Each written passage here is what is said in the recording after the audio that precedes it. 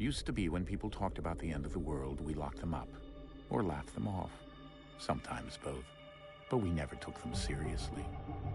Maybe we should have. But I'm getting ahead of myself. Better to start at the beginning, with the abduction of Desmond Miles, my son. This boy had no ambition, no direction, no plans for the future. What he did have was a heritage, one he chose to deny. It nearly cost him his life. He was captured and imprisoned. Those who took him believed he could help them find something. The apple. One of several artifacts we call pieces of Eden.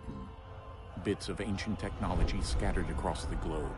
Some hidden, some found, all of them dangerous. Most are held by a single group, the same group that now had Desmond. You know them as Abstergo Industries. We know them as the Templars. As the enemy. We've been fighting them for thousands of years. Even longer if you believe the stories of their origins. I do. After all, I've seen the truth. That's the beauty and the horror of the Animus. A device that allows us to enter and experience the lives of our ancestors. It holds the power to change everything, to show us history the way it really happened. Up until its creation, to the victor went the spoils, went the truth. We're trying to fix that, to free minds and bodies both. But there's only so much that we can do, and the Templars have the upper hand these days. But something larger than the Assassins and Templars is approaching, bigger than all of us. And if we can't find a way to stop it, these next few weeks will probably be our last. Everyone's last. In the end, it all comes down to him. To Desmond. Through the Animus, he discovered his heritage, explored the lives of his ancestors, and uncovered their secrets. When that was done, he trained. He used another ancestor to provide decades of experience in the span of a few days. It worked. We think. We hope. Soon we'll know. That ominous date fast approaches, December 21st, 2012. None of us knows what it'll bring, only that this is where they want us to be. When it does. They've been guiding us in their own fractured, frustrating way. These voices from the first civilization, the ones who came before, a precursor race of immense power and uncertain motives. They're the ones who made the pieces of Eden. This is where they've led him, and through him, us. He stands at the entrance to this long-lost place, armed with the knowledge of Altair and the abilities of Ezio. He holds in his hands the apple of Eden, and we stand at his side, ready to support him however we can. His name is Desmond Miles, and he has brought us to the end.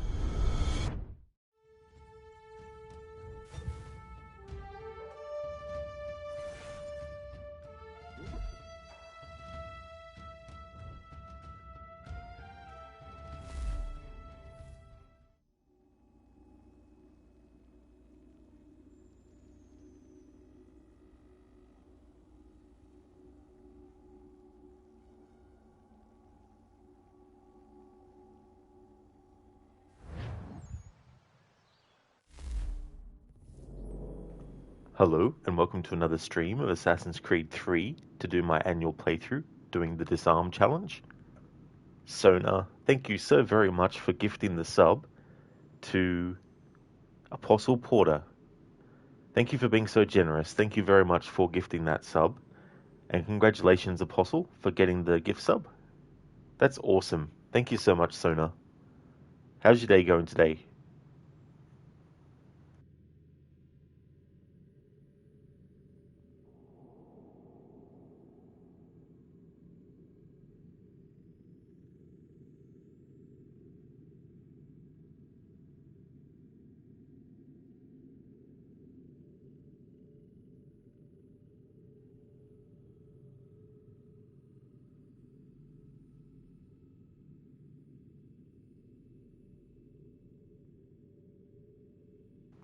Thank you, Sona, for your generosity. That's awesome.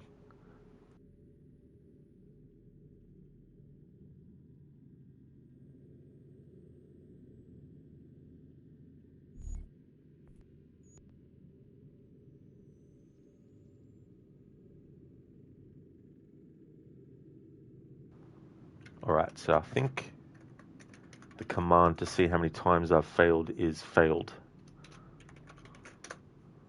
That's good. I didn't want to accidentally add to the count when I don't need to yet. I say yet because undoubtedly there will be something that I accidentally do that goes against the disarm rules.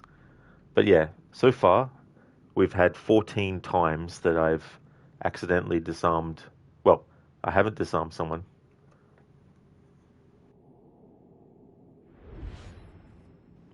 I don't think there's any more homestead missions available to me yet.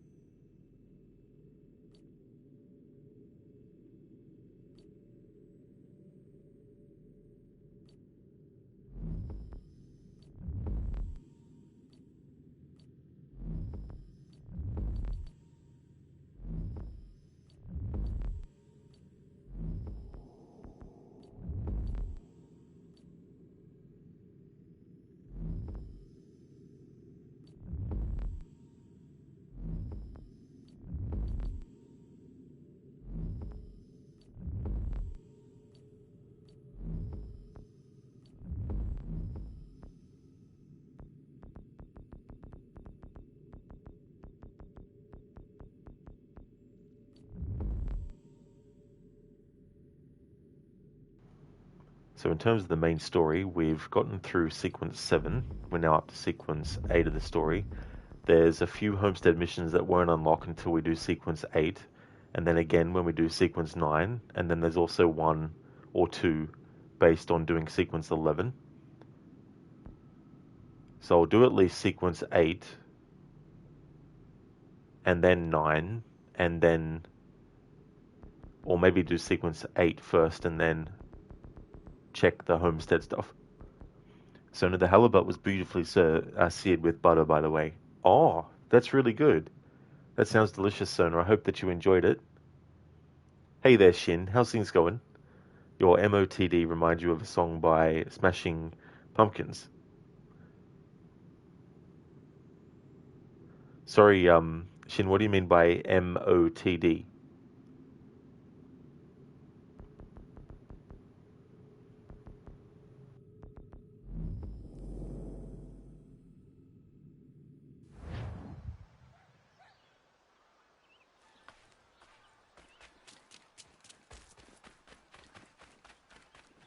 Oh, message of the day. Ah, I got you now.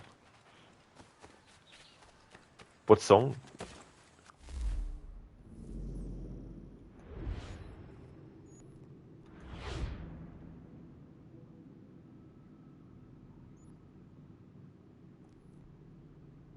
Oh, Disarm. Okay.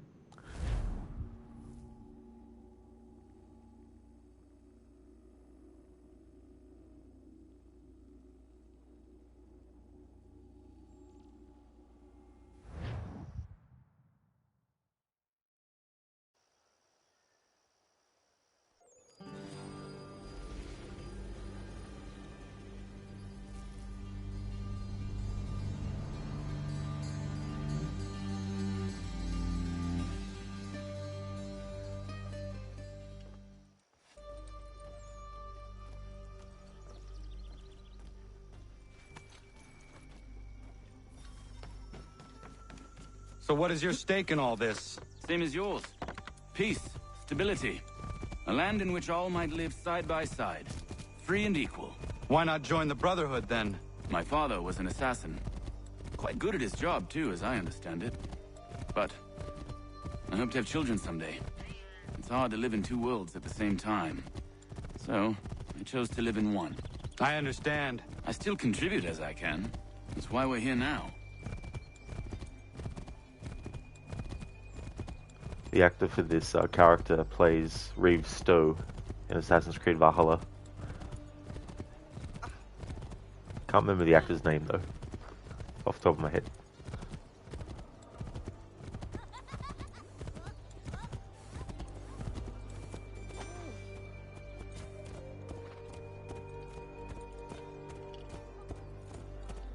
What can you tell me of Thomas Hickey? He has been running a counterfeiting ring in the city. Locate the source of his operation, and we can have him arrested. He cannot harm the commander if he is in prison. Do you know where he is? Not exactly, but I have an idea where we can begin the search.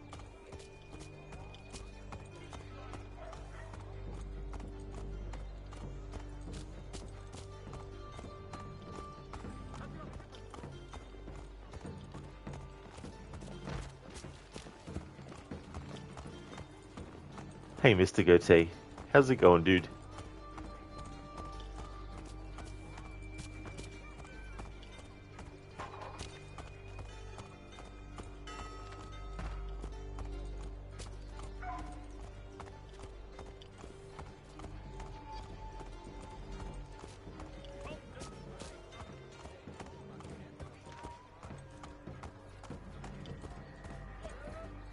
There are rumors of bad bills being circulated here. No doubt they come from Thomas.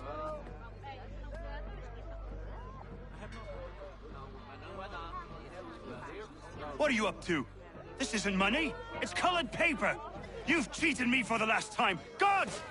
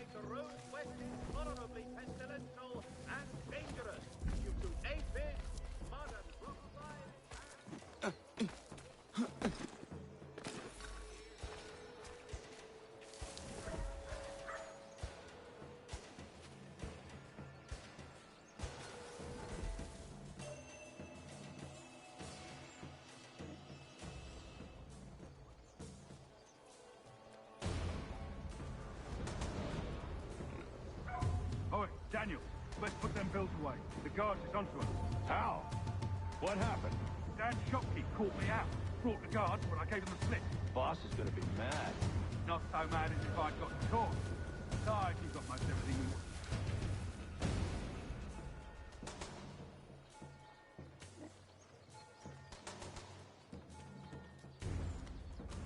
Not so mad as if I'd got caught. Besides, we've got most everything we need for the job now anyway. Let's go tell him. I'll warn the others.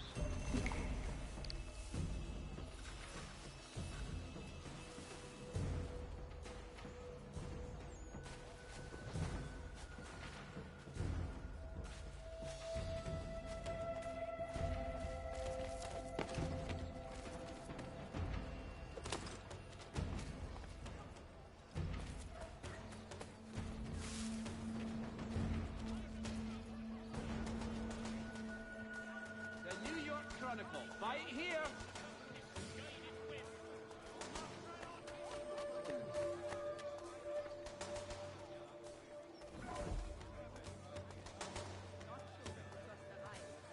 Far enough, Matra. asks all able-bodied men to give hour of their labor this Saturday, as the schoolhouse is in need of much restoration.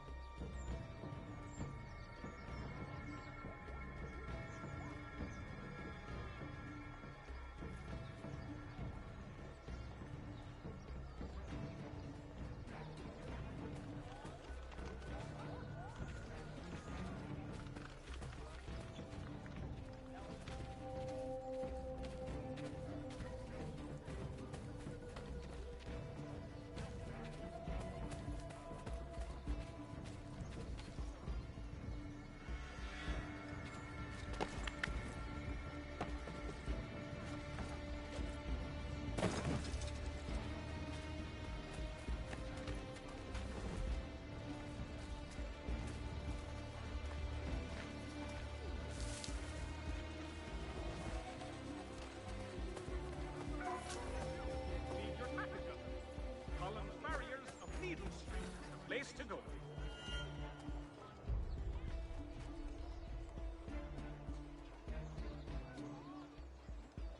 If your joints excruciate, I heard what happened at the market. Boss wants everyone back at the shop. Says we strike tonight. Be worried about that business with the guards. I'm telling you, it's nothing. Haven't had a spot of trouble since I slipped away. Of course, I'm taking care to keep my distance.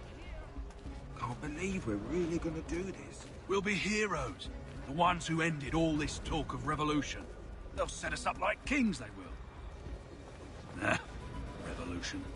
Bunch of troublemakers looking to upset the apple cart.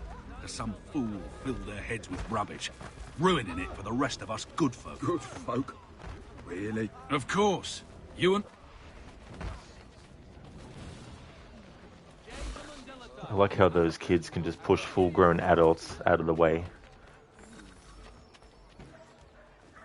Doesn't matter about optional objectives. But if you're trying for them, this is one of the worst friggin' missions to do an eavesdrop while moving. The zone you have to stay in is very, very small, plus you have these street urchins that will cause you to get detected.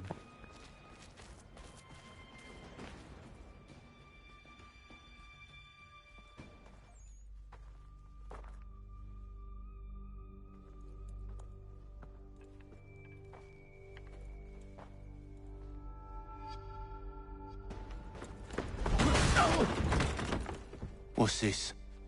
Thomas Hickey? Might be. What's it to you? Right. Ain't supposed to be none of your kind left. Suppose I best be rectifying that then. Get him!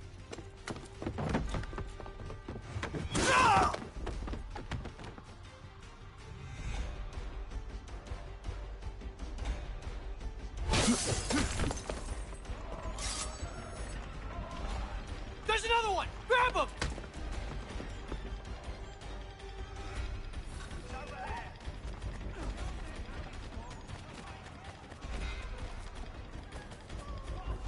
You get away from there. That's my money.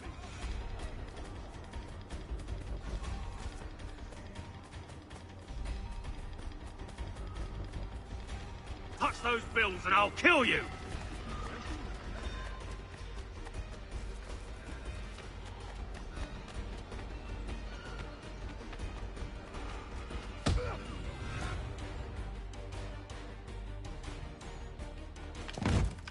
Be still. You will do no more harm. You're a right fool meddling in affairs you know nothing about. Washington's the only thing keeping the Continental Army together. You kill him, you end all hope for freedom.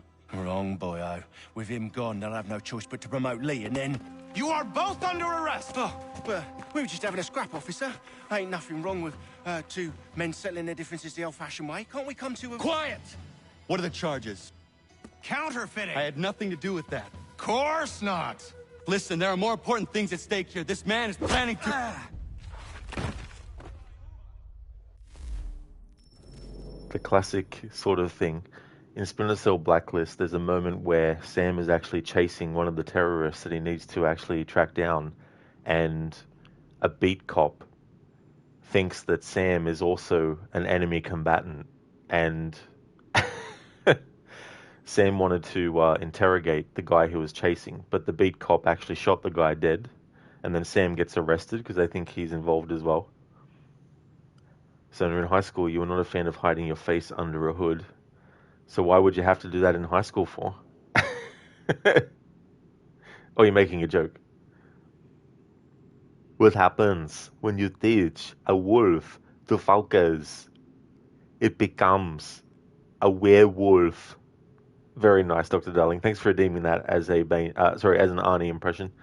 That's a very good pun, that one. Very, very clever. How's things? Hey, Absolution, welcome on in. How's things going for you today?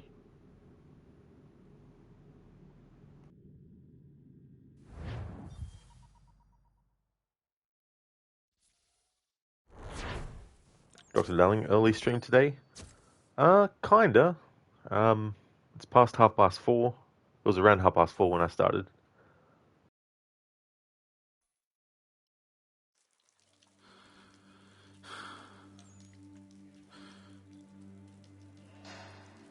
You missed me, sweetheart. What? Nothing to say? If you are here, then Washington is safe. True. Thing is, I believe I've just been pardoned.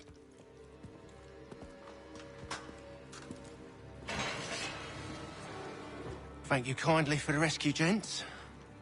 There can be no further mistakes, Thomas. Am I understood? What about the assassin? Yeah. He's here. They put him in a cell right next to mine. Guess we didn't get them all, eh? Deal with this, Charles. At once, sir. What are we gonna do?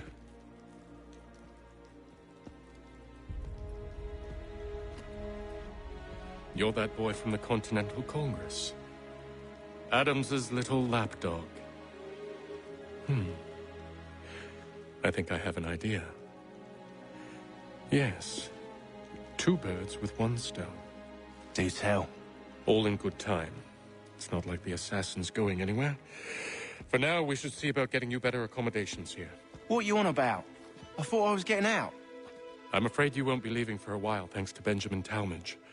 He's been running his mouth, saying all sorts of things. You're being investigated for plotting to assassinate George Washington. What a bunch of bollocks. I thought you was gonna handle that. We'll discuss this elsewhere.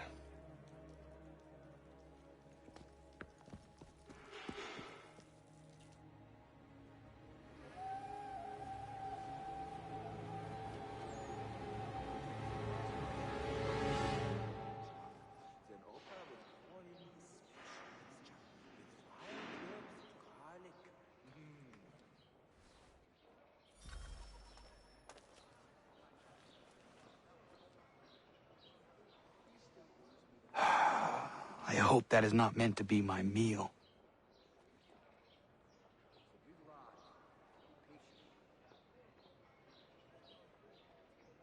I think I would rather hold it in.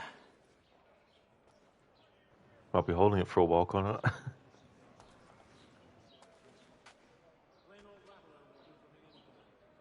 I think I would rather hold it in. Hey there, Keone, welcome. Good luck on the disarming. Thank you very much. So far, I've messed up a challenge rule 14 times. Hey there, Taku. Thank you for redeeming those redemptions. Arnie movie scene, random Assassin's Creed quote, random Red Dead 1 or 2 quote. Must have been the wind. Take it easy, I'm just needling you. Leap of fail as well. Might have to wait a while for that one, unfortunately, Taco. This part of the story, we're actually confined to this prison area, so we can't really go out of it. But thanks for redeeming it, though. I'm doing well, thanks, Taco. Things are going really, really good. How about yourself? Dr. Darling, Rob will be busy for 1 hour. Oh, it won't take that long, that's for sure. So what happened, Taco, was Connor found Hickey, and Hickey ran off, so Connor chased him, and eventually Connor tackled him. But then the authorities, who thought that both of them were involved in counterfeit money making, arrested Hickey and Connor as well, even though Connor had nothing to do with that, and Hickey did. So that's what put Connor in prison at the moment.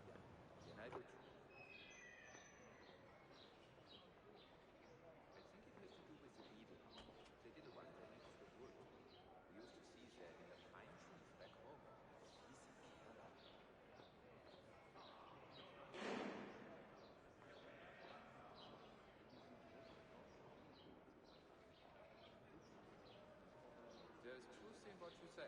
When I first came here, the old house was falling to many pieces, but since the chickens, there is no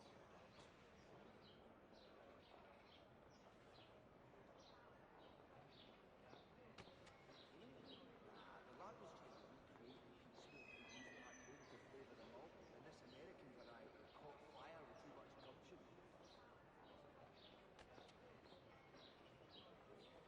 He will take the forest mushrooms and drop them in a big pottery jar. Then Opa will... I think he will join us for the hunting on Saturday. He must finish his business for the major before, but he thinks Friday he will be done. I think it has to do with the beetle, the little one that eats the wood. We used to see that in the pine trees back home. Fieser Kerler.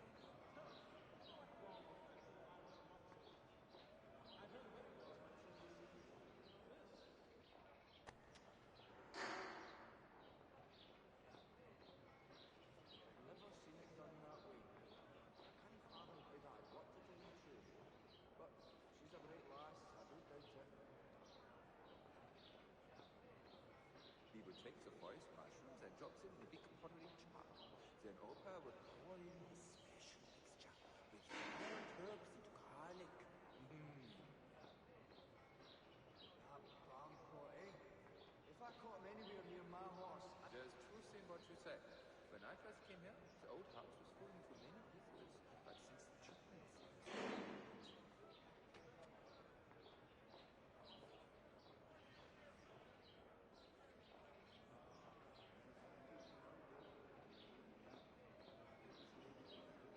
I think he will join us for the hunting on Saturday. He must finish his business for the major before, but he thinks Friday he will be done. drop of mine. Well, would you like that down? Sam must be strong. Going to flavor up the beef food. No. Must be a fancy French concoction of all the silver chasing. Plain. No, thanks. I was in my sleep and took quite late last night. I'm feeling a little bit delicate today. But then I will today. There's truth in what you say. When I first came here, the old house was falling to many pieces, but since the chickens, there is no more. No, thanks. I was in my sleep and took quite late last night. I'm feeling a little bit delicate today. But tomorrow, yeah. Okay, so I've got them sorted. So we'll do the Arnie movie scene impression. He was a good man, a flatulent man. Can you hear this? Help me! Get me out of here! My God, this man's not dead! Get out of the way! This man needs a doctor! Out of the way! This man needs a doctor! I'm a doctor. You're a doctor? Yes. Check his chin. Doc, the doctor has fainted. Can somebody help this man here? I take the corpse. I mean the patient. Look, an elephant. Hold it. Don't shoot. He will drop Leo. Don't shoot. Oh shit. That's from Last Action Hero. The context is there's a dead body at a funeral, and he's trying to pretend that the dead body is actually still alive, because there's actually a bomb inside the dead body that has been planted to kill all the people at the funeral. So it's just Arnie's character grabbing the dead body, slinging it around his shoulders, and then he's calling out for a doctor as he's running off with the dead body. But then an actual real doctor pops up, and so he he knocks the doctor out by using the dead body's head to knock out the doctor. And that's why he's like, the doctor has fainted. Can somebody help this man here? And for the Assassin's Creed quote, "What are you waiting for, pisspot? It's time to jump." "What? Prisoners scrambled your brains, old man. Drink took care of that a long time ago. Now get up here." "I can't. That's impossible." "Impossible. That's the purview of every assassin boy. If you can pluck your head out of your own arse, come find us. You'd make a great fit." "Goodbye, pisspot." "You! Back away from the ledge." "Merde." That's from Assassin's Creed Unity. That's when Arno and Bellic escape the Bastille, and Bellic jumps off doing a leap of faith, and then Arno hesitates for a moment, but then he actually does it. And now for a Red Dead quote. I'm choosing something from Red Dead 2. "Abigail, you ain't coming. That's the end of the matter." "See there? You heard him? Now let's go." But nothing. It'll be quicker and easier with just the two of us. Plus John will be calmer without worrying about you. Ain't complicated. I ain't the crying sort, but I'm real grateful. We know who you are. We'll bring him back to you." Thank you both." "All right, here goes nothing. The place is surrounded by marshland. Should hopefully give us a bit of cover to move in close enough to find a spot to look for John. This time of day, prisoners probably be working in the fields. Then all we gotta do is take out all the guards and roll our way out of there. Seems simple enough." "How many times, Marston?" That's from Red Dead Redemption 2. I can't do impressions of Abigail, Sadie, and Arthur. But they were the people involved in that scene. It's when they're actually going after John Marston to rescue him from Sisika. And also... yeah, so that was the Arnie movie scene, Assassin's Creed and quote, and Red Dead 102 quote. Thanks for redeeming those, Taco. And when we can actually do it, I definitely will do a leap of fail for you too. Taco, sounds like a lot of excitement. Oh yeah, it's such a funny scene as well. And how he deals with the dead body is there's like a tar pit, and the dead body is inside the tar pit. And so when it actually explodes, the explosion is contained inside the tar. I don't know if that would really work, but that's what they do. Taco, disarm challenge. Does that mean no weapons or you can't use your arms? Asking for Dr. Darling. Thank you very much. No worries at all, Taco. And yeah, with the disarm, in this game, whenever you disarm an enemy, you actually take their weapon from them. So I have to do that with every enemy. There's some enemies that you can't do it with, like brute types and all that kind of stuff. And if there's like a forced point where I just have to kill the enemy using like a hidden blade or something, then that's okay. But yeah, when dealing with enemies, I need to disarm them first and then kill them with their own weapon. And I can't like do double counter kills, which is very, very counterintuitive because reflex-wise, I'm instinctually wanting to press the button to do the double counter kill, but I can't do that for this challenge. And also I can't do human shields and all that kind of stuff. Yeah, Taco. Yeah. So I was trying to think of a challenge I could do which didn't really need exceptions for homestead missions and all that kind of stuff. Like, because sometimes with these challenges, with some of these games, trying to pick something that can cover multiple parts of the game, is difficult. And I wanted to do something that I could do without worrying about optional objectives as well.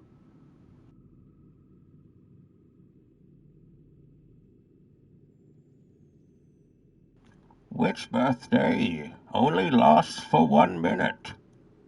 Your 62nd birthday. Hang on, whoops. Which birthday only lasts for 1 minute? Your 62nd birthday. Very, very clever.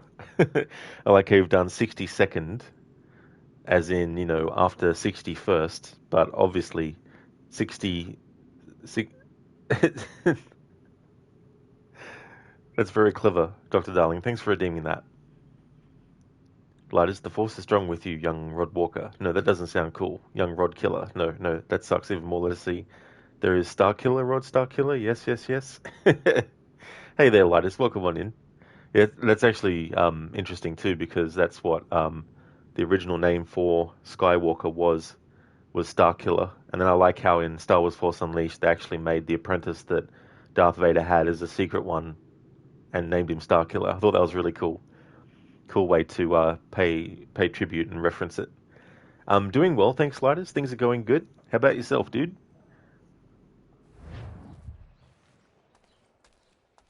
I'm telling you, he's planning to escape. We should get in on it. Yeah? And what makes you think that? Caught him carving something in the yard. Slipped it in his pocket real quick when he saw me. Looked like a key. Probably just a shiv. Nah, Mason ain't a fighter.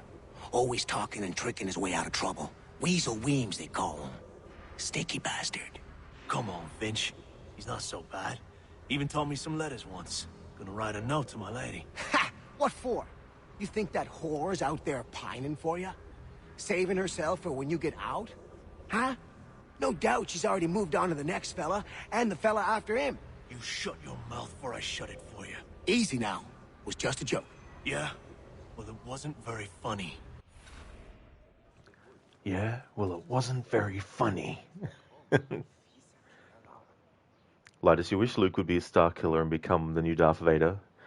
Yeah, I mean, like, there's things that at the time could have actually led people to believe that that would happen. You know, with Empire Strikes Back and the scene where he goes into the cave on Dagobah and he has the vision/fight with the illusion of Darth Vader, and then when he cuts the head off and the helmet faceplate gets destroyed, he sees his own face, you know.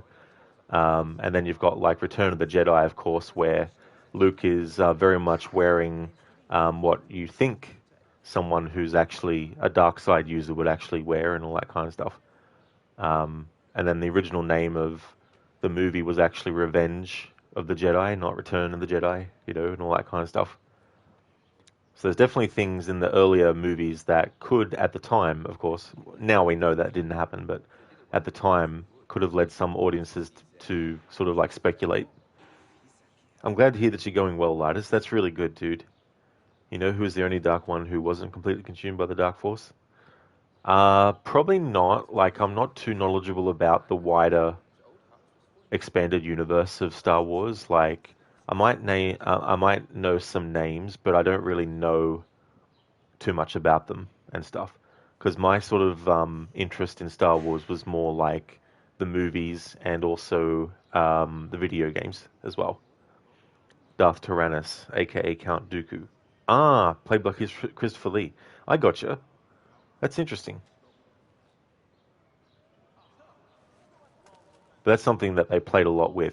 You know, what exactly is the like, can you use dark side powers without actually becoming, you know, like succumbing to that side of things, you know?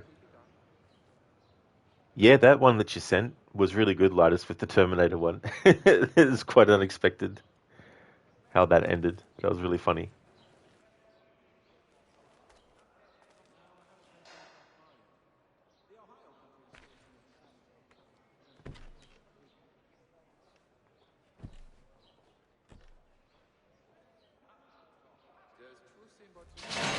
Get up!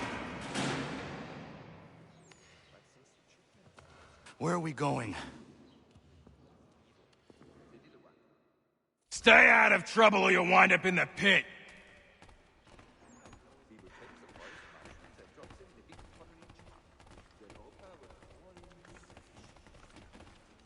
What are you looking at, half-breed?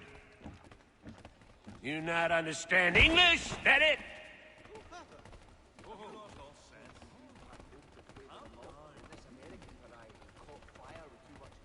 Calm down. Do I need to knock some sense into that thick head of yours? Well, actually, I think I'll raise hogs next. No way a fox can carry up a 500-pound pig. I've read some of her works. Remarkable. I should try and find this Weems fellow. If he intends to escape, perhaps he can help me. Use Eagle Vision, or if you know exactly where to go, you don't have to worry about it.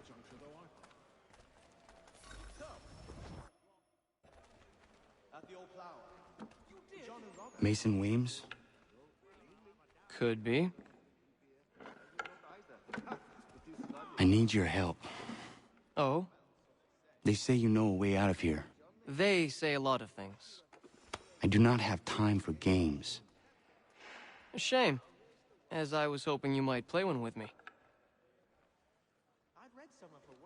Fine.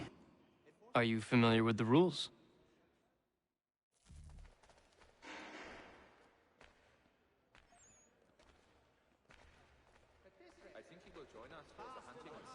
Gliders, but the theory is, you think why Count Dooku used the Dark Force as it was more of an ideology? He didn't have the rage, but he felt the Council lost its purpose, Jedi Council, and that he was like, you are weak, it's time for the Empire to take control. Yeah, that's the thing too, like when coming up with a reason for why a character might do something, like the best sort of like villains, for example, are ones that believe that they're doing the right thing. And so when actors and stuff are trying to portray those characters, that's where their thinking is. Their thinking isn't, oh, I'm playing a bad guy, so I need to think like I'm a bad guy. They're just think like someone who believes that the way that they're doing things or what they think is the right way to go, you know. That's the theory that Count Dooku thinks the Dark Force is an ideology, not fully consumed by the dark side like common day politics, if that makes sense. Yes, that was the other thing too, like, because the Jedi, for a time, didn't involve themselves directly with political things and all that kind of stuff. And when, you know, the Clone Wars broke out, obviously they became more of like a defensive fighting force instead of just simply being, you know, like obviously they fought before the Clone Wars. It's not like the Jedi never defended themselves or anything like that before the Clone Wars started, but you know what I mean.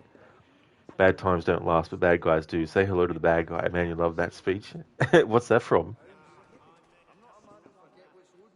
Seeing as you already know mine, what's your name? Connor. Pleased to meet you, Connor.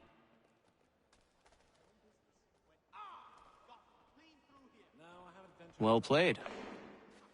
So, what brings you to Bridewell? Treachery. I have been falsely accused.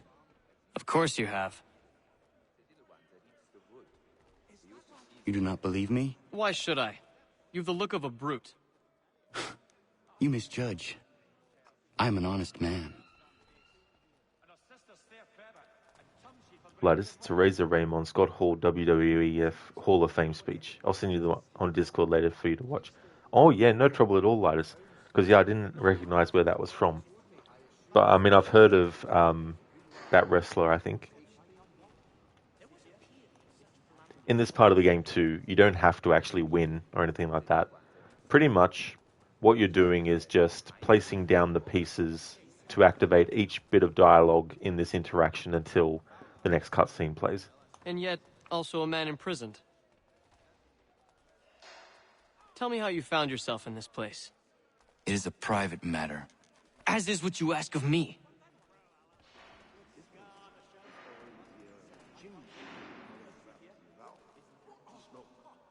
I was trying to prevent a murder. Oh! Anyone I know? I got you figured out. George Washington. The others put you up to this, didn't they? Thought it might be fun to have another laugh at Mason's expense. Fools, a lot of them. To make light of something like this. George Washington is brave beyond measure, loyal like a brother, peerless in character, and unshakable in his convictions.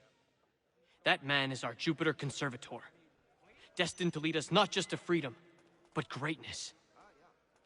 Anyone who says otherwise is either a simpleton or a traitor. Then you understand why I need to get out of here. If I don't help him, he is going to die.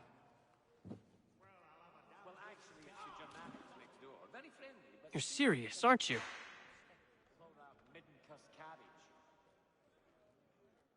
Very well. But it's going to take some doing. See, everything hinges on the key I forged. But that lout Finch stole it. Took me 3 months to make the thing, too. You need to get it back, or we're not going anywhere. Consider it done.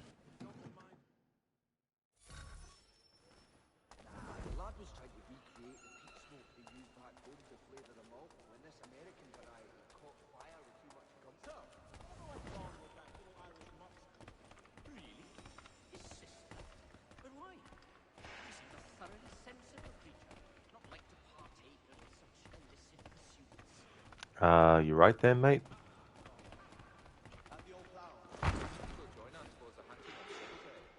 He must finish his business for the Major before, but he thinks Friday.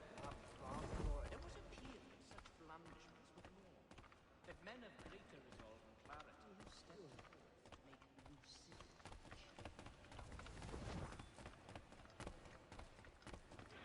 And a lot of these glitches, even with the remaster, they fucking can't fix them. Exactly. It's so ironic, isn't it? It just goes to show that even a remaster, which you would think would be improving things from the original version, in its own right can have technical issues, because at the end of the day, ultimately, it's, you know, a separate video game from the original version, you know? Damn Ubisoft, ripping people off and not fucking fixing the problem. That's true, although some people don't seem to really care if they get ripped off, as long as they get the next Ubisoft title. Dr. Darling, error, guardai.exe has stopped working. Oh, that's all good, Dr. Darling. It treated it as some kind of like link, but not 100%. But that's a good call.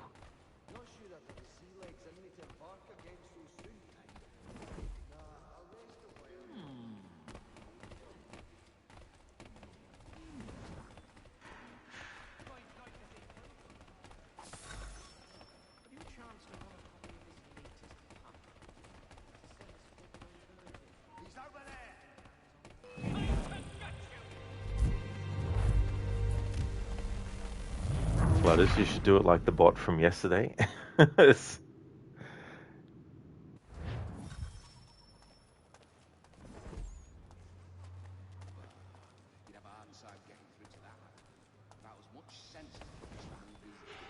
You gotta be really desperate to want to buy viewers if you're a streamer. Like, it's...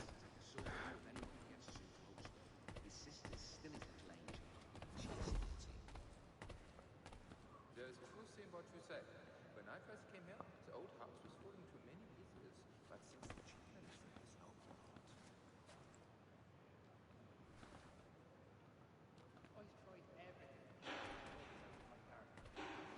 No. No, I think it was the consumption.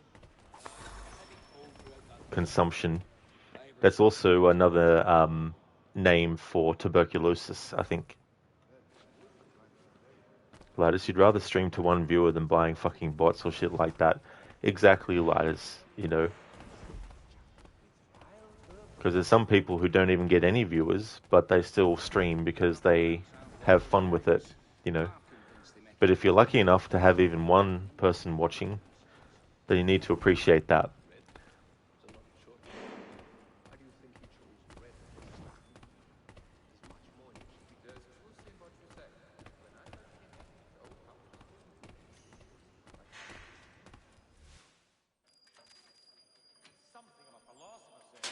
This key is useless. What are you looking at? You in the market for a husband?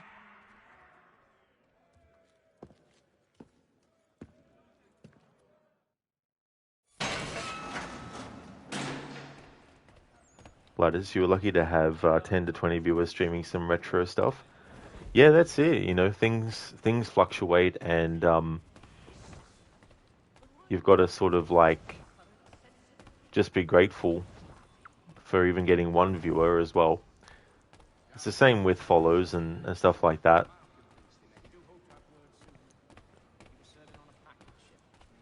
Because some streamers don't even value a follow. Like,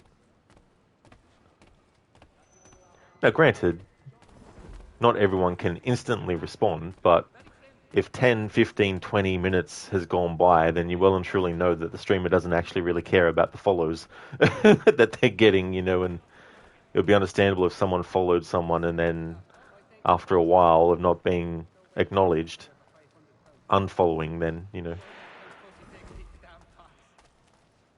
Gladys, you're like, man, I'm glad they enjoy a loud Arab like yourself. Well, that's the other thing too, you know, like everyone has a different kind of stream or streamer that they're looking for as well. Like, some people really excel at being like a game show host style streamer, and people might be looking for that. So I feel like there's so many different kinds of streamers that you can be if you want to be a streamer, and then there's also different kinds of viewers who are looking for those kinds of streamers. Hey there, Shaky. How's things going? Right, it's how can you not afford $5? You can buy a $6 game but can't afford $5. Oh yeah, I remember seeing something about some streamers that were like that.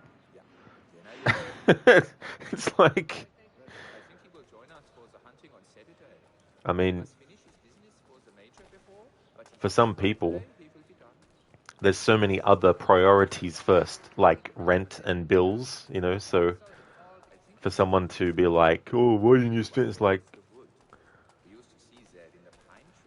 there's more important things than a streamer getting, you know, a donation. There's people that really need the money that they get for what they need to pay for stuff. And as a streamer, you're lucky. Your key is useless. What do you mean? It did not fit the lock. It's not meant to. You forged a key that does not work. Well, that all depends on what you mean by work. It'll get us out of here. Just not the way you expected. Then how? You're going to use it to get the real key off the warden. You have to swap yours for his. Why not just have me take the real key? Why all this extra work? He might notice if it went missing. This way, he'll be none the wiser. And when he tries to use it? He won't. That's why we're targeting him. How do I reach the warden? Yes. This next part, you may not like. Oh, as if I've liked the others. Out with it. You need to pick a fight. What? Pick a fight, and they'll throw you in the pit. And how in the world does this help us? The warden oversees the pit. Getting sent there is the only way to reach him. I'll give you credit. You've given this plan to risk my life a great deal of thought. Take down as many as you can. 1 or 2 will only serve to entertain the guards. You need to make them angry. We all have our part to play. Try not to die.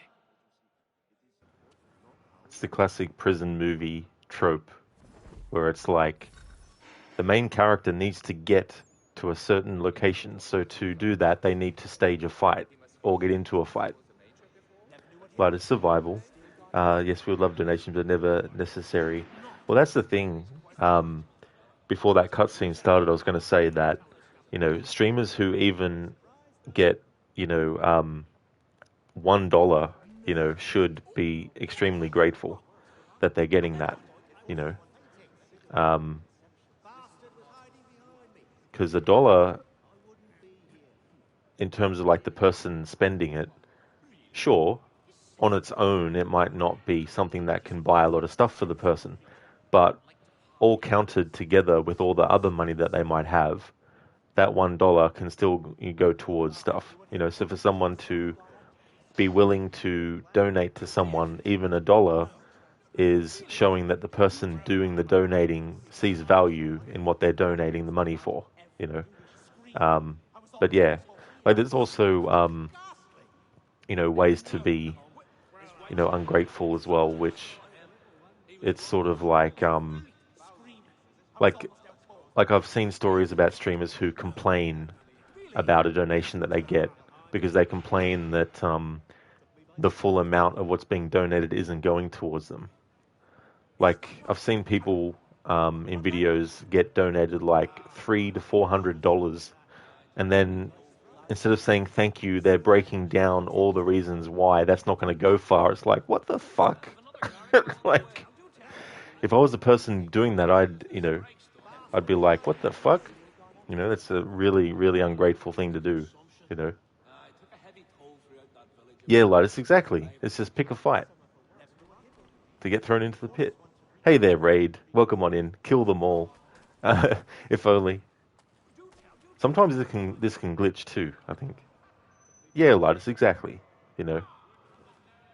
Alright. So because they don't have any weapons to disarm, then we can just deal with them how we need to.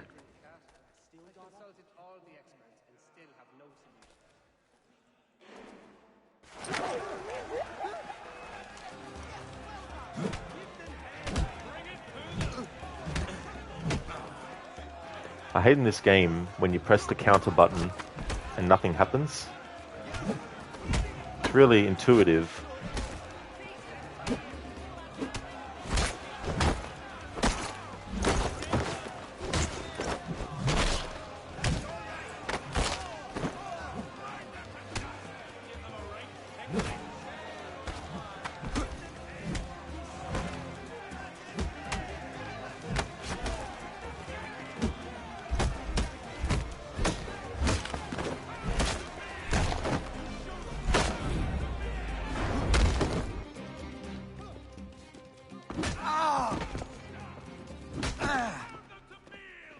Fancy yourself a troublemaker, eh? Some time in the pits to cool your blood.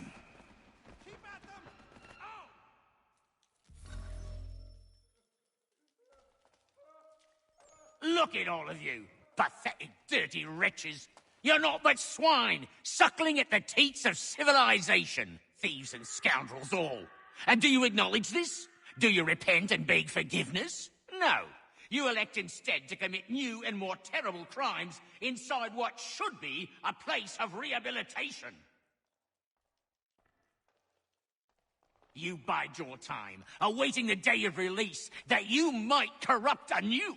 The worst part is that the good people of New York are forced, quite literally, to pay for your crimes. Where do you think the money for this prison came from? For your outfits? Our wages? Resources wasted because you refuse to contribute to society. You would rather dwell in its margins, living off the hard work of others. We'd be doing everyone a favor if we simply put you all down. Then our money might be spent on more productive things. But it seems our current leaders lack the courage to accept this truth. So you are spared, that you might leech a while longer. And if a few of you might die or go missing, who will notice? Who will care? And why should they? You are wasted on the world. This guy's speech. Mark my words. The time fast approaches when such weakness will no longer be tolerated. And what a joyous day that will be. Look at all of you, pathetic, dirty wretches. Now the You're not dialogue's but swine, looped. suckling at the teats of civilization. Thieves and scoundrels all. And do you acknowledge this? Do you repent and beg forgiveness? No.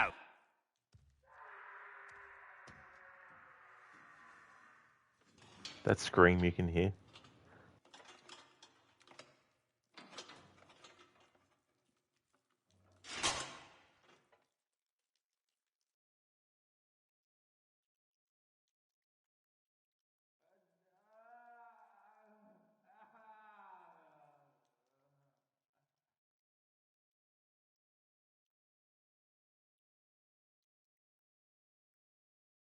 Need to take care not to raise the alarm.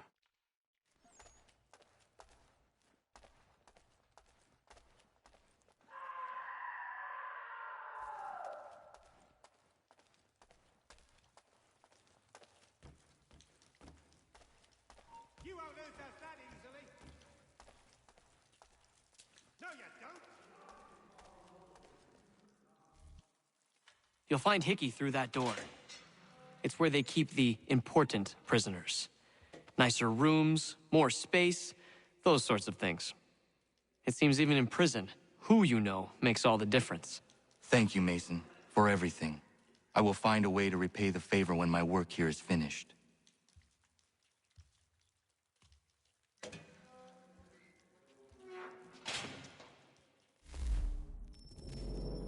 Gladys, there are greedy people who are never grateful, no matter how much money you give.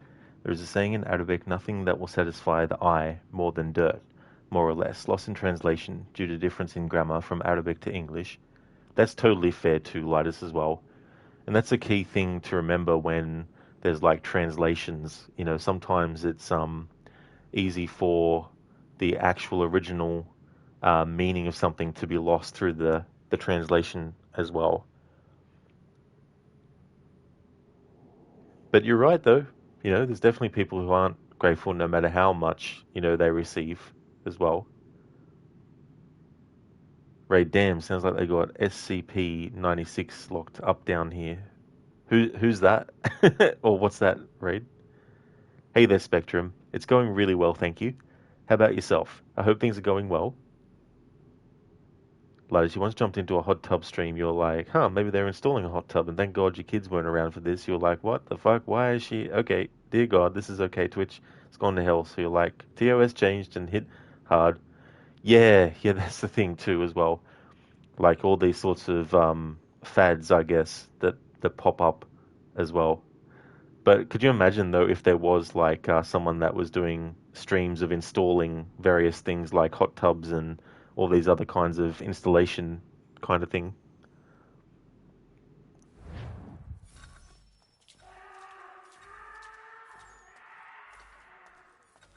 Expecting a pretty good day despite the vertigo and kidney stone. Ah, damn. Yeah, those things that just make a day really, really good, not?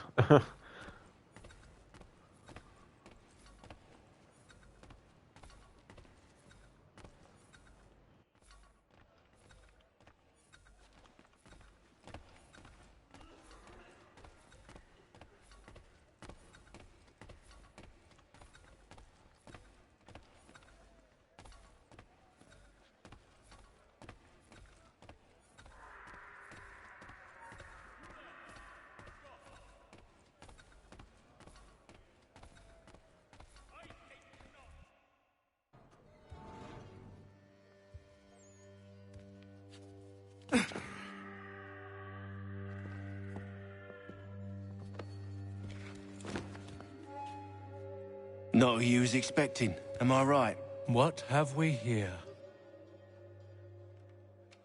I thought we'd finished off your kind. You would like that, wouldn't you? To rid the world of all who do not share your views. Guilty as charged.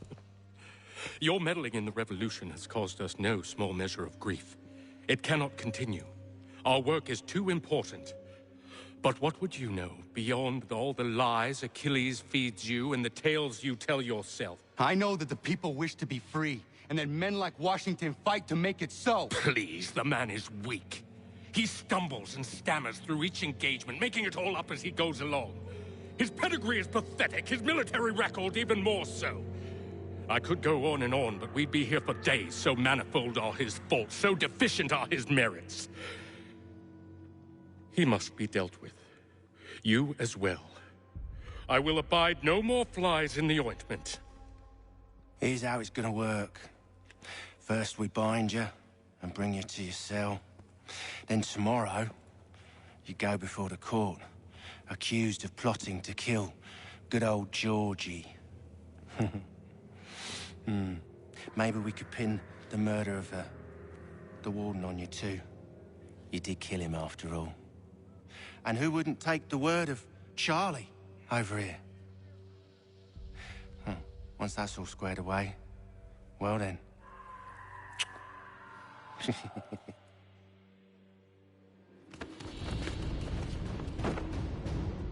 All those years ago, the child in the forest was you.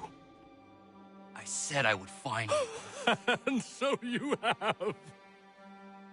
But not quite as you had expected, am I right? You know, all of this might have been avoided had you only done what I asked. Ah, but what's done is done.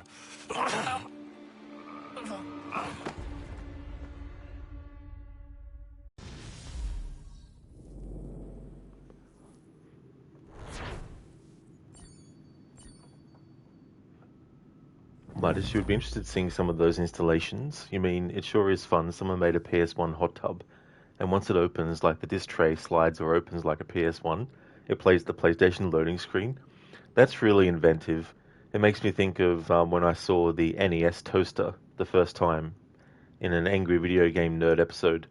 I thought that was quite cool, you know, taking something and adding a video game twist to it. Spectrum, they allow banners on Twitch now. Oh no, as Coffee was saying no. Yeah. I mean, you know, I imagine that they might be able to get away with streaming like that for a little bit, but then probably someone, or it would be reported or something. Raid SCP-96 is a monster from SCP Foundation lore. It's basically a tall anorexic humanoid that will chase you down and rip you apart if you look at its face. Ah, okay. That's an interesting sort of like method of attack as well, if you actually look at it. Linus Lee was an asshole that you love to hate, but damn, he didn't get the apple, but he ended up making jeans. Yeah, imagine if he did have the apple though. Like, that would have been an interesting sort of like path to see the character take down. Raid, one of those screams from the pit is used for it in a fan game called SCP Containment Breach. Oh, nice.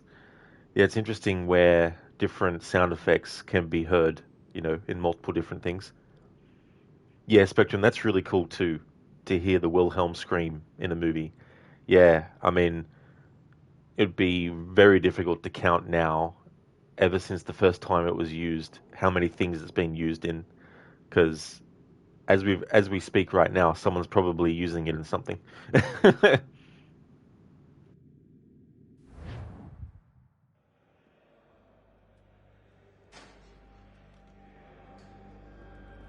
Up! Up with you! I said get up!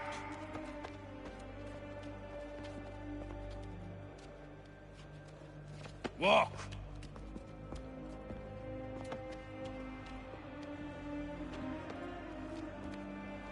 Bye now.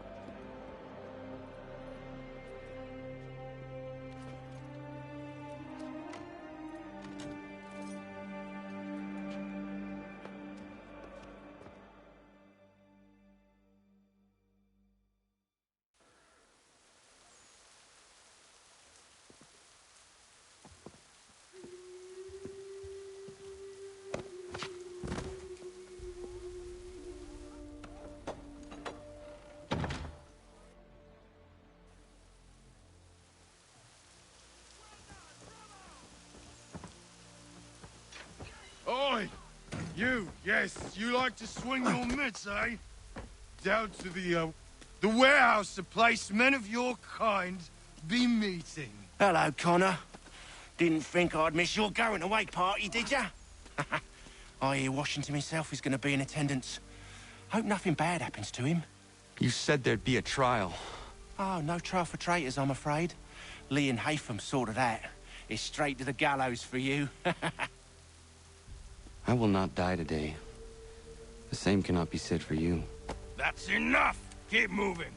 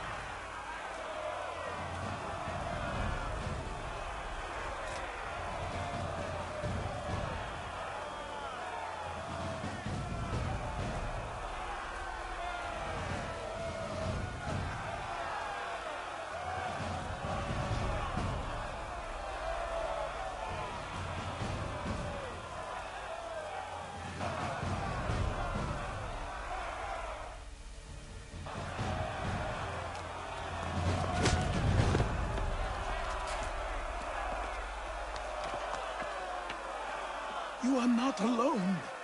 Only give a cry when you need us. Forget about me. You need to stop Hickey. He's... Up you go. Don't want to be late now, do we? You just had to be an hero, didn't you? You and Georgie both. Now you see what it gets you. A pine box and little else.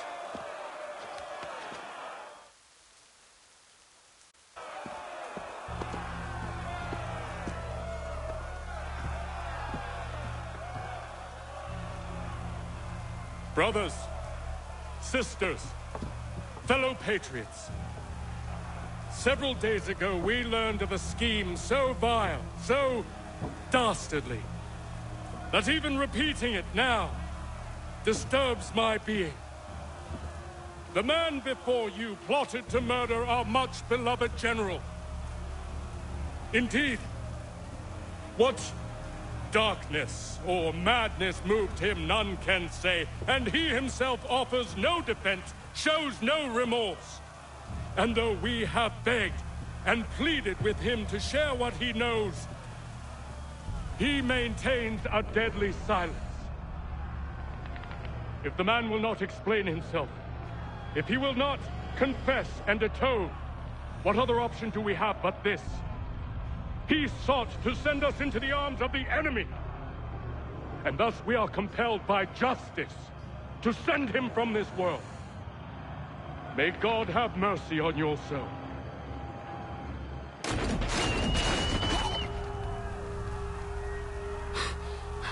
Need to stop, Hickey. Go!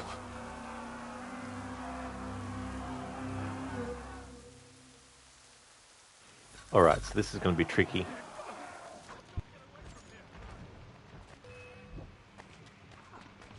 Alright, so the game won't let me actually select Connor's fists. As you can see, I'm pressing the shortcut for fists, but it won't let me. Ah, hang on. Now that's assigned. There we go, cool. Alright, so I've got to ignore the other enemies because I'm not worried about the optional objective.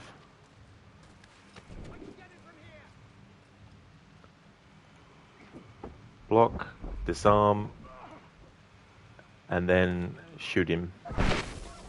There we go. Disarmed him and then killed him with his own weapon.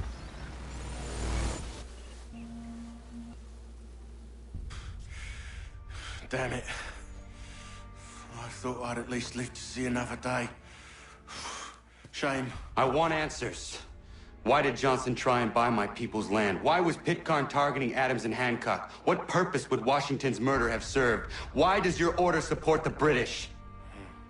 How should I know? The Templars, Lee, the big man, Haytham, they has the money.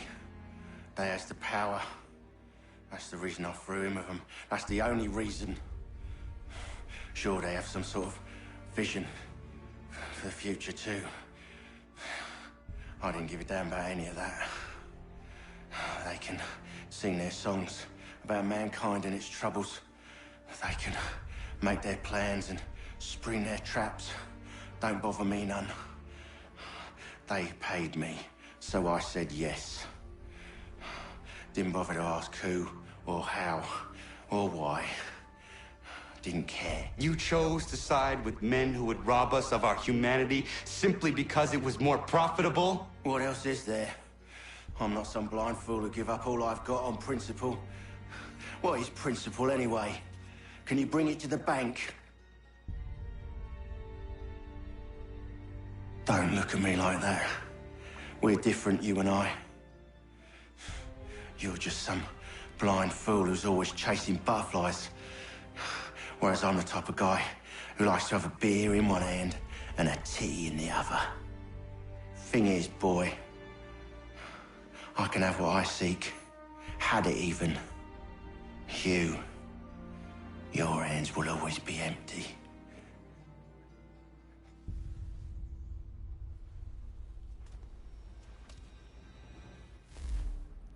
That's all good, Spectrum. I hope that you have a great sleep.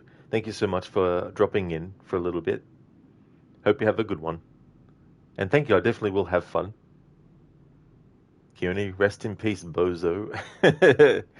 Yeah, I mean, it just goes to show that not everyone who becomes a Templar is becoming one because they believe in the ideals or anything like that. They just want to get the benefits that can be given to them by siding with them, you know. Right, he did it for the money, you can respect that, even if he was an asshole. Yeah, he definitely did it for other reasons, aside from the actual ideology of the Templars and fighting for the ideals and also the vision for the future that they have and all that kind of stuff.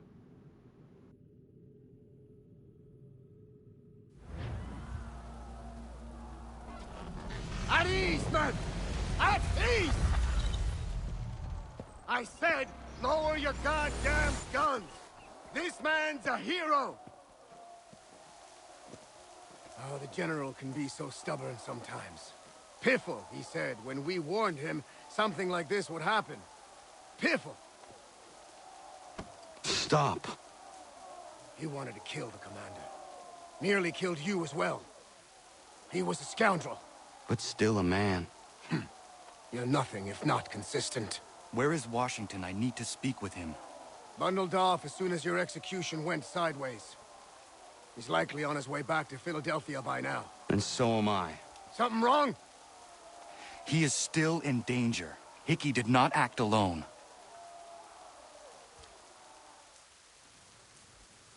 Yeah, Ladders, the greater good. Taco, I don't know if you're still in chat, but I'll be able to do the rest in peace. I'll be able to do the leap of fail in a moment. Once we've finished that sequence now, so we'll be able to free roam again.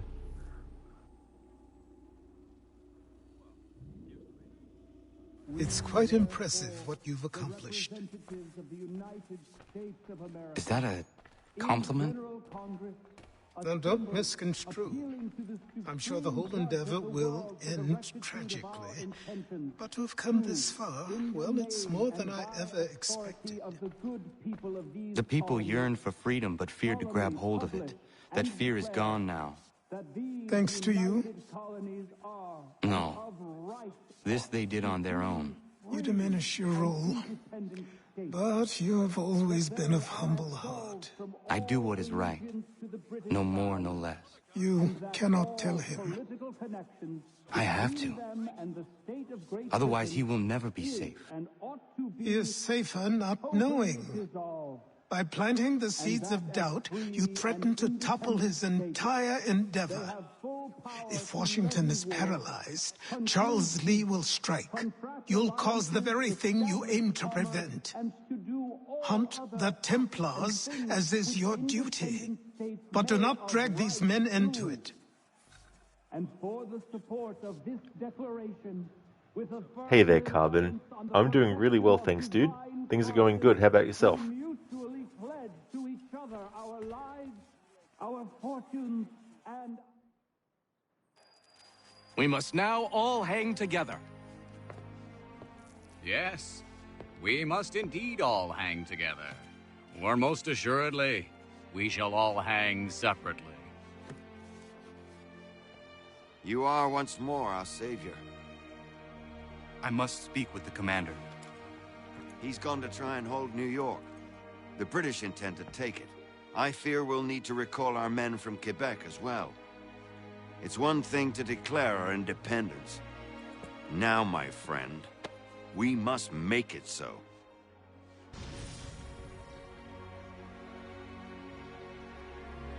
Alright, now sequence 8 is finished.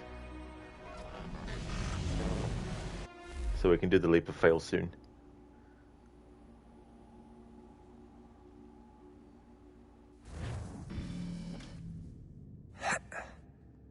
Everything all right? Sean has located a second power source. I've asked Rebecca to charter a flight for us. Where to? Brazil.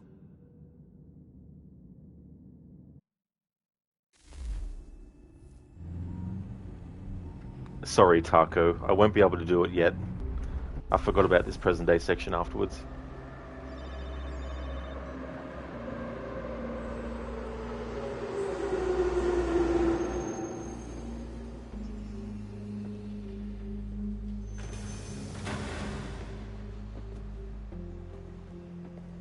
You there, Rebecca? Bad reception. Can you hear me? Well, glad to see that's working. Guess I'll try you back when I'm topside.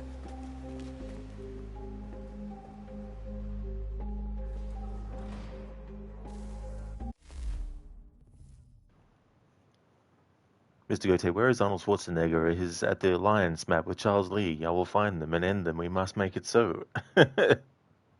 Yes. Be interesting to have Arnie as an assassin. Raid, yeah, recall your men from Quebec. Yeah, Yanks, get out of your country. Quebec. You doing good, Carbon? You planning some short vacations these days? Oh, very nice, dude. That's good. That's really good. Mr. Gote, when are we getting an Aussie assassin? I don't know. But yeah. I know it's sort of one of those things where it's like, nothing is true. Everything is permitted. Would sound a bit cringe, I think. Radar, your favorite mission. You did a video of this mission? Oh, nice. That's good. Yeah, it's actually really cool in this game that we actually get to do, actual missions outside of a location, and we actually get to, do some kind of like, gameplay more than just walking around interacting with things. Dr. Darling, redeemed failed, leap of fail, 250. Yeah, there's just been so many things. The sequence in the prison there with Connor, and then also the present day section now that's unskippable. Mr. Gote, leap of fail for the leap of fail. Exactly. Oi, mates, nothing is true. Everything's permitted, cunt. You thought you'd do the stars just to be polite. That's all good, Mr. Gote, for sure.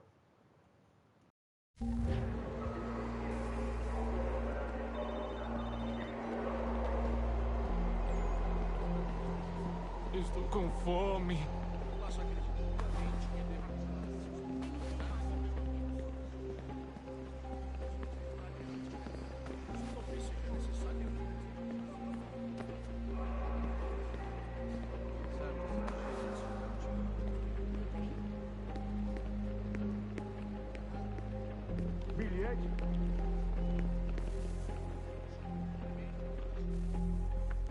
You copy now?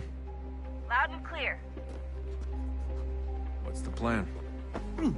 According to our intel, the power source is being worn as a bracelet by some tycoon's trophy wife. We're working on pinpointing her location, but she's most likely inside a VIP booth on the stadium's upper level. I'll update you when I know more. Now to find a ticket. por favor. We don't have time to play nice. Steal someone else's. Bit of a dick move, don't you think? Well, I guess you could try and sneak past security instead. Preciso ver seu bilhete.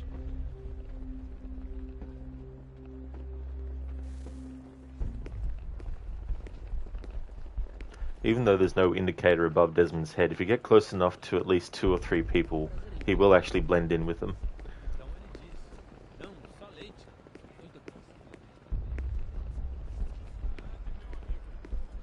Bilhete, por favor. Everything all right, Desmond? You should really get moving. Sneaking past security should get you into the arena. That doesn't look like normal security. Because it isn't. Those are Abstergo agents. Cross is probably here too. You need to be careful. Hey there, Ryu. How's things, dude? Even though it's not like a lot of stealth stuff in the present day, at least we're doing some stealth stuff. You got enemies that are patrolling. Desmond has to hide in the greenery. Things like that. I really wish future games actually expanded more on this style of present day mission. Essentially becoming Splinter Cell style missions in present day would have been cool. But nope. Can't do anything like that. That would be too... I don't know what the word is I'm looking for. That'd be too, I guess, too limiting of a vision.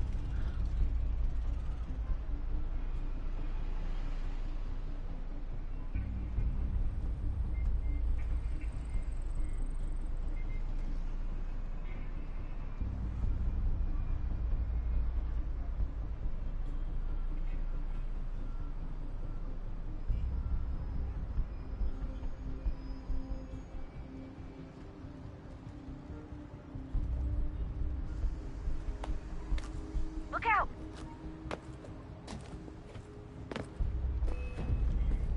Wasn't expecting there to be something that would obstruct Desmond's feet. I was hoping to have him go from hiding to actually just walking quickly. But there was a little bit of environment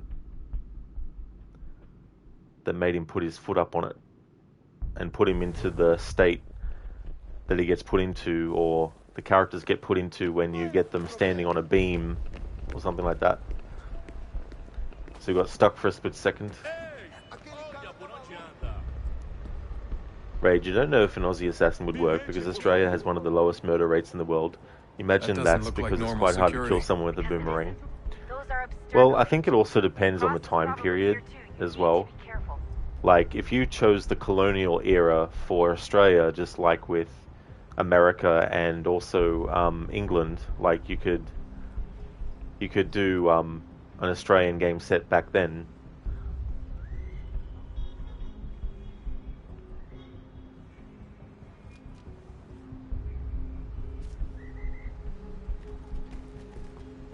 There we go, that's better. Glad to hear that you're going well, Ryu. That's excellent, dude. And Lighters, thank you so much for the lurk as well. Your target's Você definitely viu in esse the homem? VIP area. The entrance is Chame a at the end of this segurança concourse. imediatamente se o vir.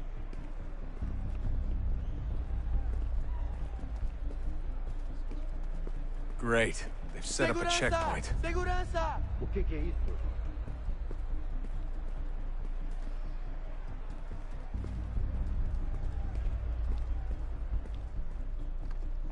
Stick close to the crowd and you should be okay. Or look for a way around it. Seriously, what is the deal with stadiums and piss troughs? It's disgusting. And who thought they were a good idea? Troughs are time and cost efficient. I don't even see a stall in here. What if I have to take a dump? Yeah, please just mute the microphone if you do. Now imagine that being an assassin and you really need to go to the toilet, but you're having to be stealthy and not be detected. That's okay, Lighters. Thank you for leaving the lurk, dude. Muchly appreciated. Would like to definitely recommend people check out Lighters' channel. He's a retro game streamer. He is a big fan of fighting game franchises like Mortal Kombat especially, but also Street Fighter and Tekken. He's also streaming games like Streets of Rage, as well as a fan of like a whole slew of different kinds of retro style games, PS1 era and earlier and all that kind of stuff. Also a lot of funny shenanigans on his channel too. So if you're looking for a humorous streamer, Lighters has you covered too. Oh, you're just being facetious, Red. I got you, dude. Yep. Although that would actually be pretty cool to have a boomerang as a weapon in an Assassin's Creed game. Eu não posso. Ele sumiu. Mas ele não poderia ter ido longe. Eu vi ele faz pouco tempo. Watch your back, they're onto you.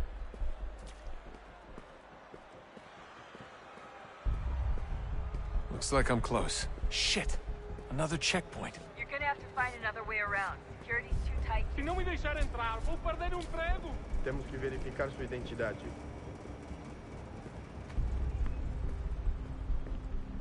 Como assim?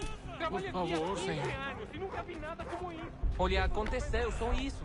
A gente não queria que acontecesse. Só aconteceu. Sinto muito. Sente muito? Ela é minha! Que bando de merdinha! Passam 20 minutos simulando sexo anal e fatura milhões. Almost there, Desmond. Quebrou as She's costas, just on the trabalhando other side 80 of the horas por stadium. semana para tirar Other 100 side? pratas e olha lá. E agora tenho que ficar aqui. Bumblebee Tuna. Your balls are showing. Thanks for you for redeeming that from Ace Ventura When Nature Calls. Bumblebee Tuna? Bumblebee Tuna.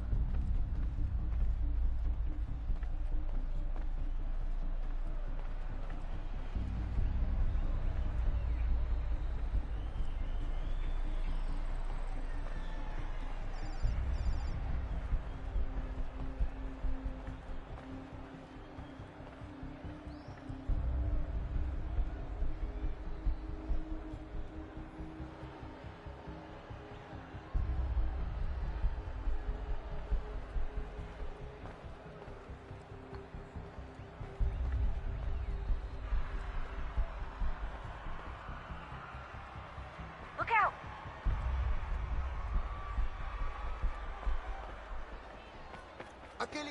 Use the catwalks to get across.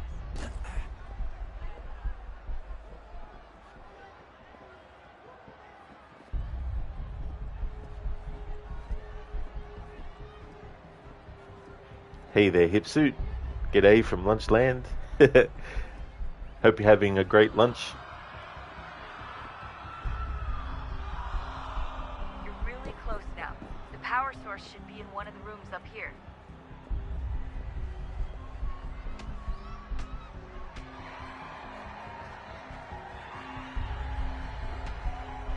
Yeah, Ryu. Desmond sneaking into a UFC fight.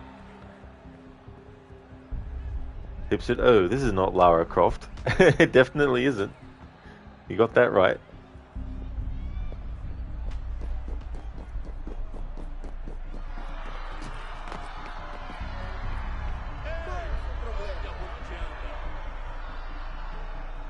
Imagine if he was sneaking Ryu into a WWE match. Makes me think of the first Highlander movie, when Connor McLeod is actually sitting in the crowd watching the wrestling.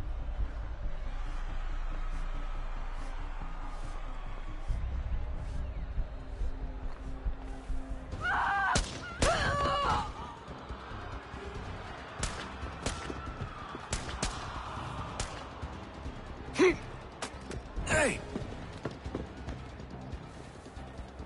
Hurry, Desmond. If he gets away with the artifact, we're screwed. You can't let that happen. Okay, stop him! Hey! Oh, ya porciana!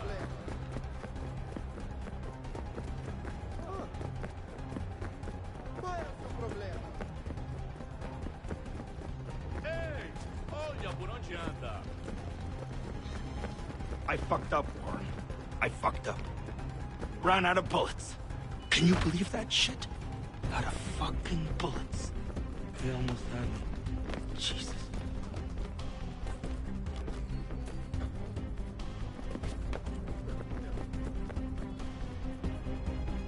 Aquele cara tá maluco.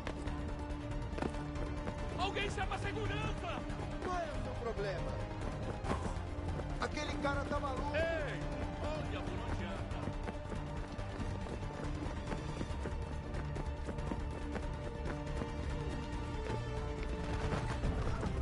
Qual é o seu problema?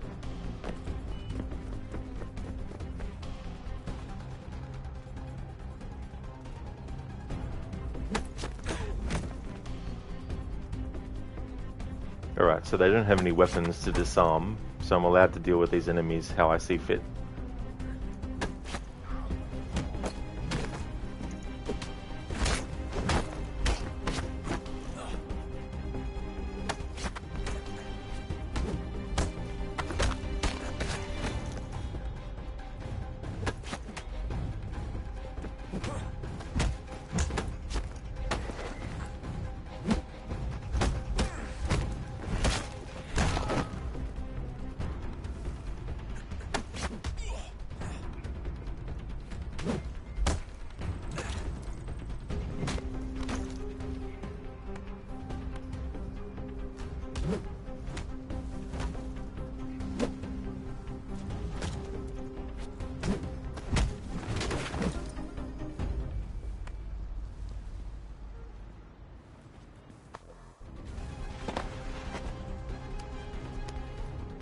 Ali está! Better move. Okay, head for the metro. I'll hold the train for you. Alright, now they have weapons. Alright, the game won't let me disarm them. Interesting. That's funny. Oh well. Time to run then.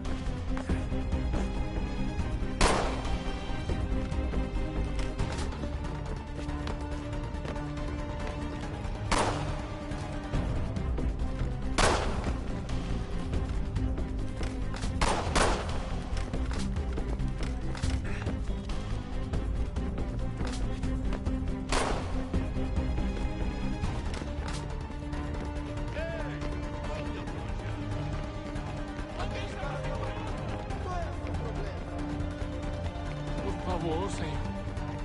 Aquele cara tá maluco. Ei, olha por onde anda.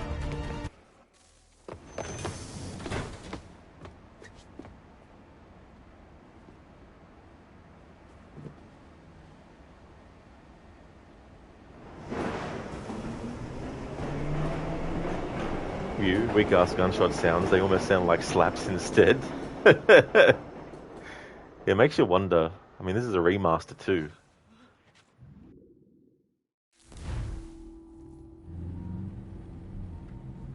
Oh, I don't blame you, Nick. Yeah.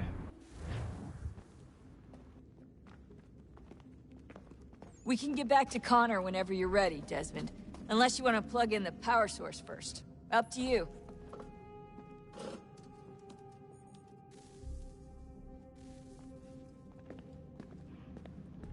But that's right, Nick. I'm the same too with a lot of games. Like, very easy to get turned around. Especially too if there's games where the camera actually changes which direction it faces after an interaction happens. Like in Shadow of the Tomb Raider, for example, when you go swimming underwater, if you get attacked by like an eel, the camera will actually change what direction it was facing compared to what you had it when you're actually swimming past or trying to swim past. And so it's very easy to get turned around and think that you're going the right way when you've actually just been turned around by the game as well. The Earth appears like a weird image. Use the Force, not that Force, the other one. Absolutely. The Force is strong with people who are fans of Star Wars, it seems. When you saw him entering a train to escape, all you could think of was the movie The Warriors, where they would often get chased by a rival gang and escape by entering a train. Oh yeah, that's true. That does happen in that movie. It's a good call. You remember, Nick? Yeah, it's so annoying when that happens in that game. Oh, unbelievable. What's up? Your politicians are constantly referencing the Founding Fathers and insisting they must have been in support of one thing or another. I have never seen such a blatant disregard for history. That's just typical political propaganda. It's also dishonest and delusional. How can anyone claim to know what these people wanted based off scraps of paper and wishful thinking? They're looking for intent. What these men envision for our country and its future. Idealistic and unlikely. I don't think most of your presidents and senators and judges care what the founders thought. They just want to know how they can bend old words to achieve modern goals. Who cares if they were deists or theists or wanted a central bank? Why do people need the validation? What should matter is what you, as an individual, believe and why you believe it. What, are we so insecure that we have to find 18th century letters to validate our beliefs? Oh, look, Mum, a dead man agreed with me. Maybe. If you transpose the letters in his shopping list, you can plainly see he was on my side. Jesus, Sean. It's a cynical way to look at it. Doesn't make it less true. I keep trying to understand how men like Washington and Jefferson could dedicate their lives to the pursuit of liberty and equality, yet have no problem owning slaves. It's hypocritical in the extreme, and your history books make only passing mention of the subject, as if it were of little consequence. They had a war to win. Country's future to secure. How could they deal with all these issues at the same time? Spoken like a true apologist. We hear it today, too, that matters of civil rights and equality must wait. There are conflicts to settle, economies to salvage. What do any of these things matter if the people are not free and equal? All of them. I wish there was a way for us to share what we learned from the Animus with others. Imagine being able to accurately answer questions about the past, or experience lost civilizations. But how would you cite it? We can't just reveal the machine's existence to the world. Why not? Desmond's right. It would be dangerous. And we still haven't found a way to manage the bleeding effect. Maybe when we're done saving the world, we can look into it. Even if we do manage to stave off the apocalypse, it's not like the Templars are simply going to disappear. I suspect our fight will continue long after this latest battle is finished. Exactly. And that's the true nature of the conflict between the Assassins and the Templars, is no matter what either side does to the other side will still continue to fight back.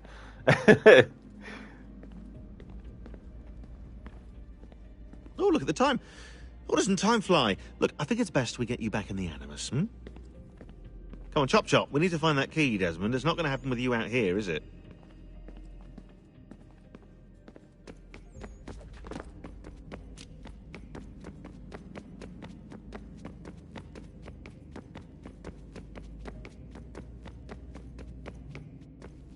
So, what's the latest? Learn anything interesting while you were exploring? They were working on some weird stuff towards the end. Trying to engineer new bodies and store their minds inside computers. Failure after failure. It must have been hard for them. I worry about it too. I mean, they say there's something in here that'll help us, but what is it? Why is it locked up if it's exactly what we need? I don't know. Maybe it's dangerous. Maybe they wanted to make sure only you could reach it. That's the other question. What makes me so special? I guess we'll know once we open the door. Hey, I hope it's not uncomfortable for me to ask, but what happened with Lucy? I don't know. I'm sorry, I shouldn't have said anything. No, it's fine. I really don't know.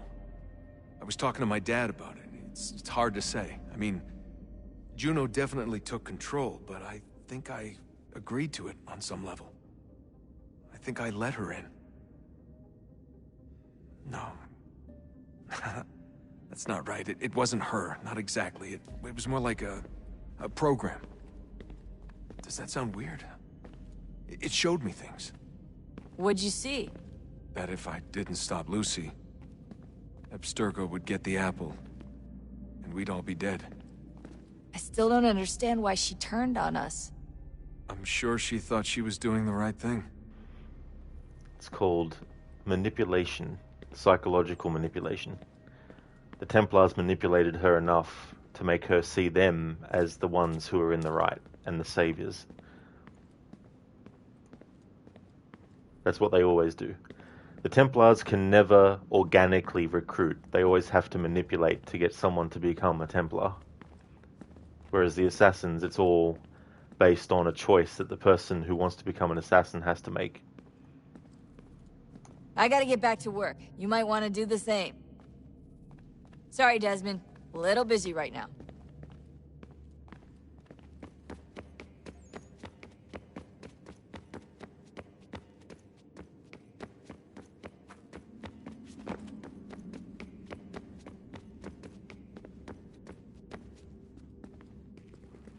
Okay, so we have no more dialogue with William, unfortunately.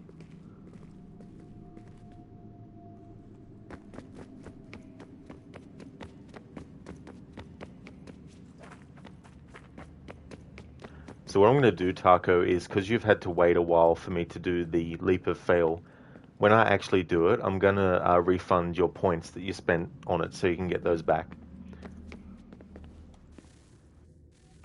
Oh, look at that. I found a third power source. Already? It popped up in an earlier search, but I've only just managed to confirm it. Where? There's a museum in Cairo with one on display. I guess Connor will have to wait. No, you stay. We need to find that key, and time is running out. I'll make the trip. What about Cross? Everything's going to be fine. I'll be back soon. Ready when you are, Desmond. Winter approaches. The air is still and sharp with grim expectation. The others sense it too and go about their work with uncommon urgency. I would like to help them, but more pressing matters now demand my attention. The Templars have targeted George Washington directly, and will not rest until he is dead. I had hoped to shield him from this knowledge, but Thomas Hickey ended any hope I had of staying silent.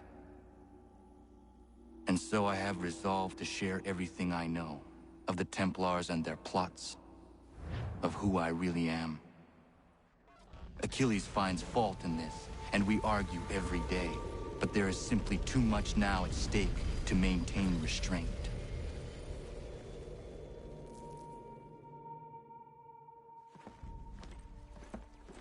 Don't do this, Connor!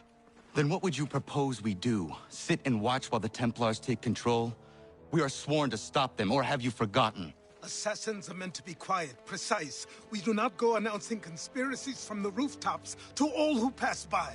Who are you to lecture anyone? You locked yourself away in this crumbling heap and gave up on the Brotherhood entirely. Since the day I arrived, you've done nothing but discourage me. And on the rare occasions you've chosen to help, you've done so little, you may as well have done nothing at all. How dare you! Then tell me, on whose watch did the Brotherhood falter? Whose inaction allowed the Templar Order to grow so large that it now controls an entire nation? If I sought to dissuade you, it was because you knew nothing. If I was reluctant to contribute, it was because you were naive. 1,000 times you would have died and taken God knows how many with you. Let me tell you something, Connor. Life is not a fairy tale, and there are no happy endings. No. Not when men like you are left in charge.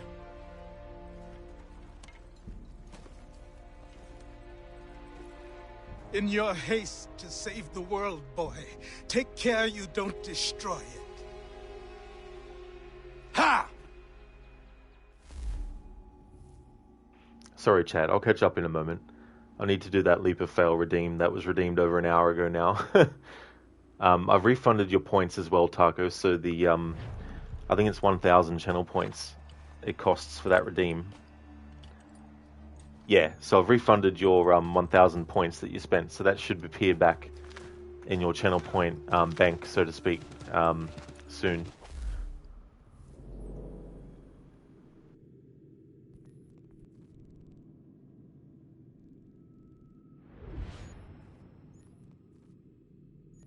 I'm going to put a hold on the story for now as well, because there's some naval stuff that I want to do related to a Templar target that is very easy to forget about, and the game doesn't punish you or tell you that you need to do it first before you can finish the game. You can literally avoid it completely, even though they're actually a main target, an actual Templar main target. I've done actually a few playthroughs where I forgot to actually take care of that target. So now I try to remember in every annual playthrough to make sure I actually cover it. So let's go to the mast of this ship and do a leap of fail.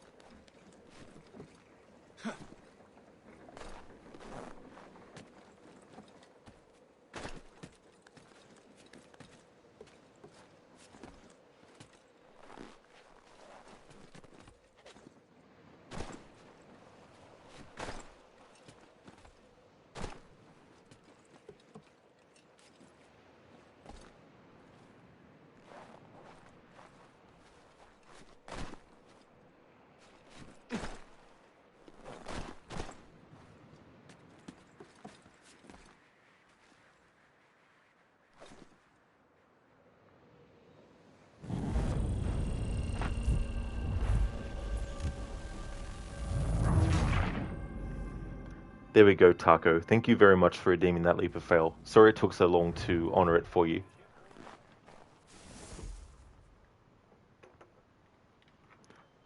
MJ, thank you very much for the follow.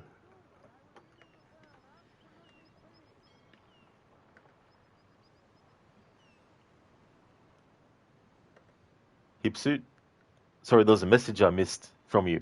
Lara, you put more clothes on. You cold? Oh, this is not Lara Croft.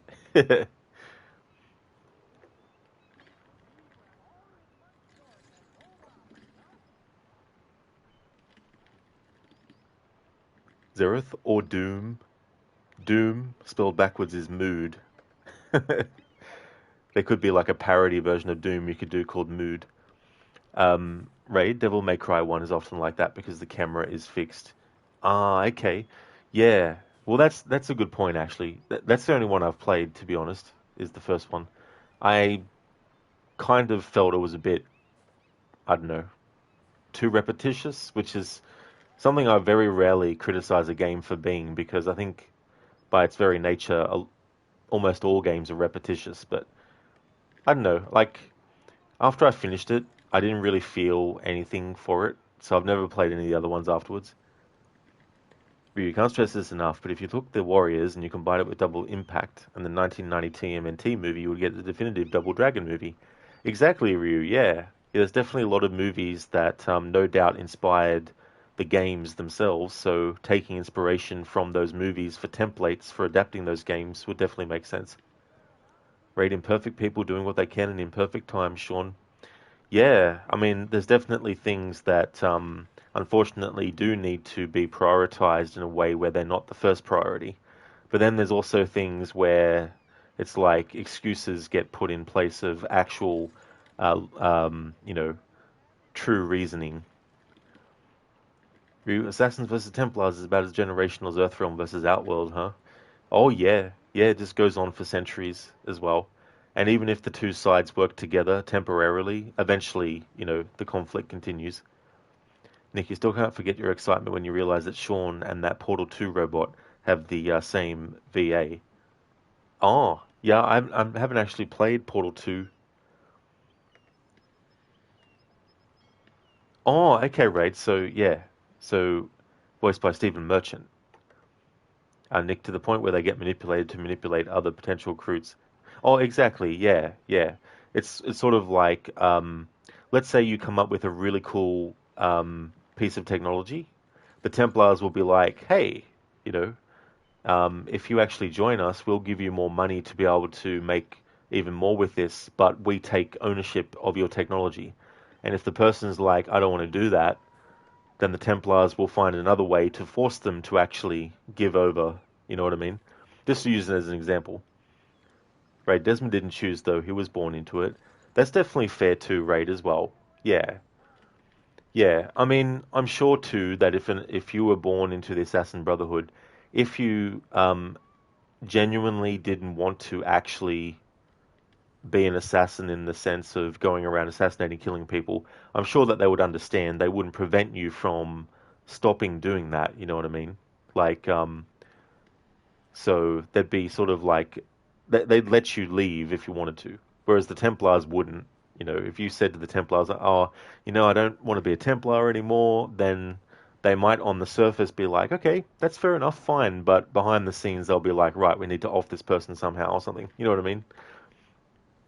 Nick, you like Altair's words, how could I regret the only life I've ever known?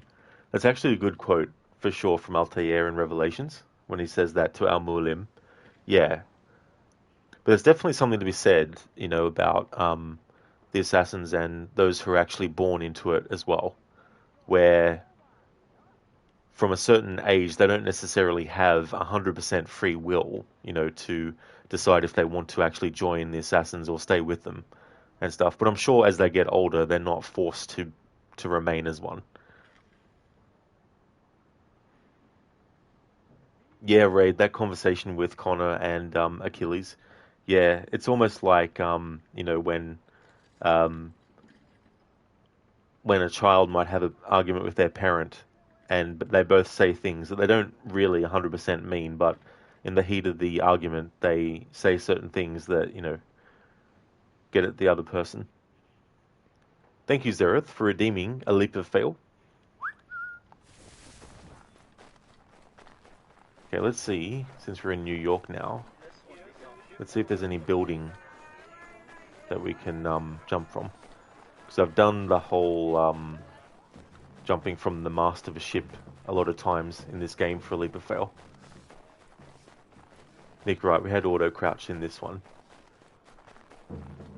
It's one of those things too where I think originally Black Flag was actually going to have a dedicated crouch button where when you pressed it, Edward would stay crouched until you either started to run or you depressed it again. But they cut that out. But then of course Unity added it. Help me! Please, help me!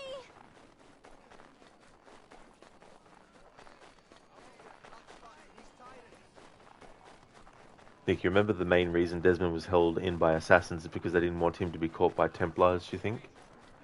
Yeah, well see, they were trying to train him to be an assassin, and they wanted to instill in Desmond the knowledge of the conflict between the assassins and the Templars, but the way in which it was sort of told to him was done in a way where they didn't really demonstrate enough, because he sort of saw it as just some crackpot conspiracy nutjob theory as he got older, And the whole idea too with the assassins was that they had that farm where they were all holed up at, to sort of, instead of having like a big flashy headquarters like, Masyaf or things like that, they decided to have something that was a bit smaller scaled, something that could maybe conceal them a bit better from, the Templars and stuff. But I think it would be interesting if there was something that William's father had done that caused the assassins to need to be that kind of level of discreet as well. Mister, please, can you help me? Like maybe William's father was the one who actually found out originally that the Templars were Abstergo, which happens in about 1937, I think, is when the assassins find that out. But I could be wrong though, but it's definitely in the 30s when Abstergo was created.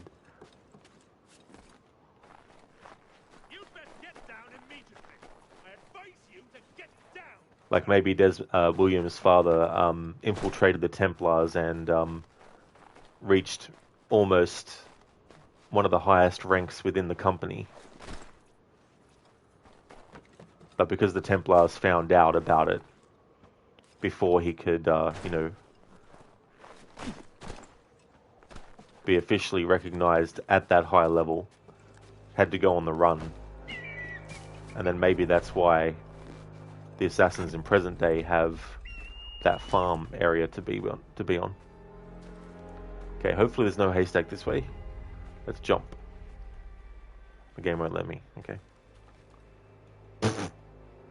Fine then. Let's synchronize first.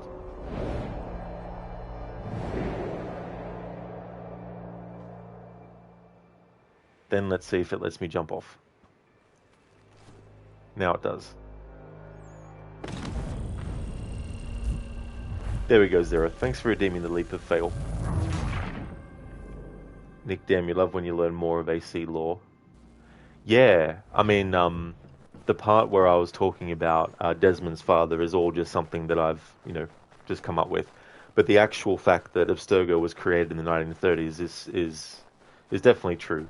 Because in one of the Subject 16 puzzles, I think it's in 2 or it might be in Brotherhood. It might be Brotherhood actually, where they talk about the founding of Abstergo.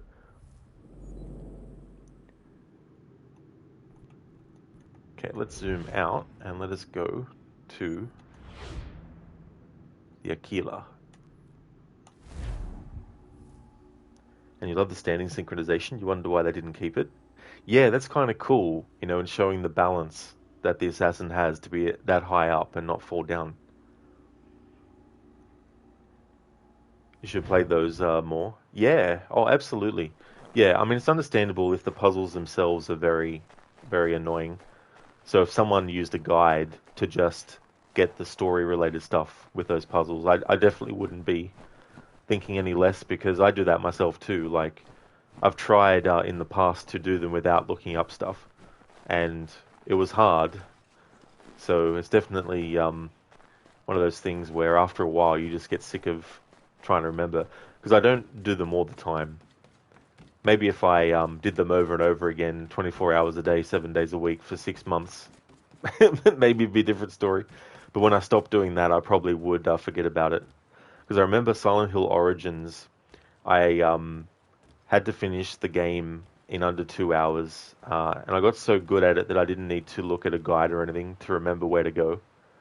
And then, out of curiosity, about 6 months after I finished that playthrough, I decided, let's see what I remembered. No. I got lost, I forgot where to go, so other games that I played after that had made me forget all the intricate directions I had to go in, where to go, which door not to go down, and which order to do things in, and all that kind of stuff. You will not leave this place alive, traitor. No, you misunderstand. I am no traitor, for I cannot betray those I never truly loved. Thank you, Raid, for redeeming that quote. That's a good one. I don't blame you for enjoying that one, Raid. And what's cool too is, I think, is it Michael Barnier who voices that character? He also plays Darim, Altair's son, as well as Darius in Assassin's Creed Odyssey. Nick, and then Altair says that you are doubly wretched. That's a good response that he says. Yeah. That's an interesting memory, actually, you know, to see Altair a few years, I think it's like 2 years before the events of AC1.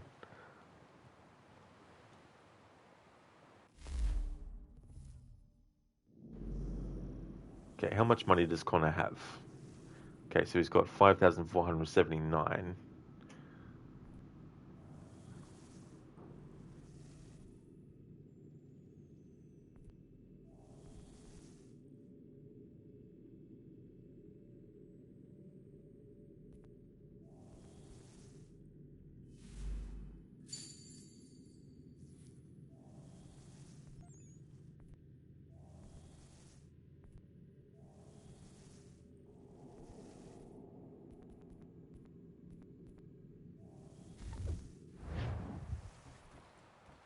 I could probably get away with doing some of these missions without upgrading further. If I get to a choke point, then I'll just have to do some grinding. Alright, so let's see. What do we got here? Alright, so this Templar target, Biddle, the game won't say, hey, you haven't killed Biddle yet, so you can't progress further in the main story. So you can literally just completely ignore the main naval mission stories that lead to taking care of that Templar target, because he is a main target. He actually has a portrait in the basement where Achilles had the portrait of all the main targets.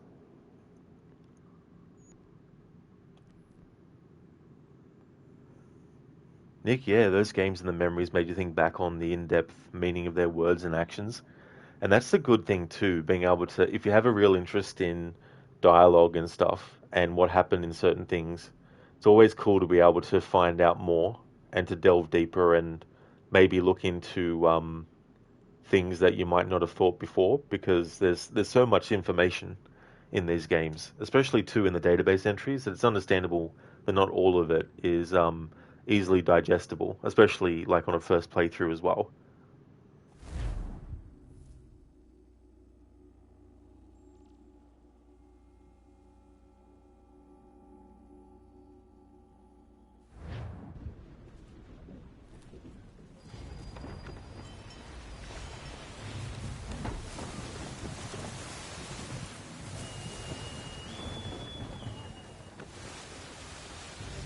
It's good to be at sea again, but I don't much like that sky.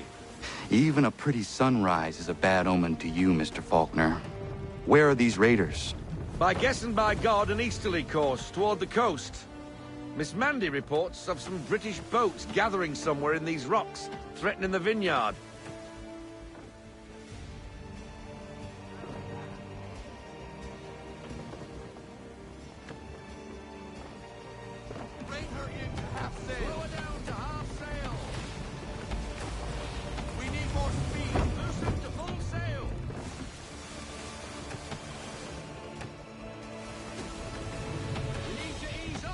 Sails ahoy! To quarters! British gunboats after one of the vineyard ships, Captain. We must protect her. Obviously, naval missions don't count in the challenge. I'm allowed to destroy ships. However, if we get any missions where we have to fight on deck... She can't take much more of that! We need to keep the gunboats off until she reaches the vineyard pier! What are you doing, Captain? That ship needs our help! When it's combat on the deck of a ship, then I have to adhere to the rules.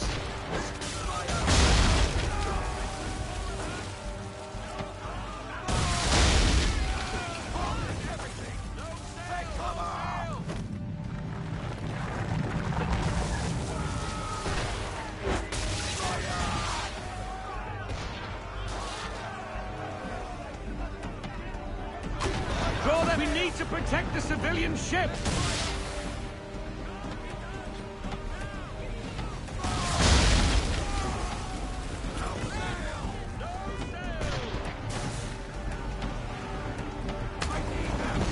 We need to protect the civilian ship!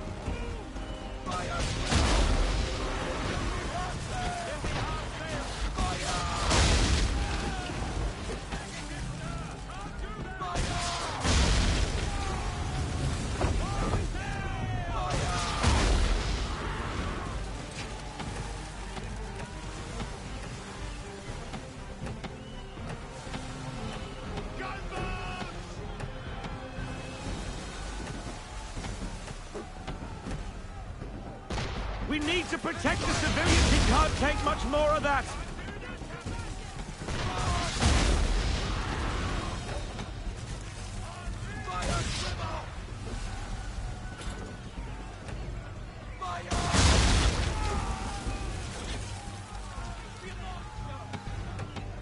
Hey, Mita. Things are going well, thanks, dude. How about yourself? We finished sequence 8, and now I'm doing the main story naval missions that are actually completely optional, except for the first one that you have to do as part of the main story, but all the rest you can actually skip. Therefore, there's a Templar target that the game won't punish you for not actually killing. But I want to include it.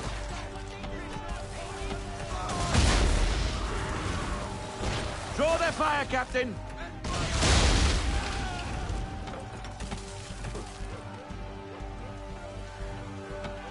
Oh, nice, Amita. That's great. I'm glad you're enjoying your day off. That's awesome. Thank you for the GGs too, as well. Mines, Captain! I need less. Mines, Captain! Destroy them or use them to our advantage. Either way, avoid the blasted things. To our advantage, how? Shoot!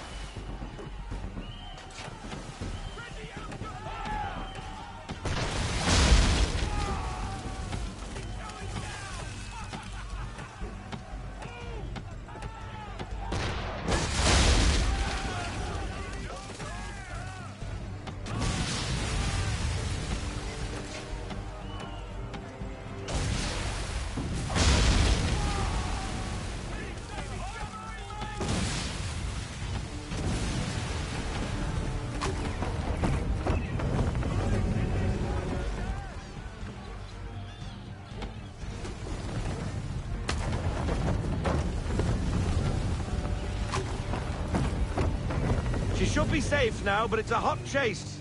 Get after them and end the threat on the vineyard.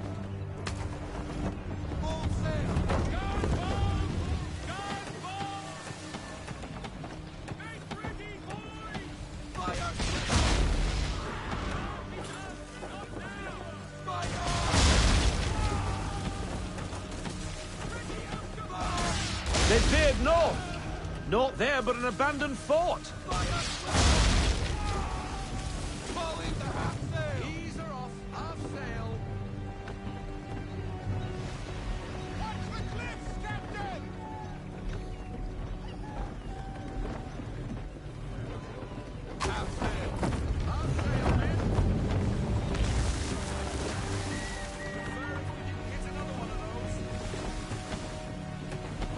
They can be annoying sometimes in Meta, these sections of the game, yeah. Especially some of the side naval missions and the optional objectives, especially the Giant in the Storm one where you have 3 big man-of-wars and you need to destroy all 3 of them using their weak spots. Absolutely hate that one. Fort! Fort!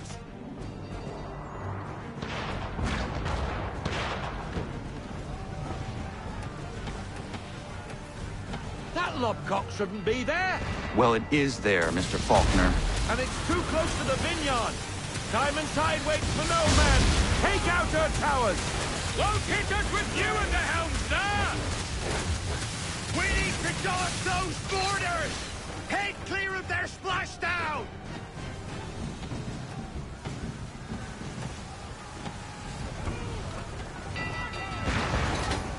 Mortars!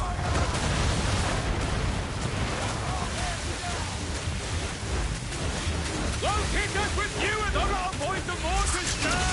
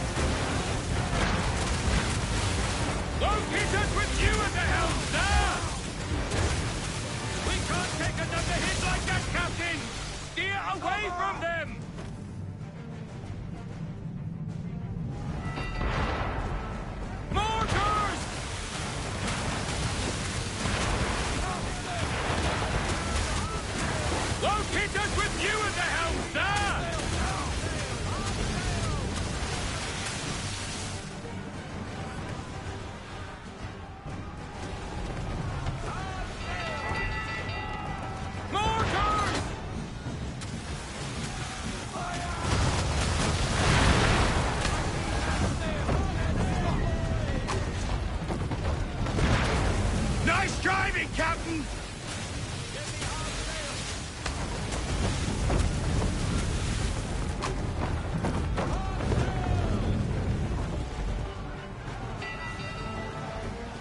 Mortars!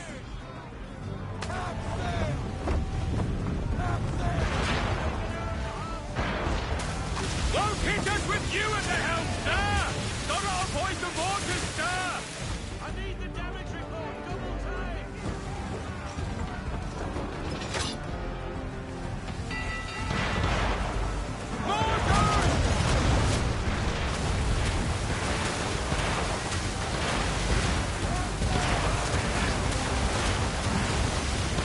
Won't hit us with you at the helm, sir!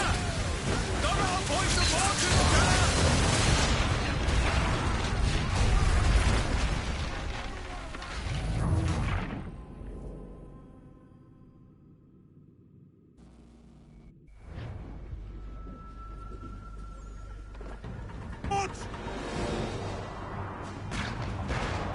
That was a meter, yeah. Almost. Just had one more left. But we'll get it though. That lobcock shouldn't be there! Well, it The only is way there, I Mr. won't get it Faulkner. is if I give up. And it's too Which close I'm not to the doing. vineyard! Time and tide waits for no man! Take out her towers! Won't hit us with you at the helm, sir! We need to dodge those boarders! Head clear of their splashdown!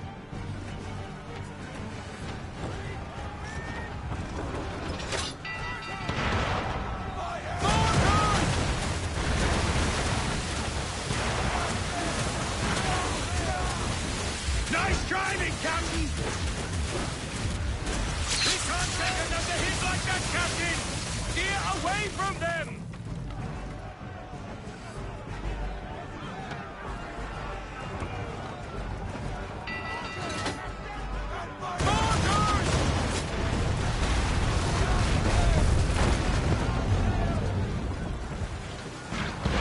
Nice driving, Captain!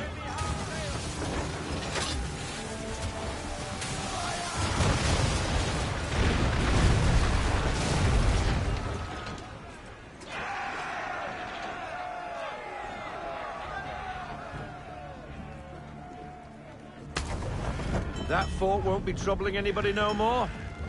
Bloody English have gone too far this time. That is the problem. What reason would the English have to threaten Martha's Vineyard? It has no strategic value and its people remain peaceful. I fear an influence of a different kind saw to this. Templars. But what they intend, I do not know. Your orders? I need time to piece things together. We set a course for home. Aye, aye.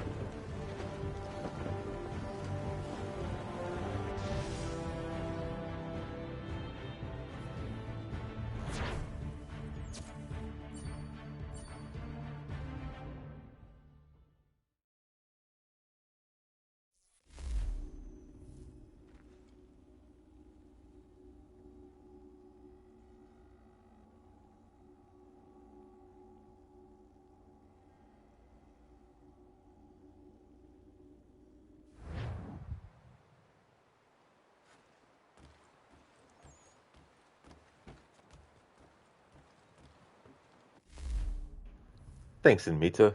Nice hit. 2 towers with 1 hit. Very satisfying to be able to do that kind of stuff. Thanks for the GGs as well, dude.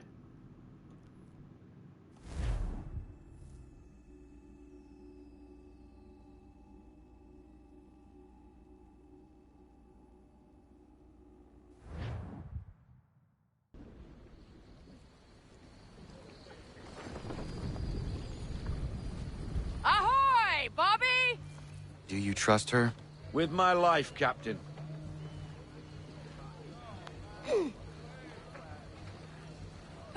Hello.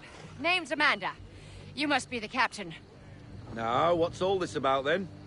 You stride into my bar off the piss and looking for officers. Days later, I start hearing whispers the ghost of the North Seas stalks the Atlantic again. The Aquila has returned and I need her help.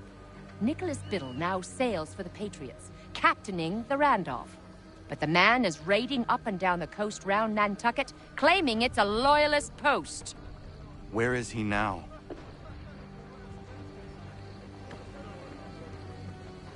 Speak of the devil. Head below deck, Mandy. It's safer there. I want to see this myself.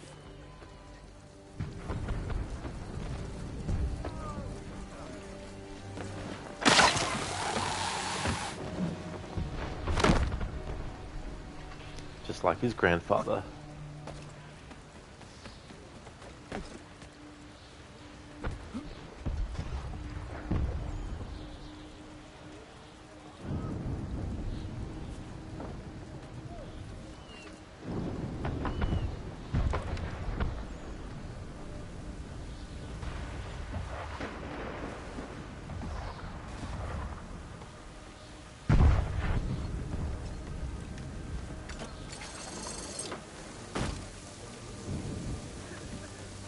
The Randolph is attacking a merchant vessel not far from here. Your orders.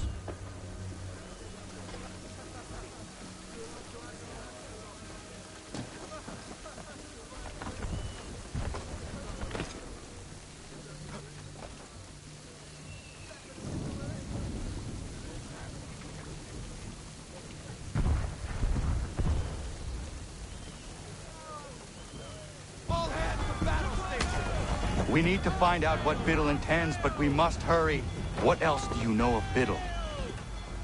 All of a sudden, Congress has a brand new ship for him to captain. From British coxswain to captain of a colonial flagship, something doesn't add up.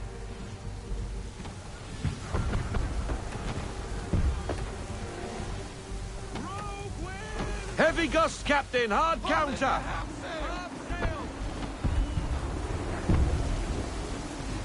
That wind will push us hard up those rocks! Veer off!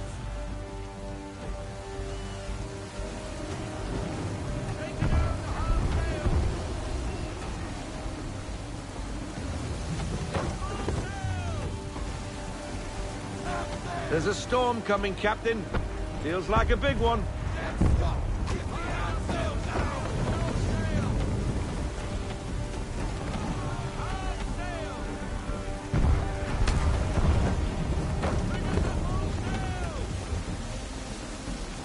Yeah, Mita. Edward jamming to some sea shanties.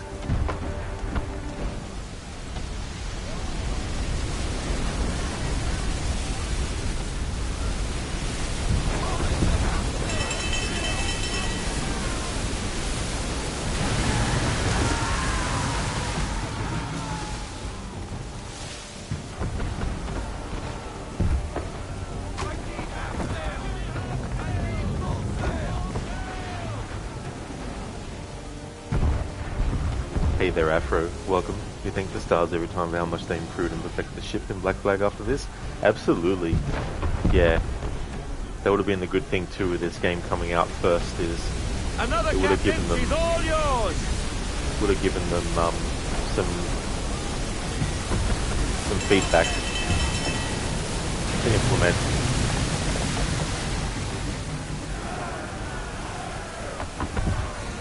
Yeah, Afro. I think it's because in this game they're trying to be a bit more realistic as to how a ship would have to maneuver versus Black Flag, where they had to lessen that a bit to make it a bit more player friendly and a little bit more arcadey.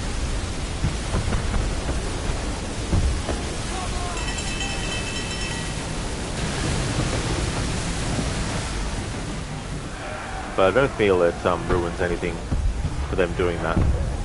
It's not like they gave the ship stamina or something. Isn't that right, Skull and Bones?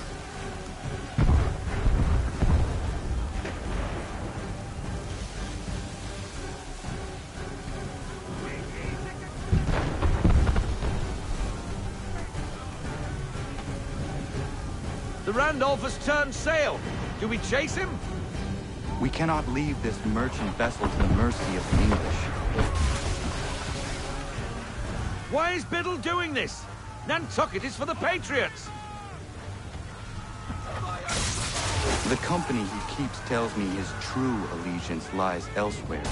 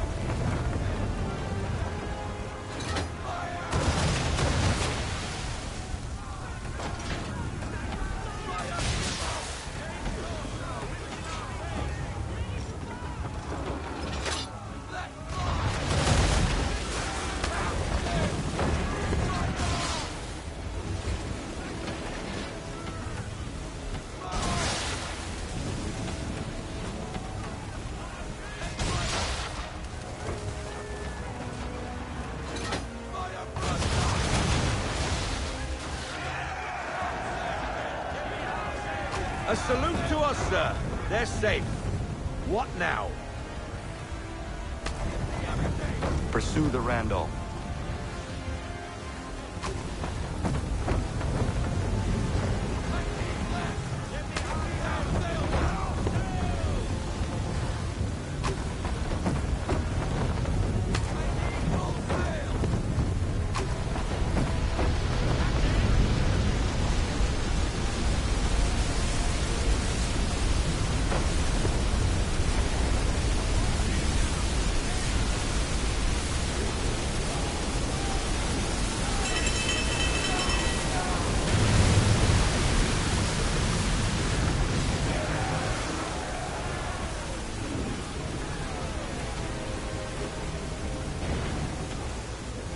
Who are they?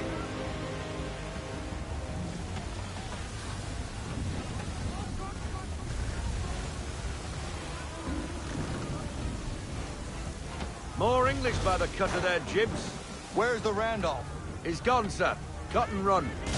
Left us to deal with this rabble. But this storm concerns me a great deal more. We have little choice. Aye. Time you shot between the waves, sir. Then we must find shelter, or it won't be cannon fire that ends us.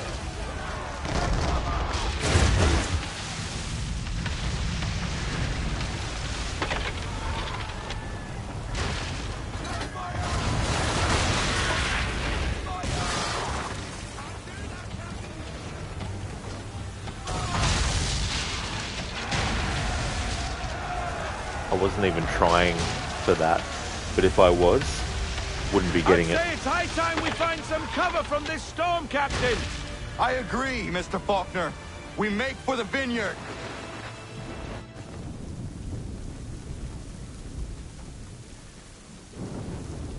I have never seen weather like that. It's rare, but it happens. You did well. What's bothering me is Biddle's a patriot now. Why is he helping the British Navy like that? Old friends, maybe? Well, how would you convince the Continental Congress the Navy needs more ships? The rash of British raiding the coast is reason enough to address the gripe. Gunboats at the vineyard, now this. Biddle aims to be the first admiral of the colonial navy and is making a case for the need. That was some deft sailing, Captain. I was watching from the gun deck. What were you doing on the gun deck? I told you to stay out of harm's way. I'm fine, Bobby, not to worry. The people of Nantucket are surely grateful. And so am I. Glad you're back.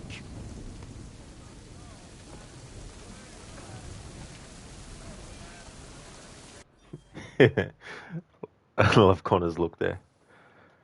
There's so many aspects to Connor's character that I feel gets overlooked or not actually understood. It's unfortunate. He should have been given another chance to be a main protagonist.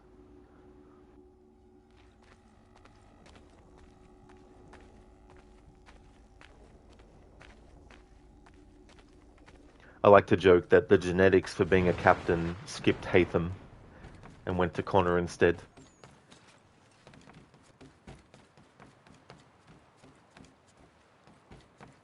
The inference of a joke there being that you would think that genetically speaking, assassins who have children would then pass on not only their maybe physical traits of DNA, but also their, skill set and all that kind of stuff. So I like to joke that, genetically speaking, Haytham got skipped over.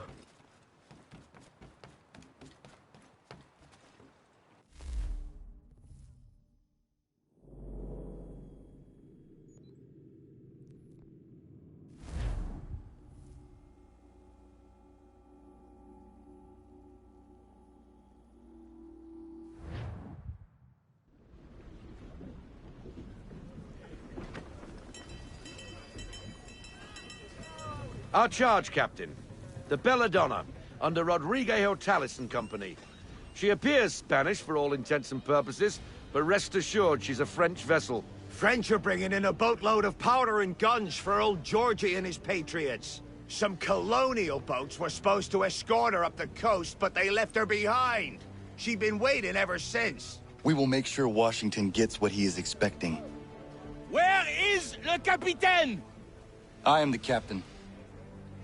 You are late! We came as quickly as the wind allowed. Too slow! What happened to your escort? Le Randolph started with us, then departed without warning. Typique! This is why le lieutenant insisted I come aboard. Partons! We'll go when we're good and bloody ready. What? The Atlantic is a dangerous place for a lone shipper, especially one laden with such desirable stock. You must be glad to see us. Boff, it is hot here. My lieutenant is not excited for the cold of the north. Is this man being serious? Keep a sharp eye, Mr. Faulkner. Anybody searching for the Belladonna could be upon us in an instant with this fog. Aye, Captain. I've got a monkey's fist in me gut. I love that quote. A monkey's fist in my gut.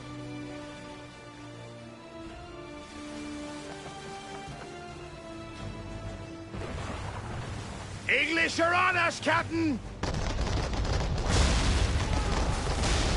Ah! The power of the French Navy is clear! They picked the wrong ship to pirate! Why in God's name are the English here in such force? I do not know, but we must get the Belladonna out of this fog.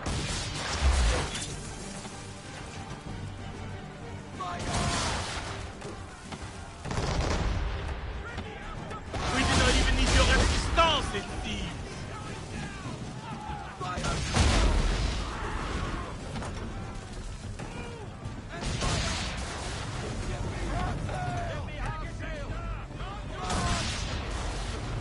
Enjoy the coral, you bastard!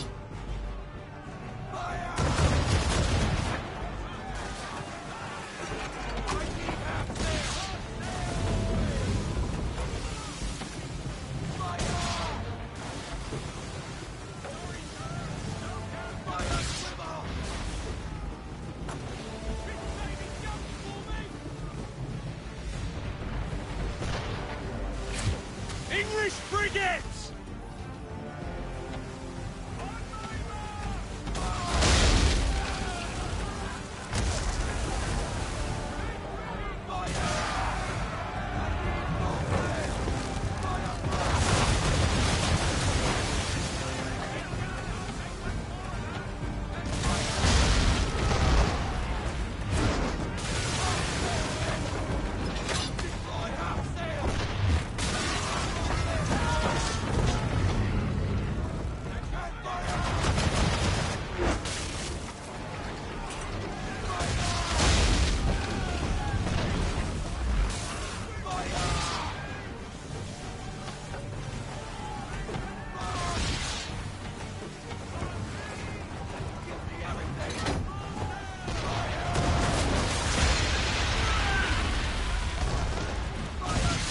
We did not even need your assistance, it seems.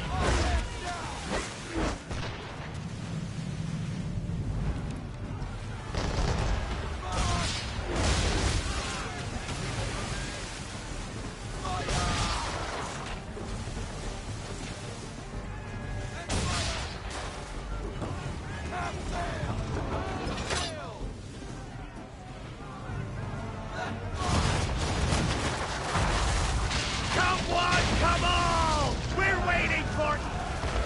Why are there so many? It does not matter. We fight. Come one! Aye, we're sitting ducks on the pond in this soup, and you can be sure there's more on the way. But what can we do? Naught but pray they don't find us again. Ha-ha!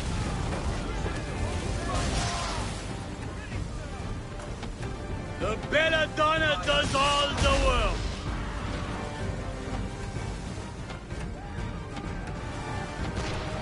The Belladonna is taking fire!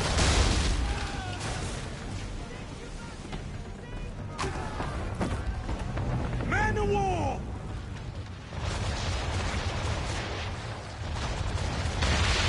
Mon Dieu! Le Belladonna's main mast is down, Capitaine! We must stay close to her! Bloody hell! Pummel that Leviathan! No! We board her. I must know how the English knew about the Belladonna. We take her a prize, men! Bon, hein? Es-tu fou?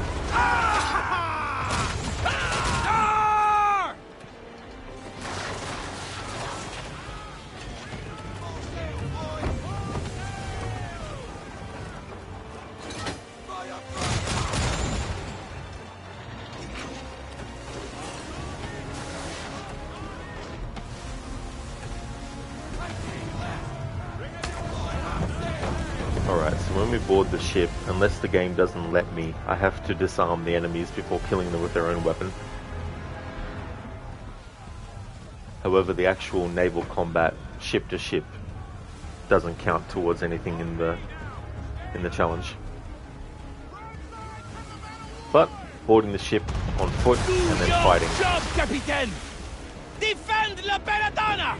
Need to disarm the enemy first, then kill them. Do your job, Capitaine! Defend la Belladonna!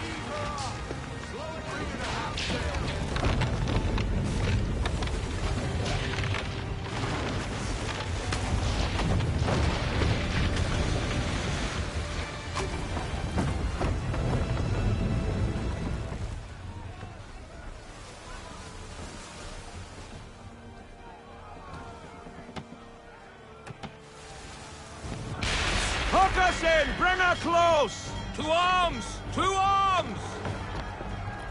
Man the swivels! Cover from the quarterdeck! Secure the aft lines! Tie off the bow!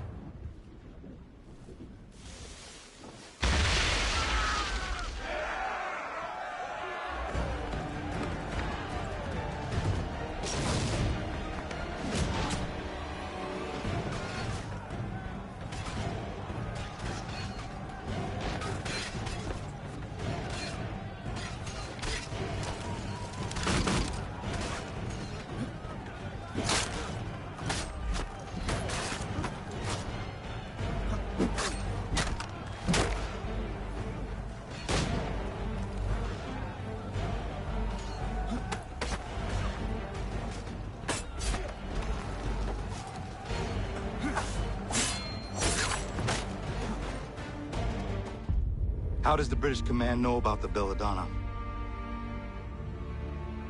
British command knows nothing of this. Then how are you here? We were led here by a patriot, Nicholas Biddle. Who does Biddle work for? Oh, I think you know. Assassin.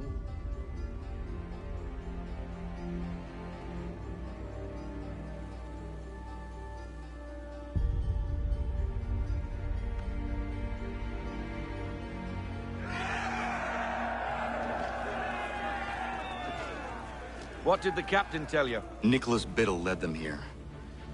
He said...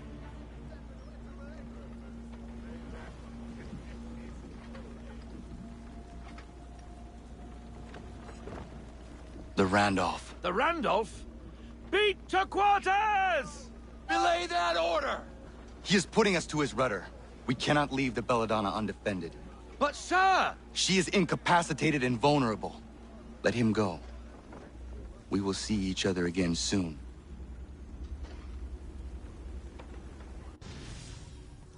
Alright, I had to count that as a fail because when I actually killed that guy, Connor shoulder barged him against something and that's what killed him, not the actual weapon I disarmed from him.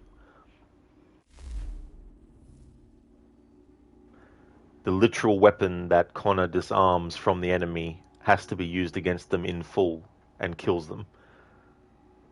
even though I disarmed the enemy and took their weapon and hit them a few times with that weapon, the final blow was actually not with the weapon.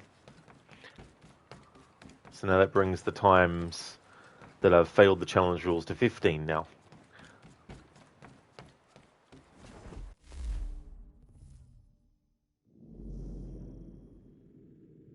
Because we finished sequence 8, all the remaining Biddle Templar hunt missions, as I'll put them, were available to me. So now we have the final one.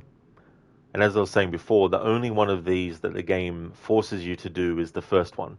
After that, it's optional, which is weird because he is a main target. It's not like he's just some, he's not just some generic enemy. He's actually a main Templar target. But the game doesn't tell you that you need to kill him first before you can progress and kill the rest of the main targets. Hey there, Biko. Welcome on in. You're doing some paperwork this morning, early afternoon, so you'll be around for a while, hopefully. Oh, very nice, Biko. That's good. I hope that the paperwork goes well. Things are going good. We're doing the naval missions, the main ones at least. I won't be doing all the naval missions that are available, but there's specific main naval missions that lead to killing one of the main Templar targets. So we've been doing those, and now about to do the final one.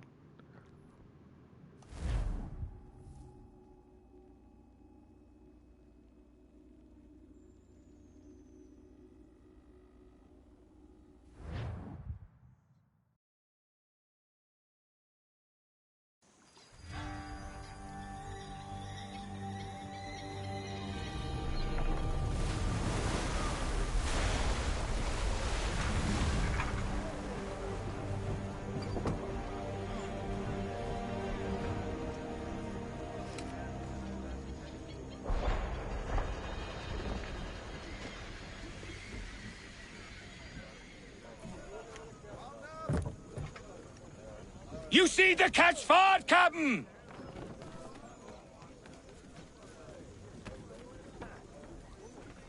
Anything, Captain? Due north of here.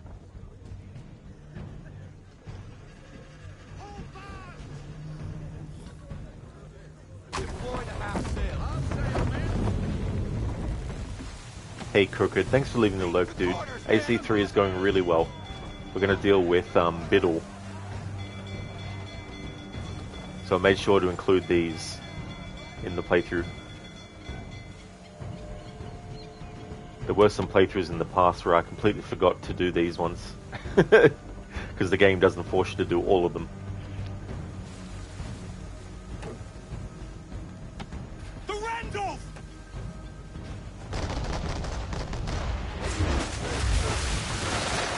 How's things going with you, dude?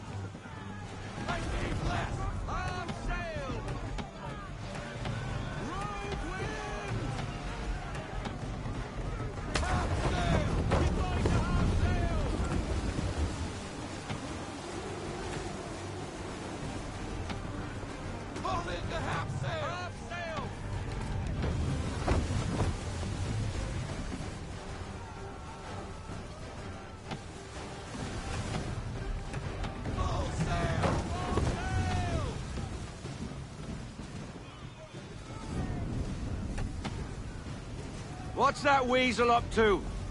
Sheet anchor to windward, Captain. You can be sure he's got something up his sleeve.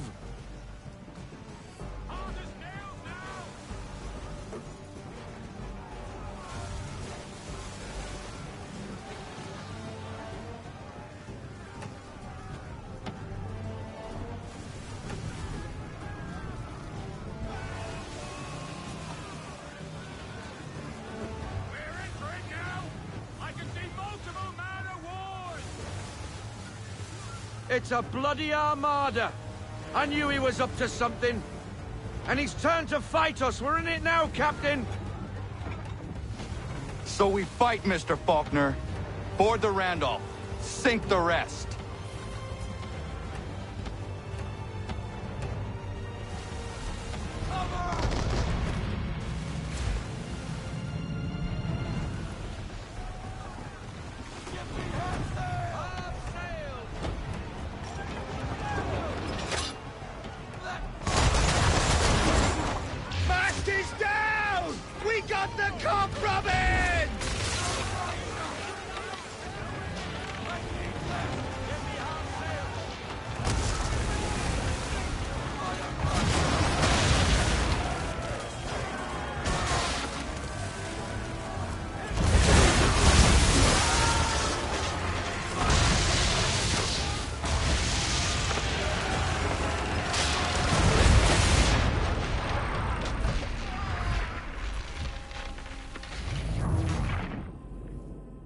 I don't have the hull upgrade,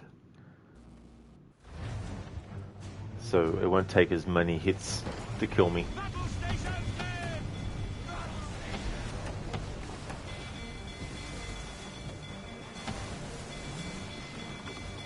It costs like £13,000.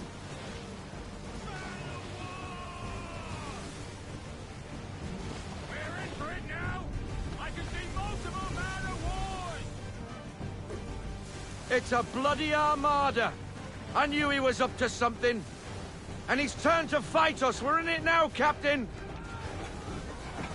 So we fight, Mr. Faulkner. Board the Randolph. Sink the rest.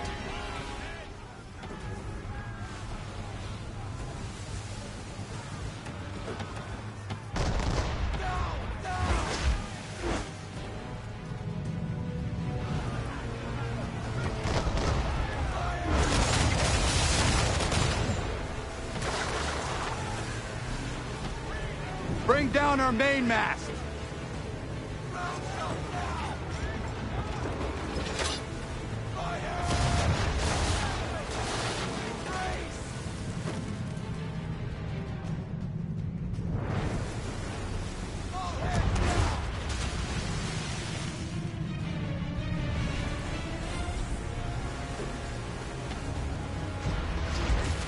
Adjust your course, Captain. The Randolph is back that way.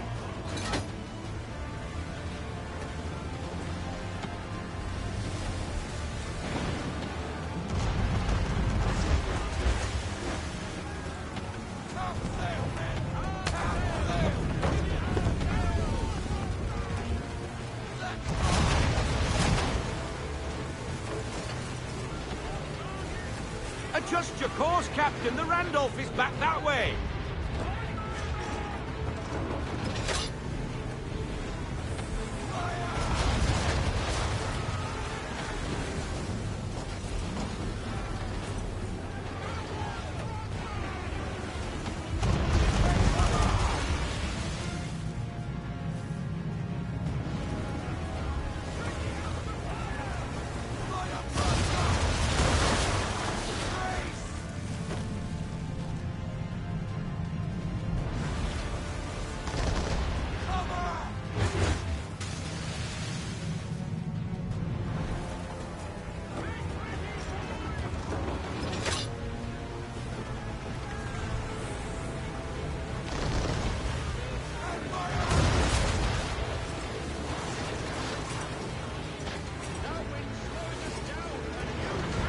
Adjust your course, Captain. The Randolph is back that way.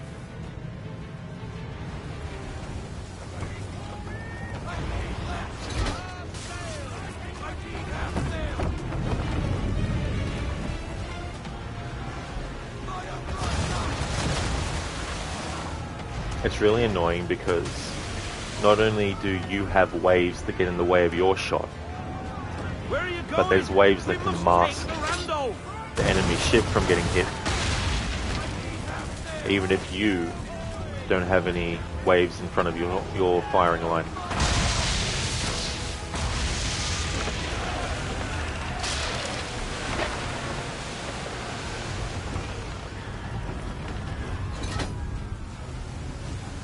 Not worried about the optional objectives. Where are you going? We must But if you are, it is annoying having to redo this over and over again. Especially having to see the cutscene all over again where they're tailing the Randolph and then they say the dialogue and then you can't start shooting straight away because the other ships haven't turned up yet.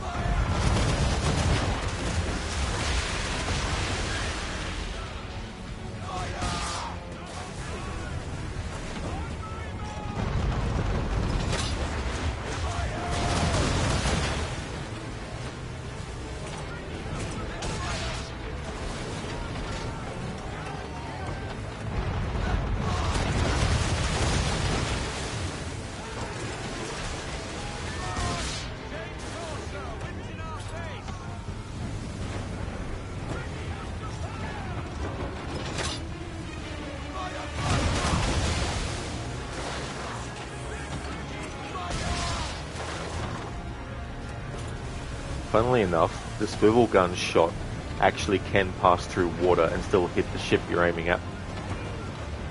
The cannonballs are a different story.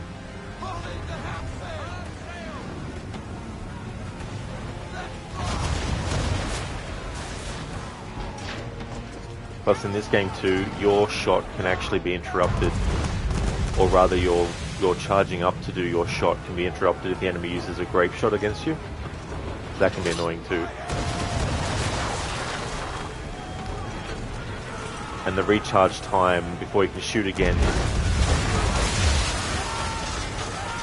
is longer in AC3 than it is in Black Flag.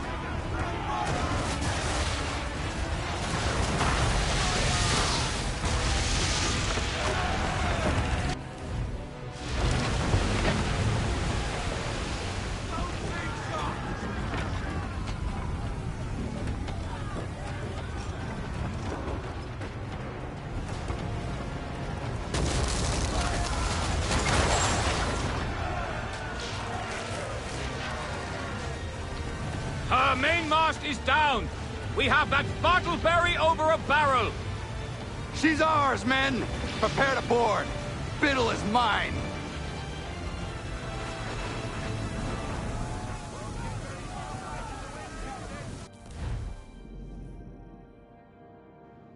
Thank you, Absolution, for redeeming the Arnie impression.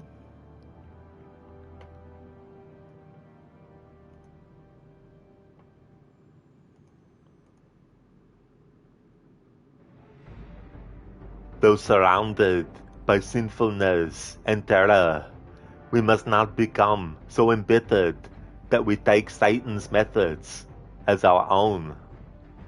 Thank you, Absolution, for redeeming that as an Arnie impression. Thank you, dude.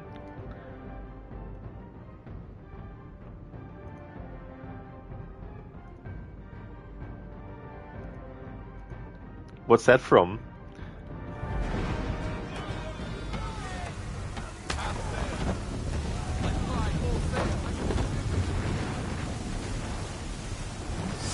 Hook us in! Bring her close! To arms! To arms! Man the swivels! Cover from the quarter deck! Secure the aft lines! Tie off the bow!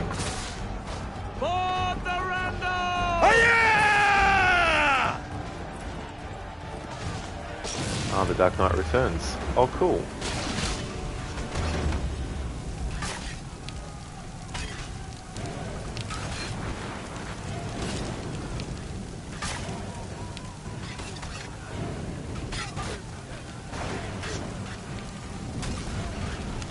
Alright, so I'll have to test to see if we can actually even disarm Biddle, because not all main targets can be disarmed and then killed with their own weapon. Sometimes you can actually disarm them and they'll basically do like a block attack against it. So we'll have to wait and see.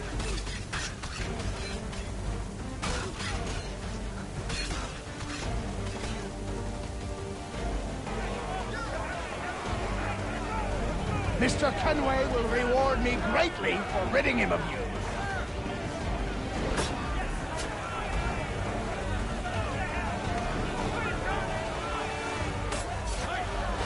Come on, you savage. Give me your best. Alright, so we disarmed him, but we couldn't grab his weapon, but I can grab it and still use it against him. Mr. Kenway Still his will weapon. reward me greatly for ridding him of you.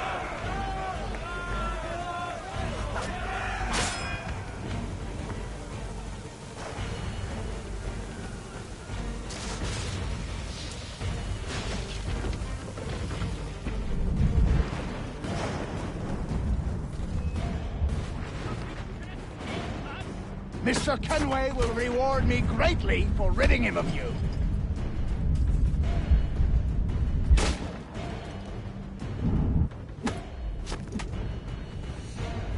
Your misplaced sense of justice is pathetic. You should have never set foot outside your little village.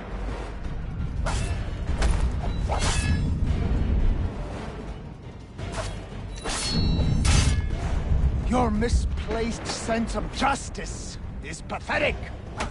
You should have never set foot outside your little village.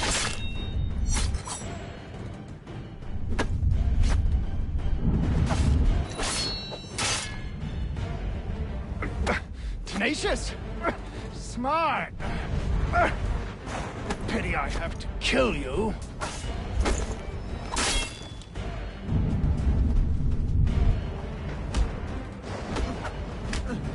Come on, you savage! Give me your... Your reign over the colonial coast has come to an end. Is that why you hunted me? Because you thought me an enemy to the cause? You're every bit the fool I was told. You brought pain and suffering upon innocent people for nothing but personal gain. Pain. Suffering. I set them free. Weeded out the dissenters and empowered the patriots. So what if I was named Admiral? The revolution needs one, and I was the best man for the job. The only man. If not for me, the Continental Navy would remain but a handful of rafts. For all your vision, you assassins are blind to the truth. Enough. Wait. Let the Randolph die with me. Don't take her as a prize. Please. Please. I want no quarter. Just to sink with my ship.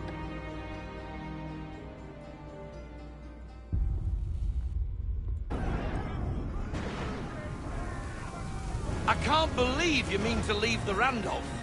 She's a mighty vessel, Captain, and one of Biddle. You show him mercy in the face of...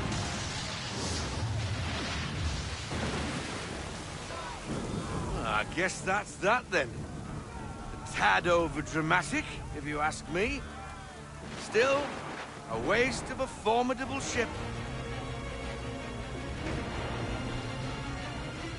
How's about a cheer for the boys, then, eh? Victory for the Akita! For her glory! Hip hip! Hurrah! Hurrah! Hurrah!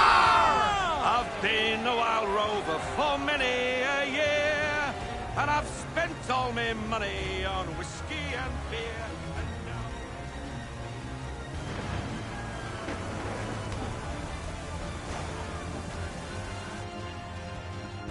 There we go. Nicholas Biddle has been assassinated. We disarmed his weapon, and even though Connor couldn't grab his weapon off him after the disarm, the weapon was on the ground. So, having disarmed him and taken his weapon off him and picking up his weapon off the ground still counts. So that was good. So we killed him with his own weapon. Yeah, Biko, the sea shanties are great. Such a great addition to Black Flag and Rogue as well. Absolution. Funny enough, it's raining on your side too. Oh, is it really Absolution?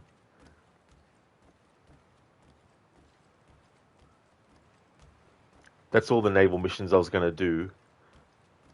I mean, there is a naval mission later, but that's part of the main narrative.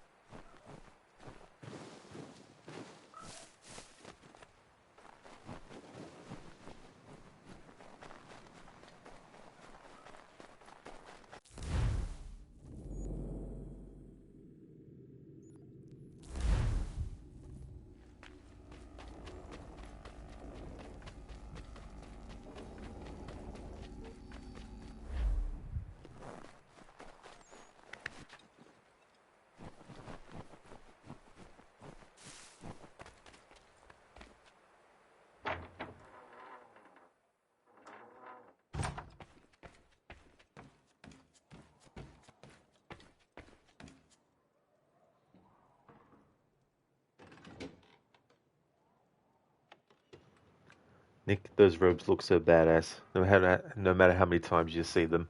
Absolutely, yeah, I do like the design and look of Connor's assassin outfit. There's some great color schemes you can get to, but I also really like the original, the default one too. I mean, it looks small and short without them, kinda.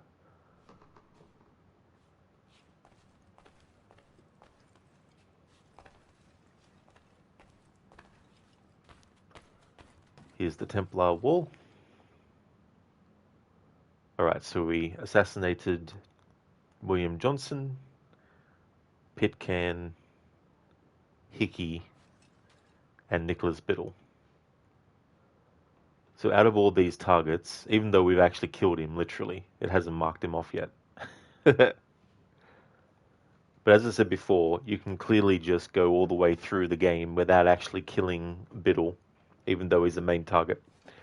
So now that we've done that, after finishing sequence 8 now, there should be some homestead missions I can go and do. Even though in the main narrative Connor has actually left the homestead, I'm still going to take a detour now and do the homestead missions that I have available.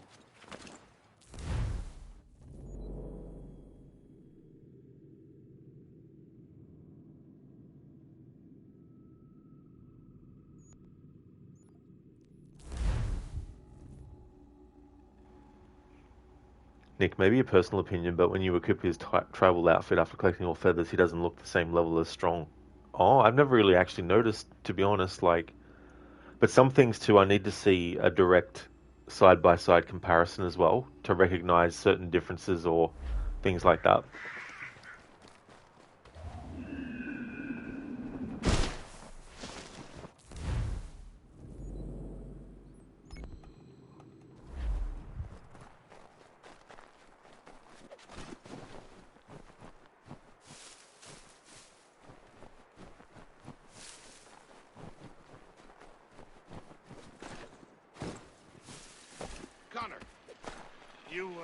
Have a minute, my friend?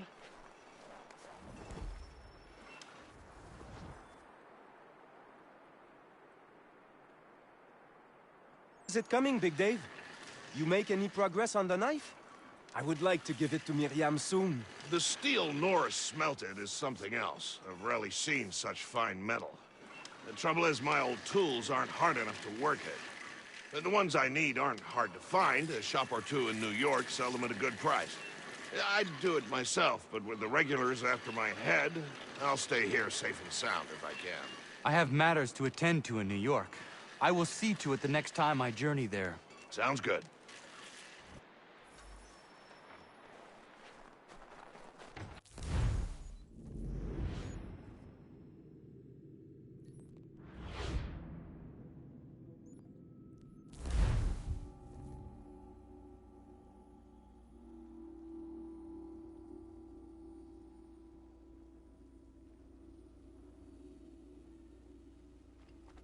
Anything. We'll take anything you can offer.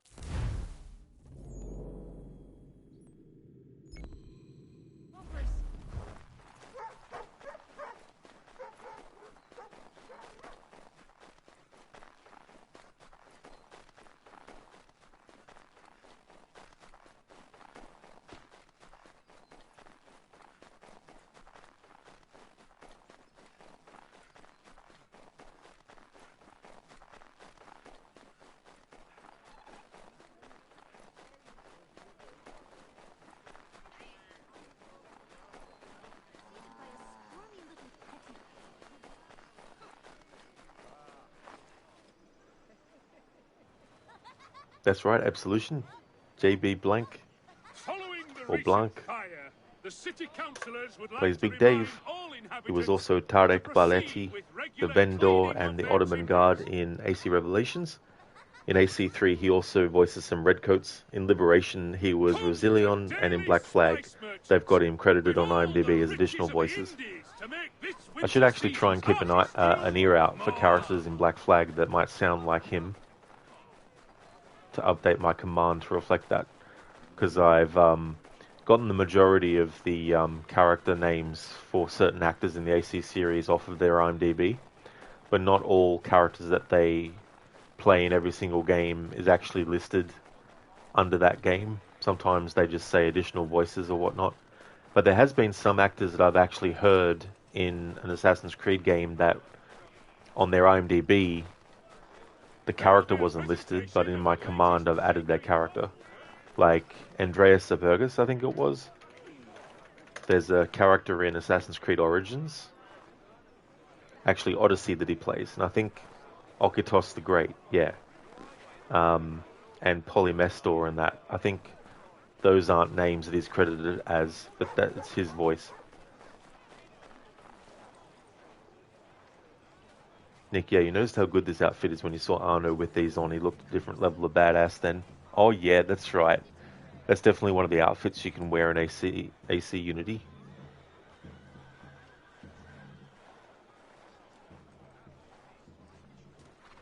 I came, I saw, I blew shit up. I came again. Thanks for redeeming that as a Bane impression, Raid. What's it actually from?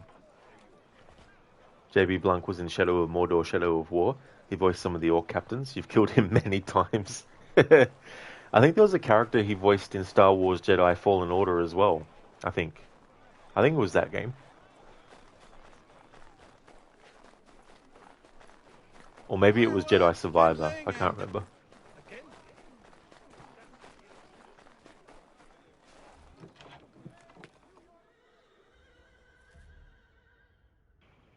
Ah, it's from Watch Dogs 2, Raid. It's one of Wrench's quotes. Nice. Really cool. What do you need, my friend?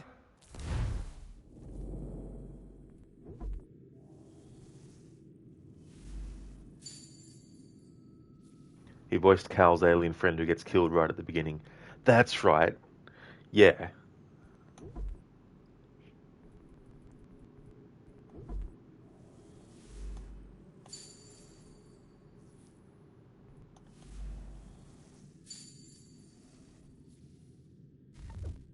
I need to replay Fallen Order, actually. I haven't played Survivor before, so when I do, that'll be a first playthrough. But I've only played... on a warpath for that deserter. What's his name? Big Man or some such thing? Big Dave. Did in a whole unit escaping, they say. Dave's in for a rough ride, seems to me. I've only played Fallen Order once.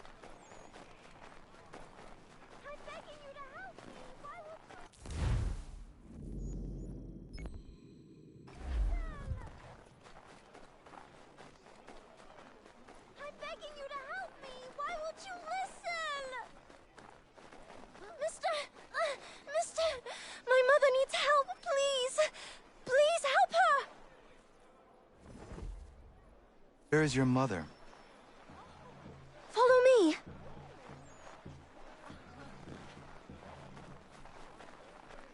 Good for nothing, wench! Let me go! Bugger off! Please, help me! Guess you want a beating! I'm begging you to help me! Why won't you listen? He has no weapon to disarm, so we can take care of him however we see fit.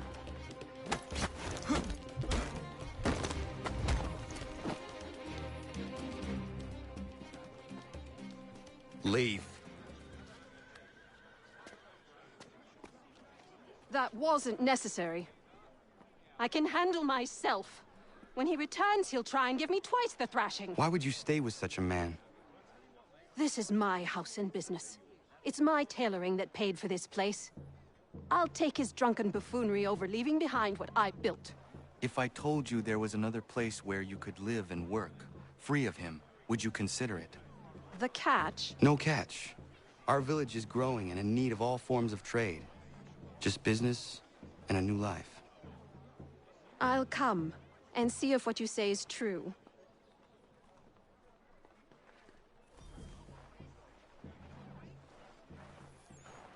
Oh, nice raid. So Nolan North is also in Shadow of Mordor, Shadow of War. He also voiced some of the Orc captains. Again, you've killed him many times. That's so cool. It's really fun as well when you recognize the voice of someone as a character in a game, and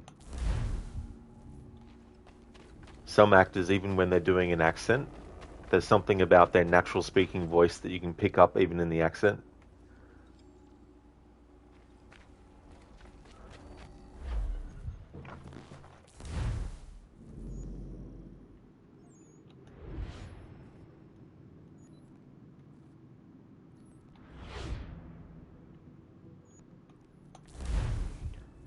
Right, they use a lot of familiar voice actors in those games. Oh yeah. Yeah, that'd be one of the really good things about being someone who works. I mean, obviously not all voice actors also do the physical performance of their character, and not all people who do the physical performances of their characters are just voice actors, but it'd be cool to be able to kind of be one of the people that they potentially look to first when they're looking to cast people, if you've already worked with the same kind of studio for a while.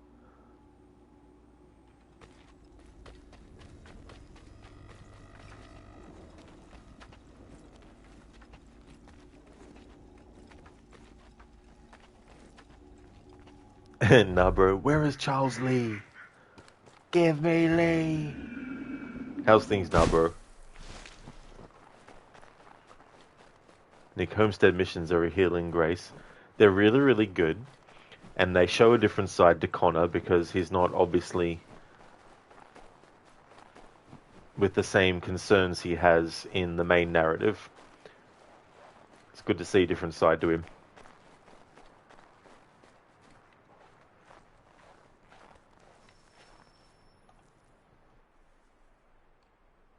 Day, Connor. I left some bolts of fine silk in my old home. They are very valuable, but I don't think it wise I return there.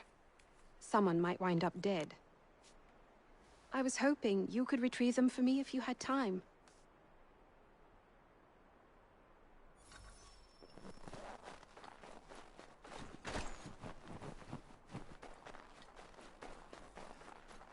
Connor!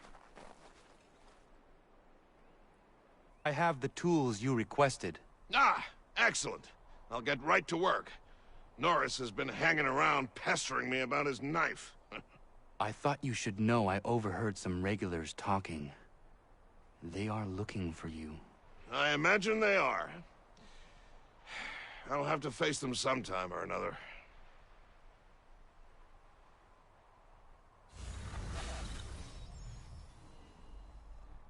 Oh, really, nah, bro? You're stuck in hospital for another couple of weeks? Oh, damn, man. Sorry to hear that your stay has been extended. I really hope that when you have the surgery that it's going to be done really well and that you'll be able to go home, you know, because that's a long time to be in hospital for, 2 weeks.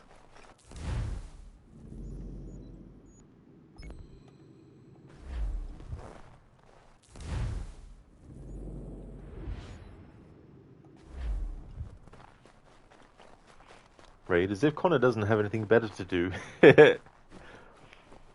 That's the thing too about like main narrative in a game versus side content that also has like, you know, characters and story to it.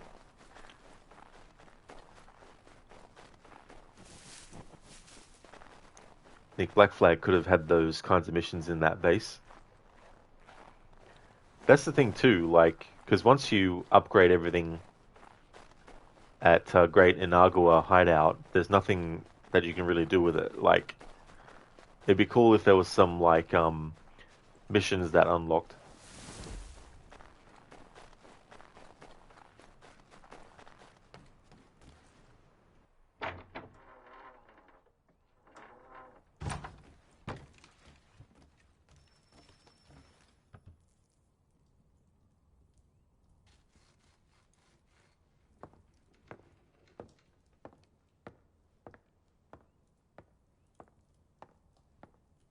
Excuse me. Might I impose upon the kindness in your heart to give bed and board to a weary traveler? Oh, traveler from where? Across an ocean. London. English! Rest assured, I'm not the king's man. A great kindness. Bless you. We work hard for what we have here, old man. What is it you do exactly? I wish to provide God for those who seek his salvation, not spoon-feed his word to those who already have their own. An outlook not shared by the monarchy. Lord knows some of us have things to confess. Ollie and I have been missing our Sunday Mass. I'd like Maria to read the Bible. I'm sure if we all pitched in, we could build a church. If you'd be our pastor. Connor? Welcome, Minister... Father Timothy.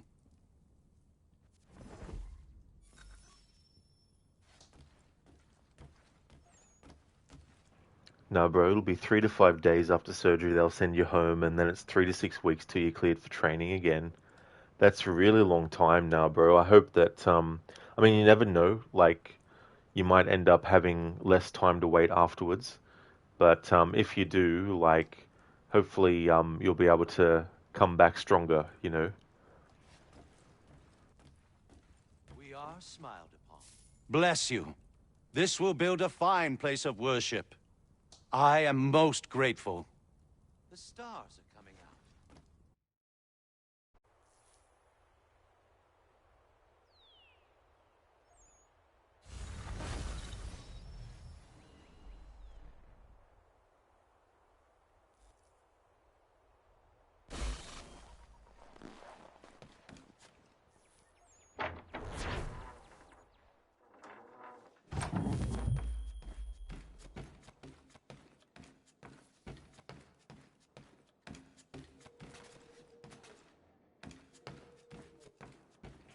No, bro, yeah, you're thinking about waiting the full 6 weeks, though, just to be safe.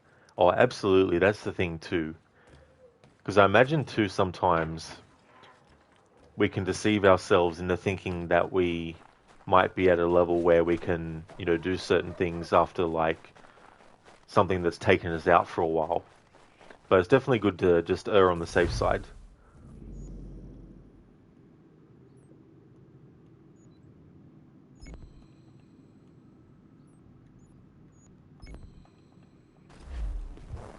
Exactly, Nick, for sure.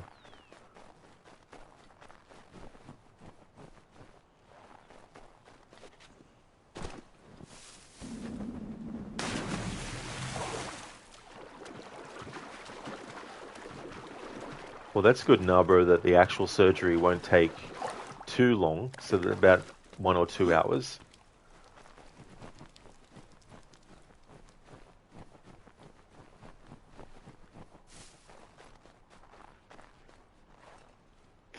Snowman.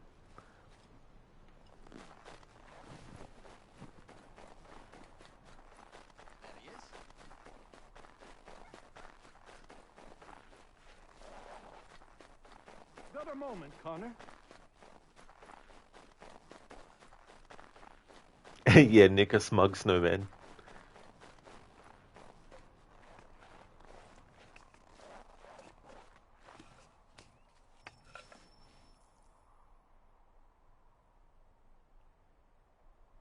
I don't mean to be a bother, but I wanted to ask you something. When my cart went up in flames, I lost most of my tools. I've got some spares back at my shop in Boston, but as you know, I'm not really welcome around there. I thought if it wasn't too much trouble, you could help me retrieve them? What would you have me do? Watch my back while I gather them. Meet me in Boston at my old shop.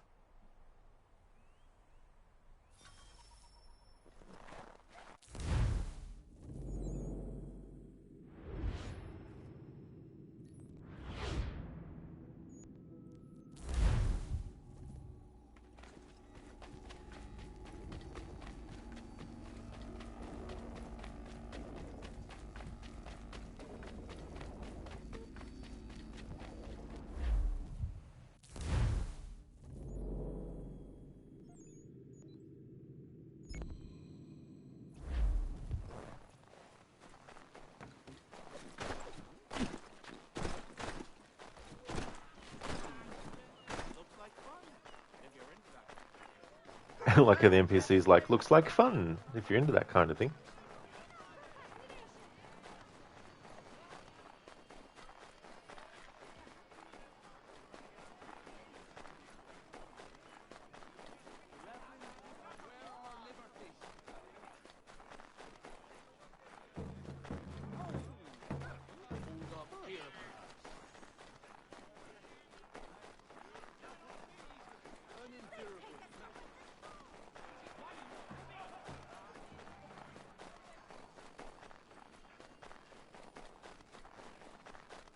One of the annoying things if you're doing 100% for this game is having to unfog a certain percentage of the game's maps. Because of course, synchronizing all the viewpoints unfogs a little bit, maybe, but not in every single part of the map that's fogged. You seen the woman that worked here? She was my wife. A trollop for my wife.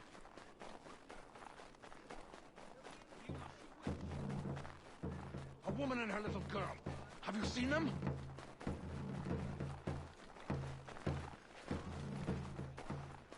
You seen the woman that worked here?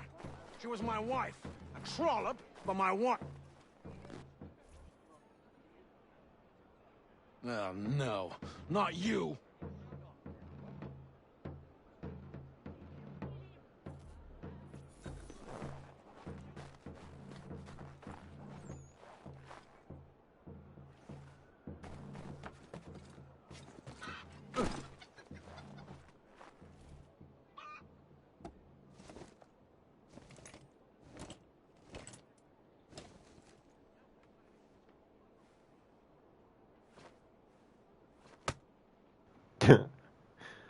I like how he's like, I know how to get back at her. I'll take a bolt of her silk and throw it over the fence. Ha ha ha. So diabolical.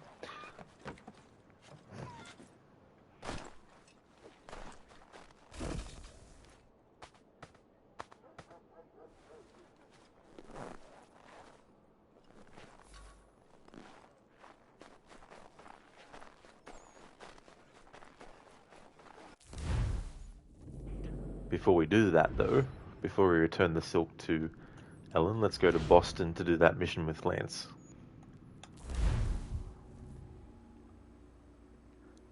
Oh, that's a good idea, Nick. You kept trotting about the whole map with your horse. That'd be a quicker way to sort of do that. I know in Assassin's Creed Syndicate, something I would use to try and uncover certain side activities through Eagle Vision is I'd get on like a carriage and I'd spam the speed on the carriage, and then I'd let go, and then I'd press the button for the Eagle Vision, and as the horses kind of started to glide to a halt, I would then rinse and repeat. And that sort of made the process feel a little bit quicker.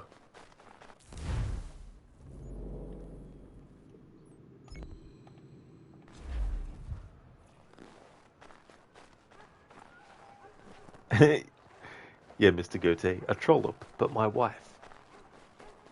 What an asshole. Rage, 100% of this game once. The challenges were easy, the worst part. Oh, absolutely, Raid. One time, I accidentally sold everything that Connor had, which included all the items that were required for some of the challenges on the lists, and I was like, oh my god, I can't believe I did that. That really was annoying. Now, bro, you really think a lot of games' platinum requirements are ridiculous? Oh, I imagine so too as well. You'd get ones that would really, really, really be aggravating. Right, it's the same in Brotherhood and Revelations. You glad they're optional in Black Flag and Rogue and non-existent in future games. That's definitely fair enough. Oh yeah. Nick, because the height matters with the range of fog being cleared. Oh, that's a good idea. That's actually a good point too, about the height. But yeah, it sort of makes it feel not as tedious in Syndicate to do it like that. Plus, it's a bit quicker than just running on foot with the Eagle Vision active. Raid, wait, Lance, is this the last dance for Lance Vance? Doing a dance trance dance. He's in a trance, doing a dance. In his bright pants. Hey there, Tech. Your only problem with trophies is story games with online achievements making later platinums impossible. Oh yeah, absolutely, Tech. That's why there's probably a lot of games I wouldn't be able to platinum, because there's probably, you know, multiplayer stuff. Connor, good to see you.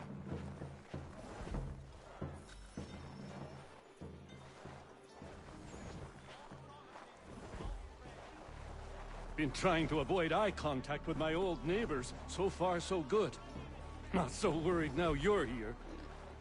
How are you doing otherwise?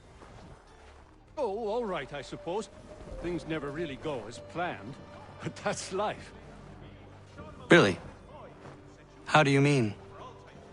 You know, you make a plan and it all goes awry and nothing gets better, only slightly different.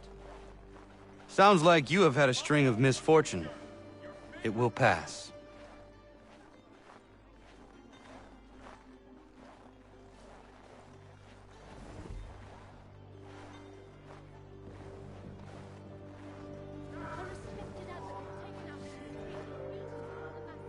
What are you doing here?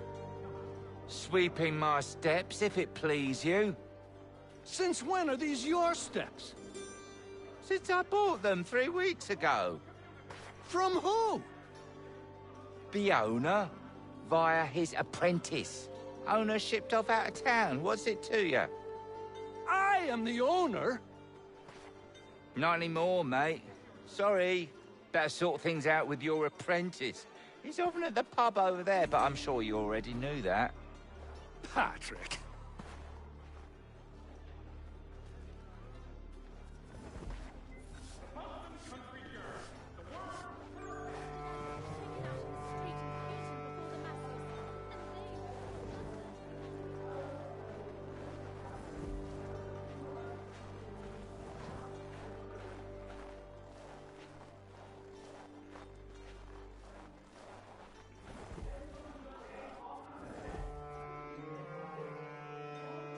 Lance! Patrick! What gave you the right to sell my shop?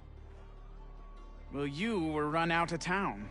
I thought you'd never come back, so I sold it all. The shop, the tools. It's rough luck. Anyway, it's been great chatting, but I must be off. Have a nice life. What rot! Tools are a woodworker's lifeblood! He'd never sell them! I bet he's got them stashed somewhere! Then we follow him.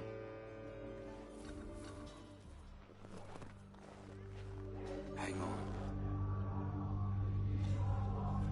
Yeah, Mita, that's a good point. Well, that's a good example. Yeah, Black Flag. That would, I imagine, have a lot of multiplayer achievements / trophies and all that kind of stuff. Oh, shit.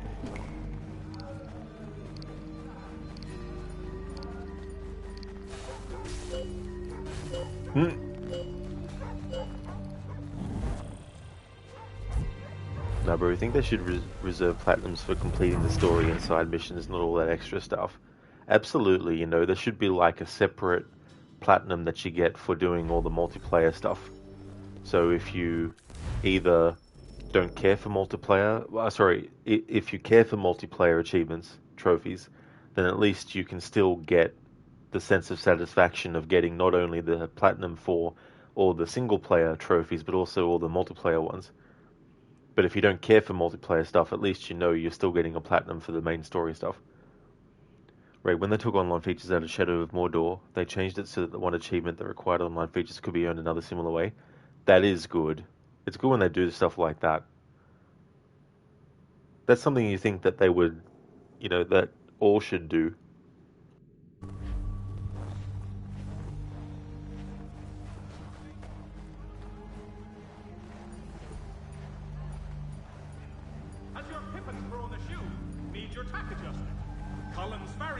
Has your Pippin thrown a shoe? Fool of a took.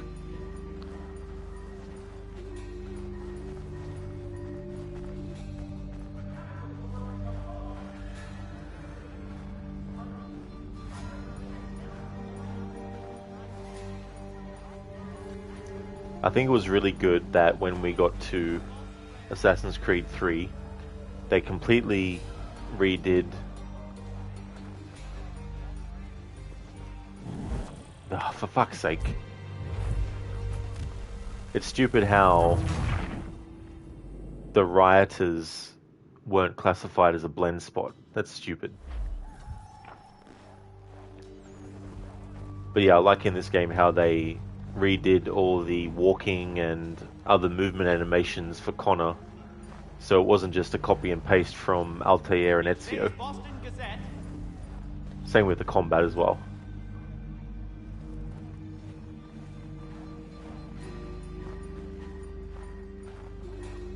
Raid, a tailing mission, and an NPC following you, everyone's favourite two things. Yeah, I can definitely understand the frustration at tailing missions. I don't get as annoyed as others might with them, but I do still get frustrated if I'm trying to get something done, especially if there's an optional objective and I want to do it.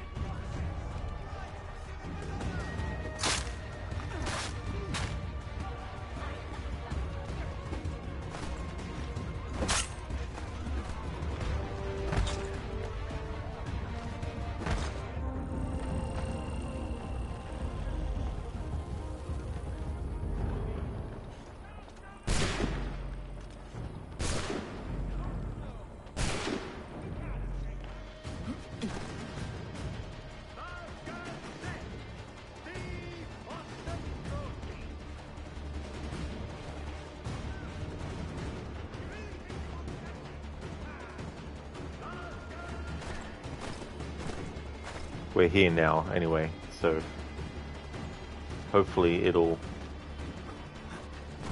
automatically segue into that, into the cutscene. I'll load these in the cart come nightfall and be in New York, free of this rubbish for good before the month is out.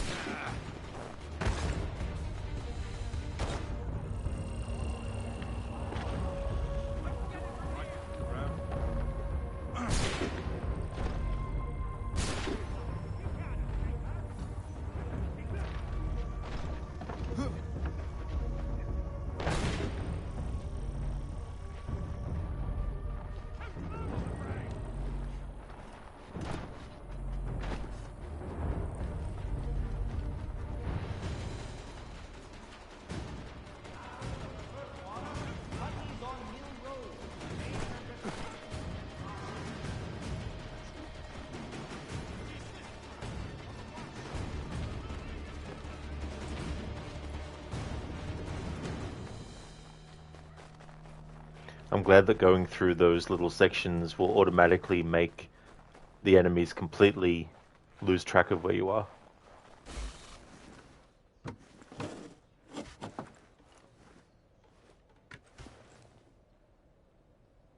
Well, that's something at least. Thank you.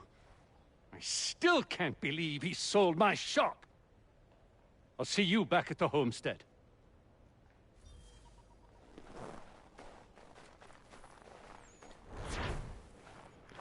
Nick, yeah, but then they changed them all over for Black Flag and Rogue, didn't they? I think they did. I think so, yeah. Yeah. I mean, I think Edward also has a very different walking animation as well to what Connor has. Because as you can see, Connor shifts and moves his head as he walks in a very different kind of way to what Altair and Ezio did. And I think it's the same with Edward, being different to how Connor walks and everything.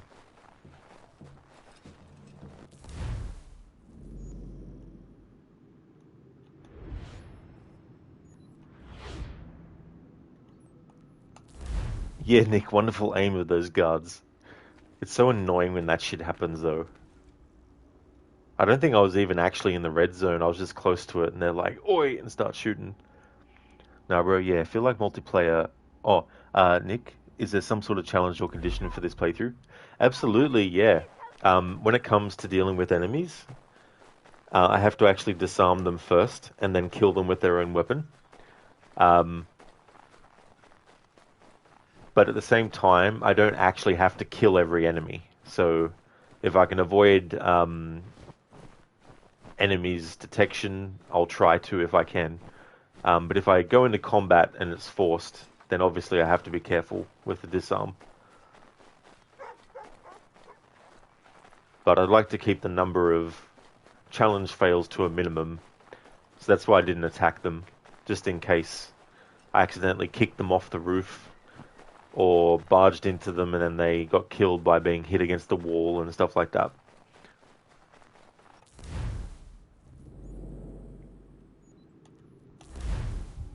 No, bro, yeah, you feel like multiplayer platinum should be like DLC content because you have to go online to download DLC or boot up multiplayer. Exactly, for sure. Yeah, no, that's definitely something that they should actually implement. Rage, you haven't played Syndicate, so you can't speak for it, but Unity's combat easily the worst. On some level, I can understand with Unity's combat because it can be very, very brutal. I feel like it gets a bit easier, though, the better the weapon you have, and more health and, you know, all that kind of stuff. But I do miss being able to do chain kills and all that kind of stuff in Unity. Nick Edward got more swag, which is very fitting for a pirate. Raid, say what you want about Odysseys and Valhalla's damaged spongy enemies, but at least the character actually responded to your inputs most of the time. Most of the time, yeah. Yeah, Nick, I was sort of thinking, what could I do with this game? And sometimes I try to find a challenge that is not, I guess, what would be an expected challenge to do, you know, because normally the main kinds of challenges are no damage or permadeath, pacifists, you know, things like that. So I thought, what can I do? I know I can do a challenge where I have to disarm an enemy and then kill them with their own weapon.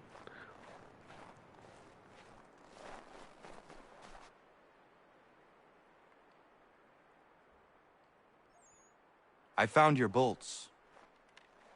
Wonderful. I hope it wasn't too much trouble. Your husband was there, speaking ill of you. He ran off when he saw me. Oh my. That dirty, rotten bastard of a man would do something like that. At least you were able to come away with the only thing of value that remained there. Thank you, Connor.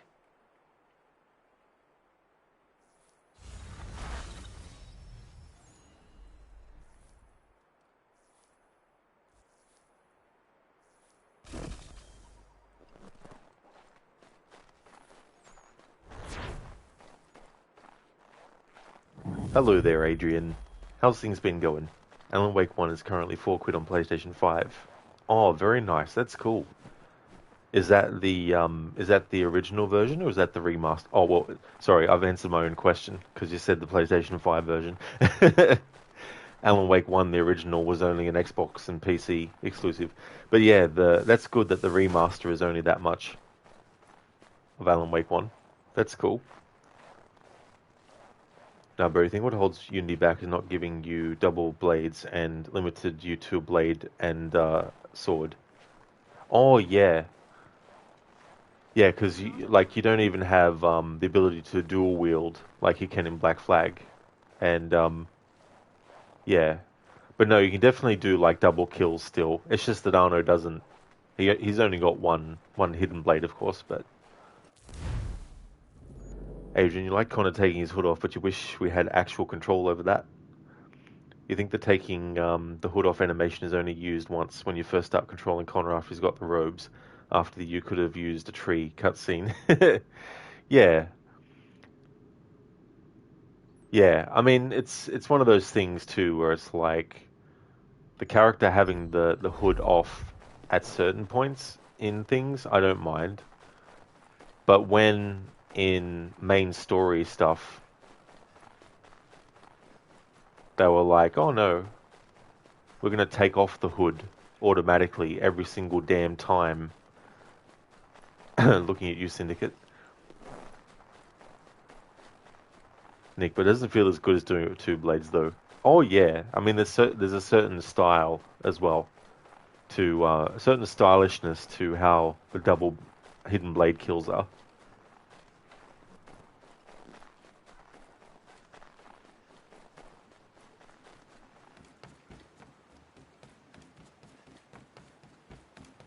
And it's funny, because I think their reasoning in Syndicate to have the characters not have their hoods on all the time is because in that time period, not many people wore things like that. And it's like, well, maybe it's not realistic, but I don't really care about realism in that particular instance. I prefer to be able to have the hood on at all times, regardless of whether or not the era would be realistically catering to it. It's like it's still a damn video game at the end of the day. Please help me! Connor! Take the Lord! Prudence, are you all right? What are you doing out here in the woods? Thank goodness! The baby's coming! We need to get you to Dr. White. No! I can't move! Take my horse! Bring him here! Go!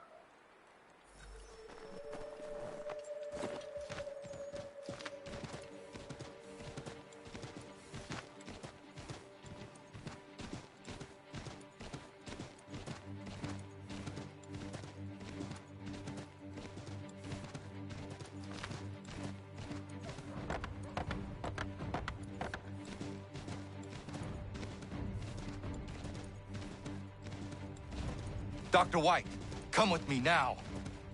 What's wrong? Prudence is in labor in the forest. In the forest? What in bloody hell is she doing out there? Does not matter.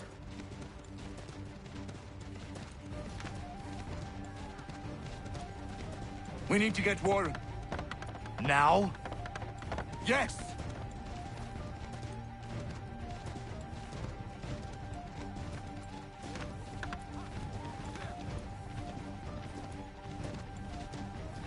Warren, are you here?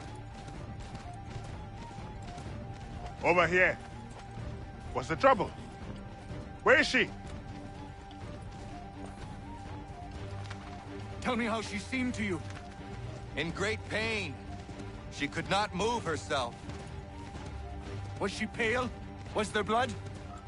Not that I saw. Might be we have some time. We must hurry!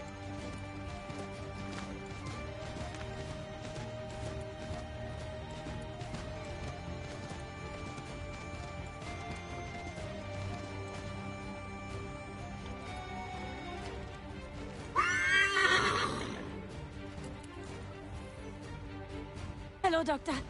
I think I can manage at the moment. Is she all right, Doctor? No, she's not all right. She's having a baby, and here, by the looks of it...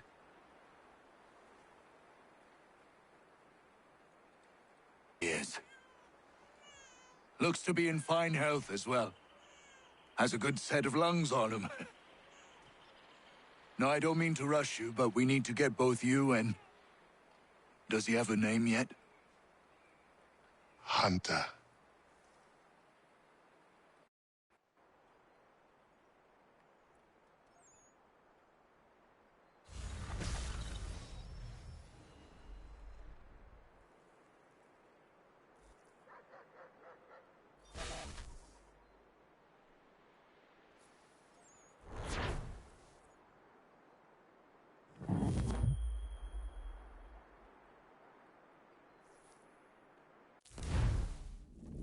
No, bro, but Connor's Tomahawk skills are so satisfying.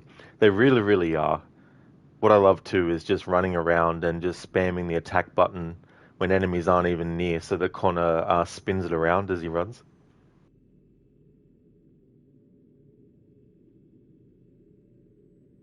Nick, you could still have outfit variations to equip either the cap or hood, but it didn't have to be linked to crouching. Yeah. See, I don't mind it as an option. Like, if you want to give the player the option to have the hood off all the time, give that option. But with Syndicate, they tied the hood being put on to pressing the stealth button to put the character into that mode.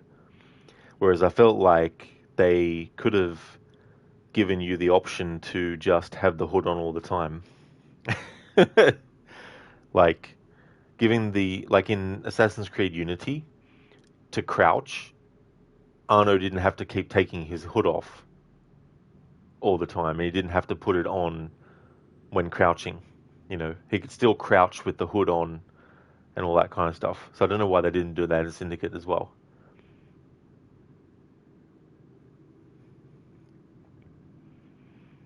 Raid, not historically accurate. The series has been historically inaccurate since day one, people. The historical Hasashian never fought the historical Knights Templar. That is so true as well. You know, there's been some things where they tried to be historically accurate, but there's also things that they didn't. Some people make out that the series has always, in every single aspect, been realistic to history, but it's not the case.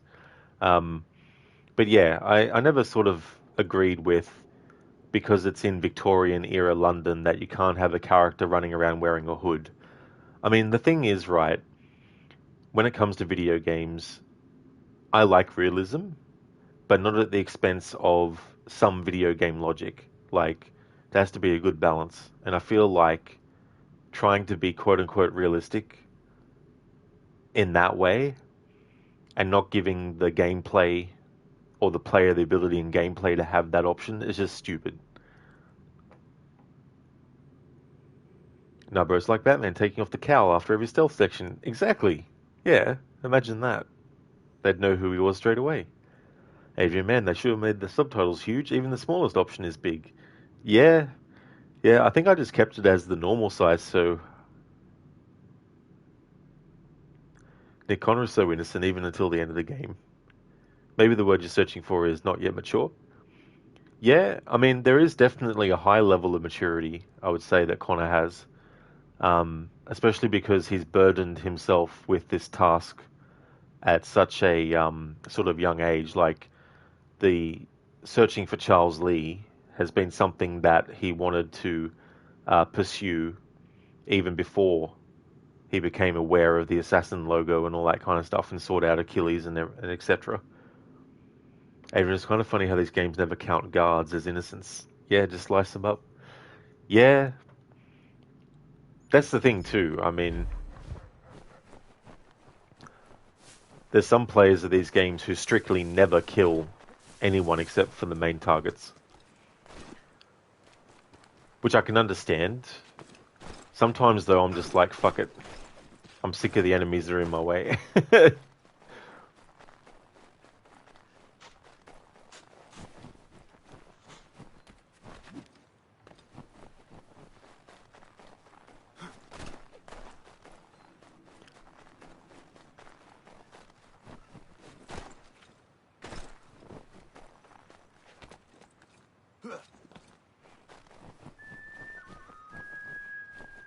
Although it can be fun doing playthroughs of these games where you do make it so that you can't kill any enemies except for the main targets. Or targets where the game is like, hey, if you want to actually progress the story, you need to kill these targets. If you don't want to kill them, well, you'll never get past this point in the story. You'll always get those moments in these games where you're forced to kill targets that aren't necessarily the main assassin target. You can understand that some guards are innocent, but yeah, not all guards are guilty. Well, that is true too, as well. I think though, for some, like,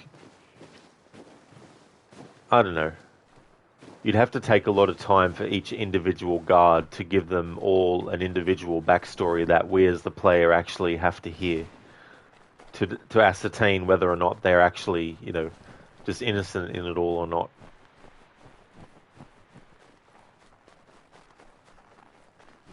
She will like it. Connor?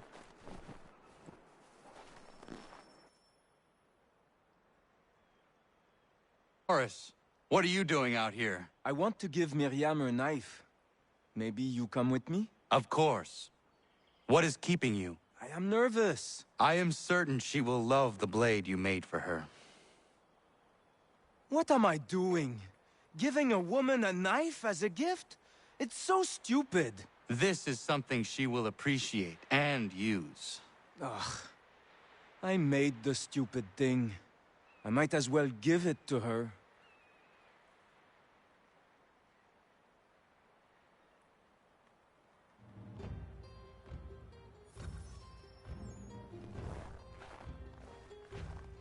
When you do though, Norris, actually give her the handle end of the knife.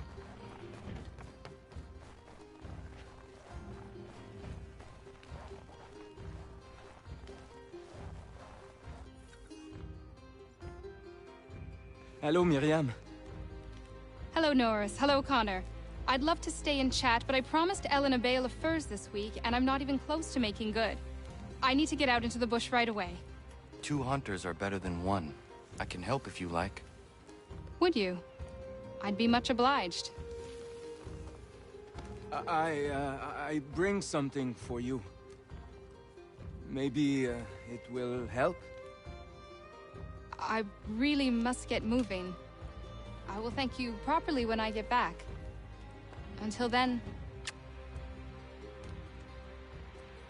Meet me at my northernmost hunting blind after you take your first skin. Then Norris is like, I'm never washing my cheek again.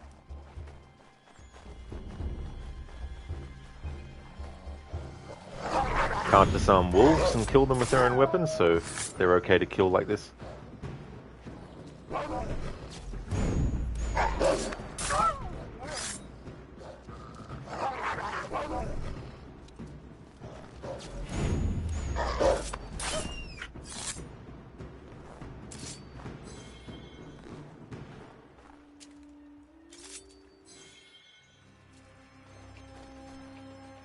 Ja, man.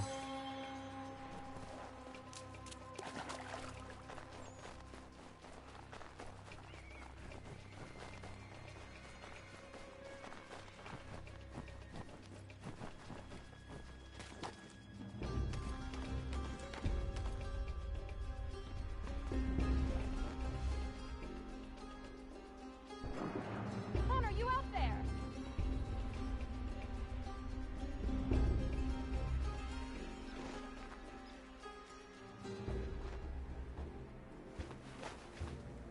Connor, need some backup.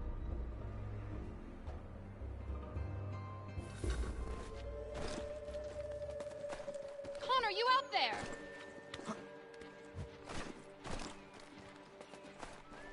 Could use a little help here. Connor, need some backup. Bloody hell. Not him. The time for forgiveness has passed. Please don't kill me. I'll never come back. I'm sorry. I'm sorry. I won't come back again. I swear it.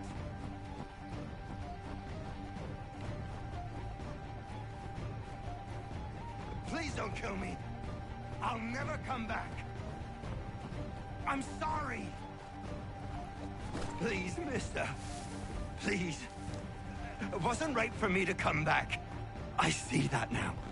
Just let me go, and I'll stay away for good.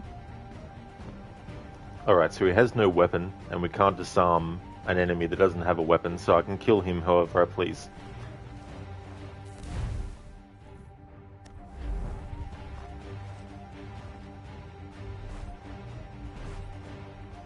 Well, except with the rope dart, it would seem.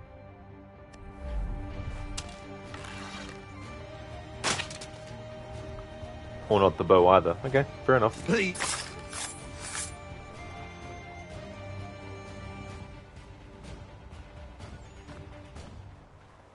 If I hadn't had this blade, that lickspittle might have gutted me. A timely gift from Norris, it would seem. Indeed. I must make sure to thank him properly.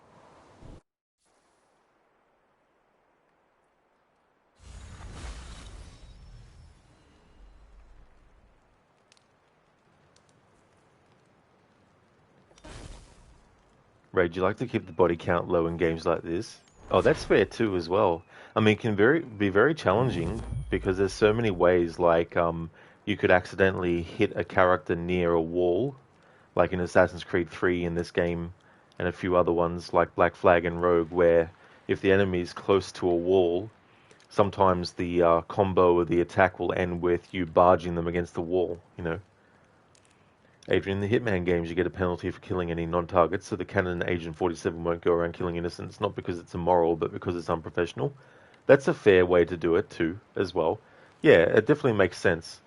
And getting, like, having the attention of people that you don't want you know, in a situation like that would be paramount to not just go around killing innocents, you know.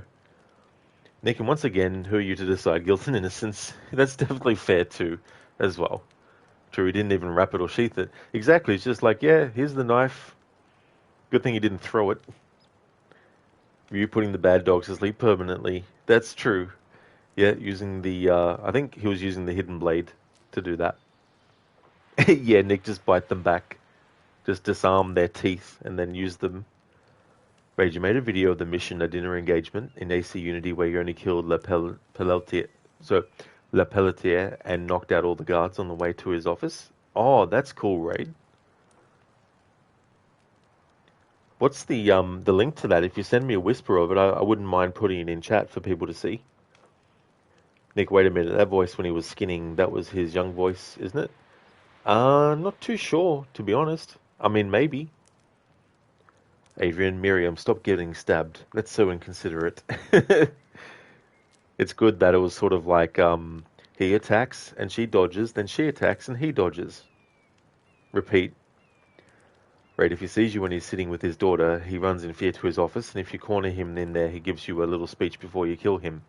Yeah, that was cool to see, because I've activated that before, where you get like the little speech from him, and he sort of, in a way, thanks you for not doing the kill in front of his daughter, you know.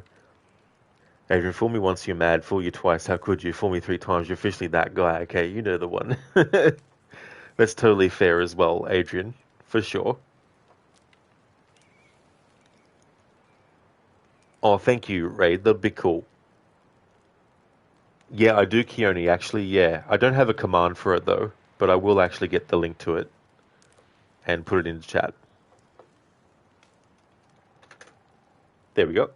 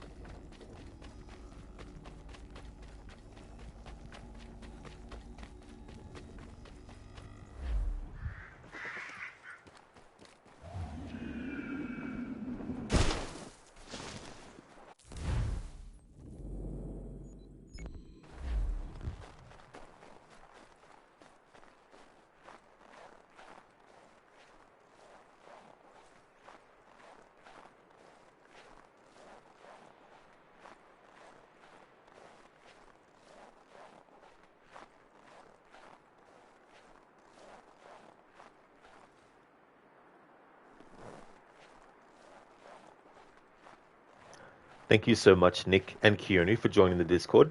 I've changed your roles in there now, so the channels that people can actually post in and react to are now available to you. There will be some, but there will be some that you won't be able to, you know, comment in. But that's mainly just because it's like me putting in like an update to the stream, like when I go on a break, if I'm ending one stream and then going on a break before starting another stream. That's all good, Keone. That's no worries at all. But yeah, it's there. I'm a lot more active on it this year than I have been in the past, though. For quite some time. Good work indeed.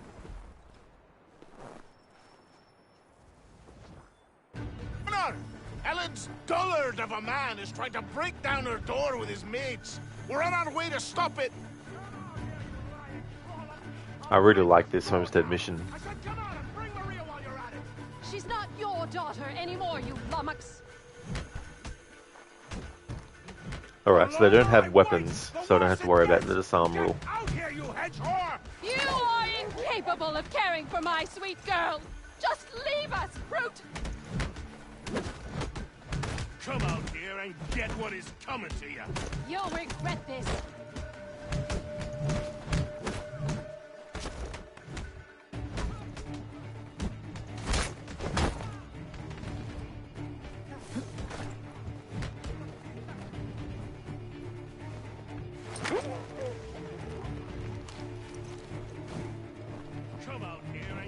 what is coming to you. You'll regret this.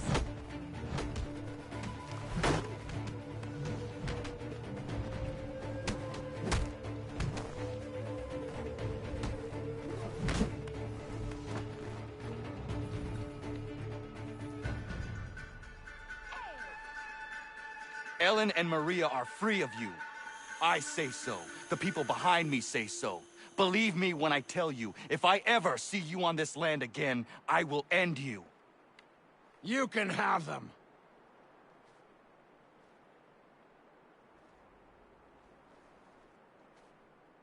Thank you. All of you. Nobody has ever stood up for us before.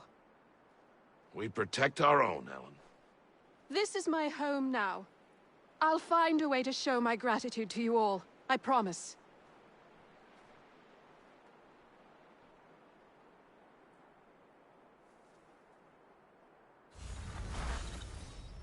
Yeah! Oh, thanks, Keone. Cheers. Oh yeah, Nick, I love doing that. It's so satisfying too when you do that in Black Flag while fighting on the deck of the ship and you just see the enemy go flying overboard.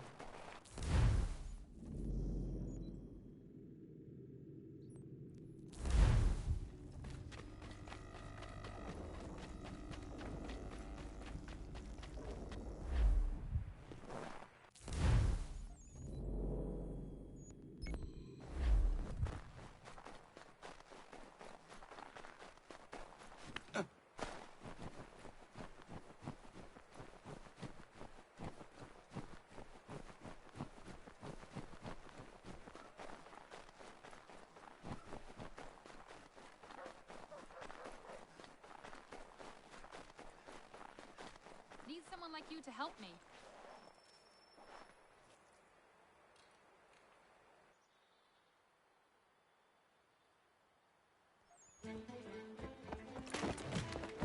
My friend!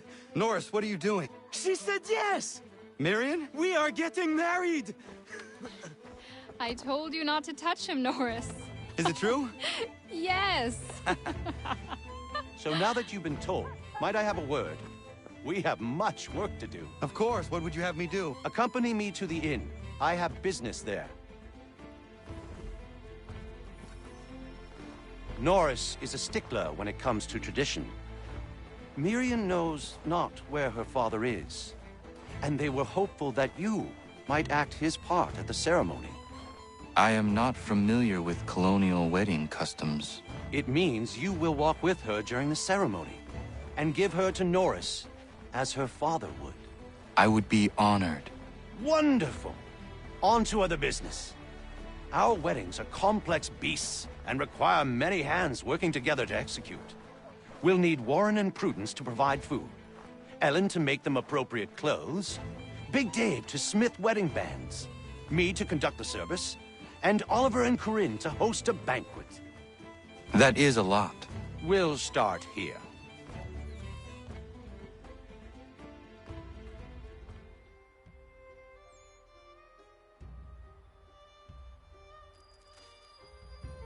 Nick, it almost feels like that kick in Incredible Hulk. Oh yeah. It's been a long time. If you mean the 2008 movie, it's been a while since I saw that one actually. You always end up smiling like an idiot during these missions. Yeah,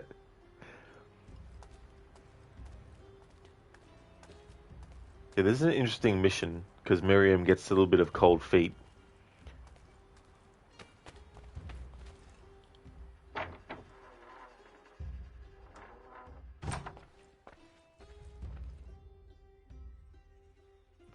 Connor. Everything seems to be in order for the big day. It is. Except, I can't find Miriam. I'm certain she's making sure all is perfect. I will find her, my friend.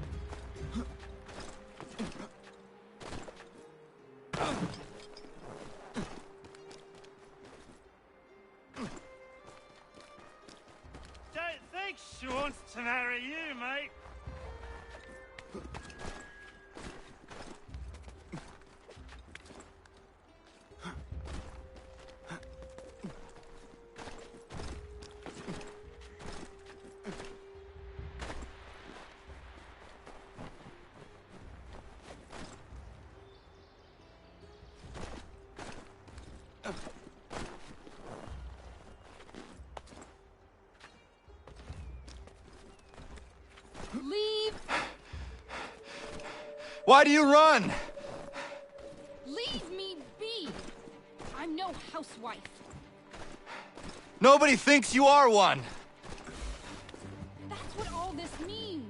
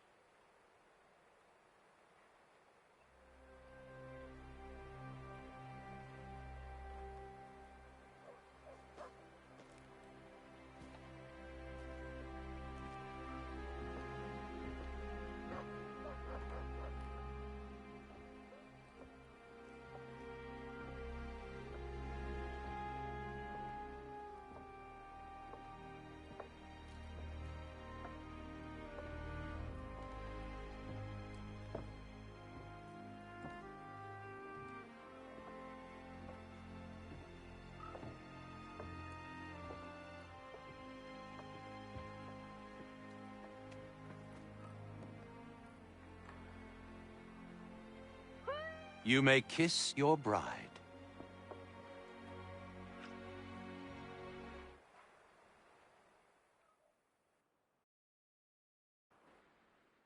That's more a peck.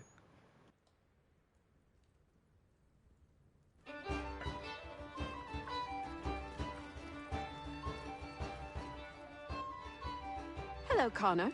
Enjoying yourself? I am.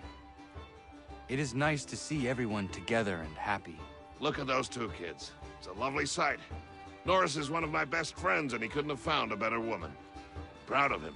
Sometimes people are just right for one another. Norris and Miriam are a match made in heaven. Or a match made by Connor. Isn't that right? I only helped Norris muster his courage. The rest came naturally.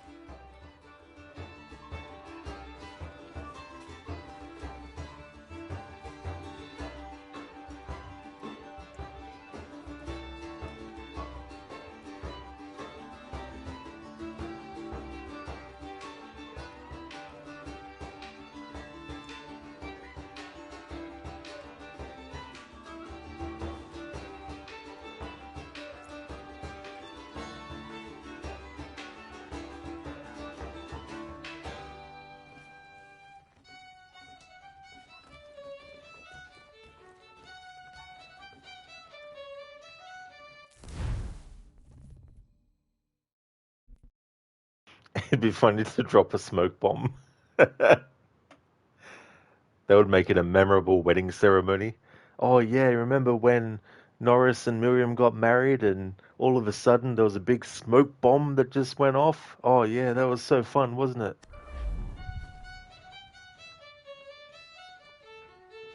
Hey there, Lucinda. Good morning to you. Welcome on in. How's your morning going? AC3 is going really good, working on some more homestead missions. I finished off sequence 8 of the story where Connor gets put in prison, and then after that, all the naval missions related to the main Templar target, Biddle, were actually available. What's funny is that the game doesn't actually stop you if you haven't done them to tell you need to do them. So you can literally just do the first mission of it, which is part of the main story, but then not do the rest. And so there's potentially a main target that you don't actually deal with.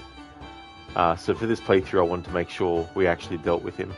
And by the time I finished sequence 8, all the available missions related to him could be doable. So we did that, and now just doing homestead stuff that unlocked after finishing sequence 8. So it's going really, really good. Just like that, haha, caught you, now you have to get married. Yeah, it's just like,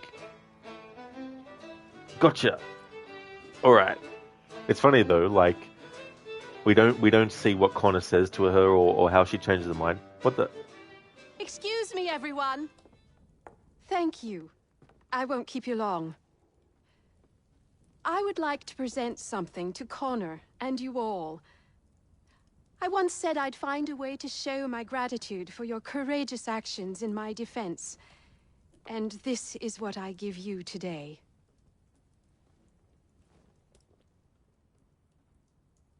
This flag is a symbol of our strength and unity. And I would hope you'd all be proud to fly it high above your homes and shops. I'll happily make one for each and every one of you, if you so desire. But this one is for you, Connor.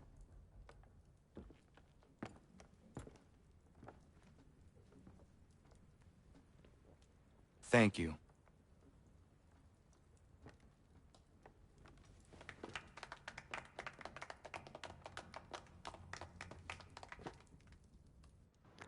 Well, I had no idea that if you don't...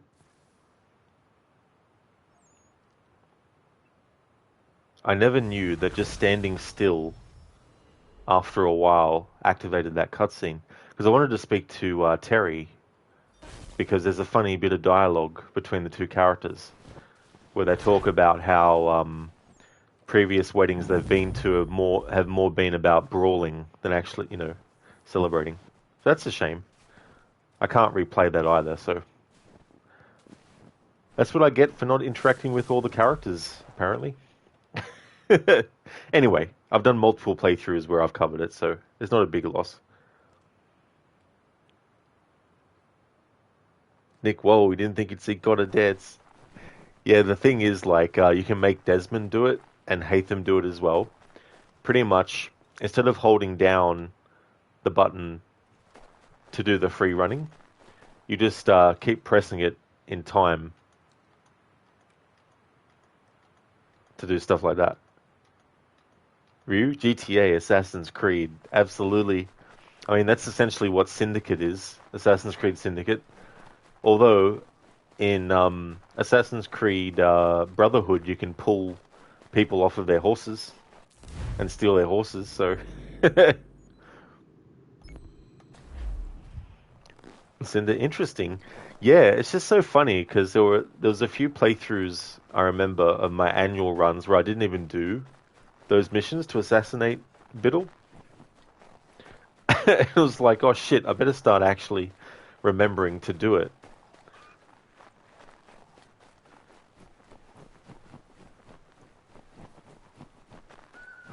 Yeah, exactly, Lucinda. How rude of the game. The game's like, fine, you're not going to interact with the characters. We're just going to skip to the cutscene. Nick looks fun and ganky. Fun and ganky. Never actually heard that word before. That's interesting. I mean, I've heard of the word ganked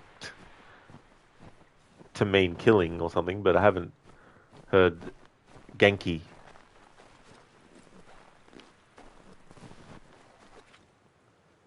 Trevor would be the worst assassin ever. Oh yes, Trevor as an assassin. I need to work in my annual GTA 5 playthrough at some point this year too.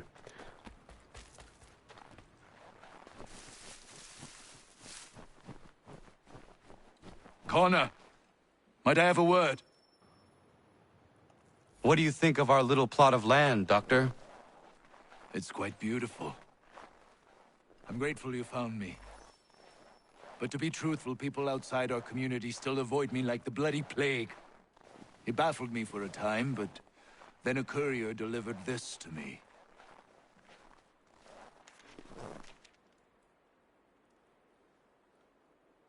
Before you found me, the British had demanded I not treat patriots nor their supporters. I refused, so they set about destroying my business. This tells me their smear campaign is still very much in effect. If things don't change, I may be forced to leave.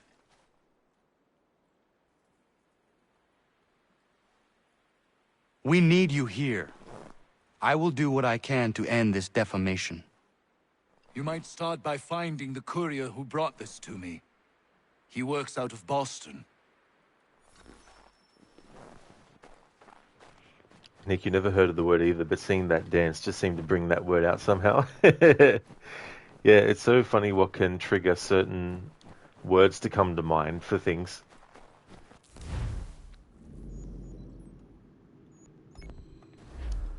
Rob will make 10 more playthroughs of GTA 5 before GTA 6 truly comes out. Yeah, it was fun to do those playthroughs celebrating his 10th anniversary in 2023. Especially the one where I did a focus of messing with Michael's family all the time. At every single opportunity, making sure that I killed them, or in main story missions where they were involved, making sure that I did the wrong thing and, you know, really trolling them and all that kind of stuff. That was fun to do. Especially making them run across the busy highway and get hit by cars and stuff. I don't like Michael's family in GTA 5, so any opportunity I get to be an asshole to them, I like to take up.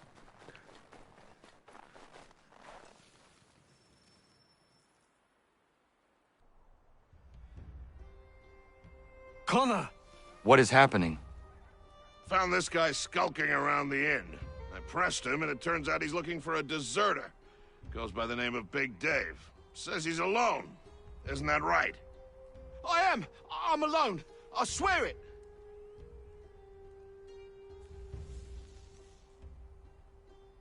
Bloody hell! Another one, Connor. If he gets back to his officers, I'm done for.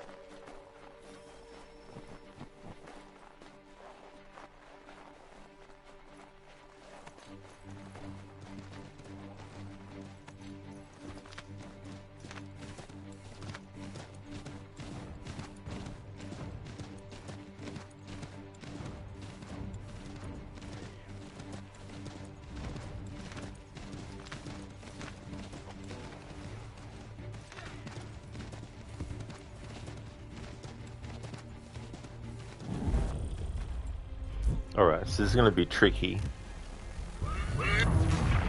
But I don't think he actually has a weapon on him.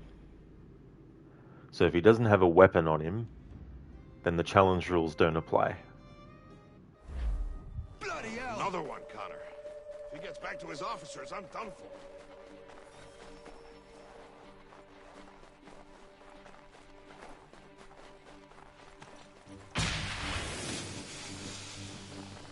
No, that would have the opposite effect. Big Dave sounds like the name of a GTA character too. Like, you need to do a delivery for Big Dave.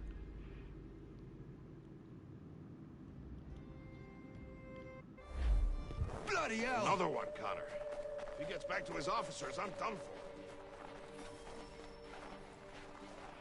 Might have to make an exception for this guy, because I don't know if I can I can hijack. Oh, good.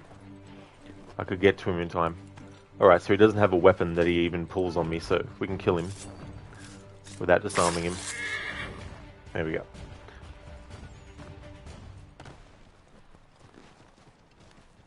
Alright, that worked out well.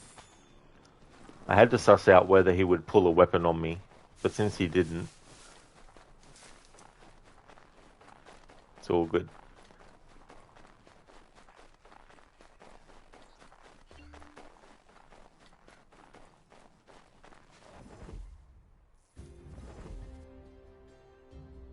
Where is he? Coward kicked me in the gingamabobs, then threw sand in Dave's eyes. Well, he's long gone now. Not good, Connor. No. We can expect visitors soon.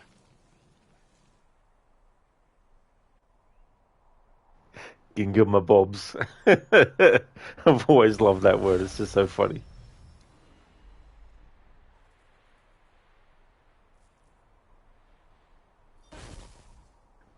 Yeah, listen, the Gingamabobs.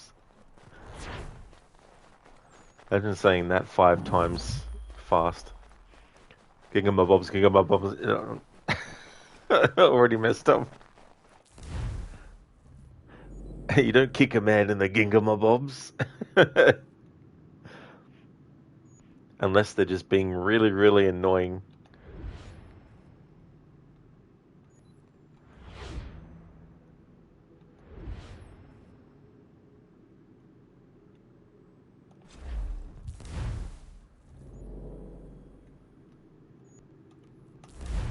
Because they delayed GTA 6 on purpose, games get respected a lot more when developers take their time. It was planned to delay it all along. I mean, maybe. I mean, it would make sense.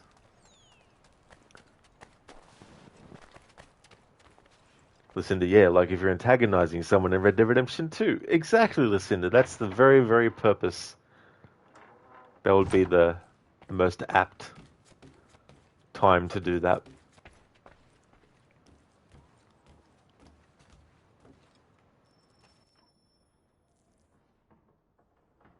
It is beautiful, old man. It is. I've found a painting for the space above the mantle. It's being held in New York. If you get a moment, I'd like you to pick it up for me. Certainly. Good. It may not be there, as the house where it was stored lay in the path of the Great Fire. If so, worry not.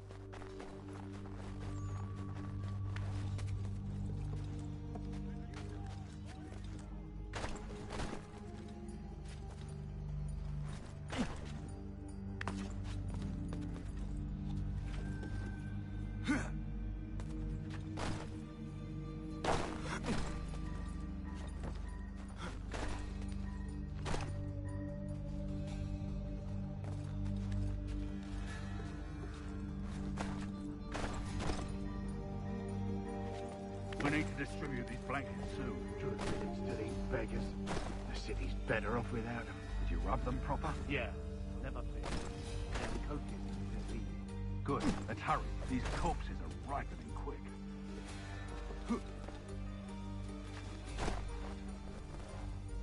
It would have burned had it not been here. Achilles will be pleased.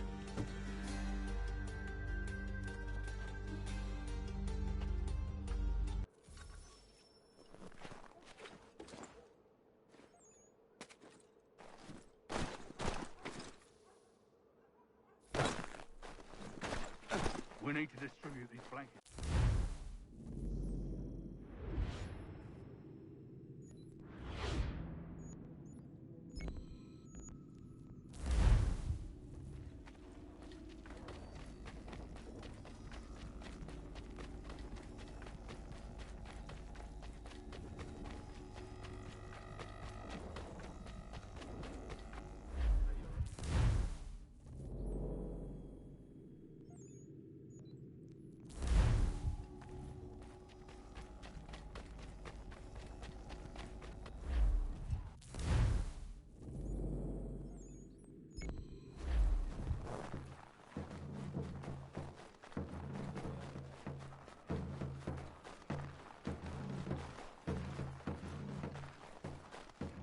Hey there, Cody. Good morning to you as well, dude.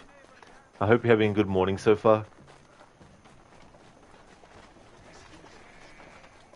When I finish this playthrough, I'll be taking a break from my annual Assassin's Creed playthroughs. Because this year I wanted to do them in groups. That way I can fit in other games into the schedule.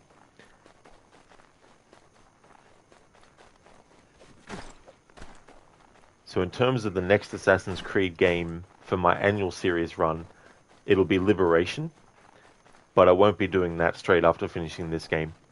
There'll be a break between this game and then that one. Doing some other different games in between. Maybe one game, maybe two games, depending.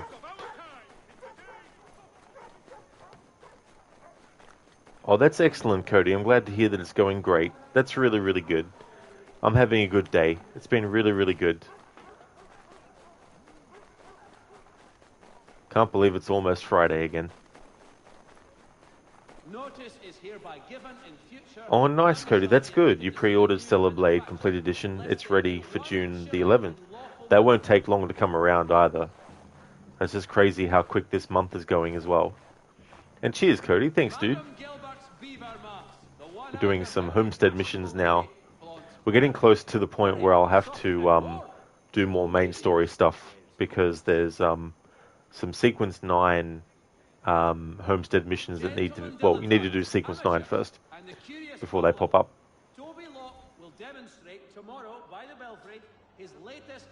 I am here on behalf of Dr. White. It is time the campaign against him came to an end. Who is selling the papers that slander him? Well, you won't find argument from me. Doc Lyle healed my leg good as new. The pamphlets are being distributed by a few paper boys around Boston.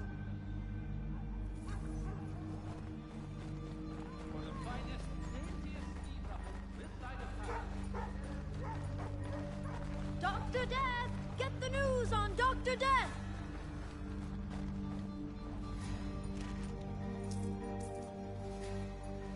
I'll take that if you're giving it.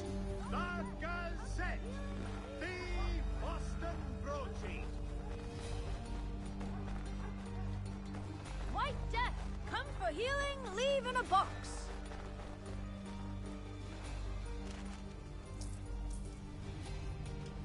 Thanks, mister. It's less than I get for this, though.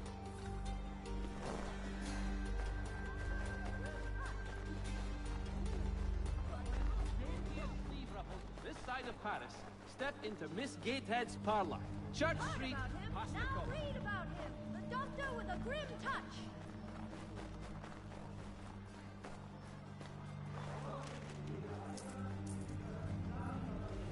It's not much, but very kind of you. Inform your families of White Death. It's like, it's less than I usually get. It's not much. It's like, well, give it back then. Inform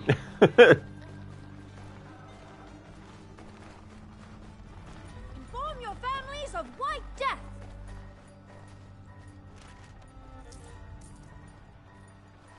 It's not much, but very kind of you. Where's the man printing these pamphlets? Look, mister, there's a man who pays me to hand these papers out. So long as he's doling the coin, I'll be doing what he asks.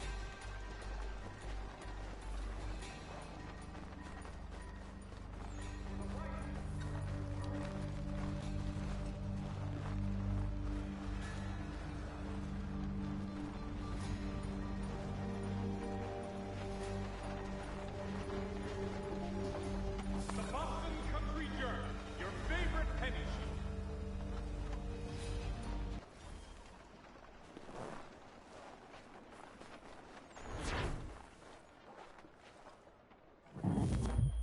Support the community. St. Mary's will be raising funds to repair storm damage. God bless all.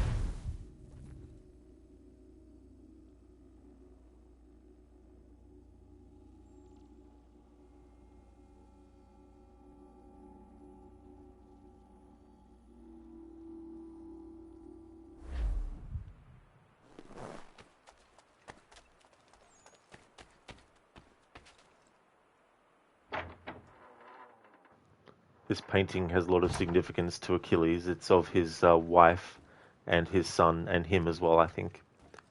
A family portrait.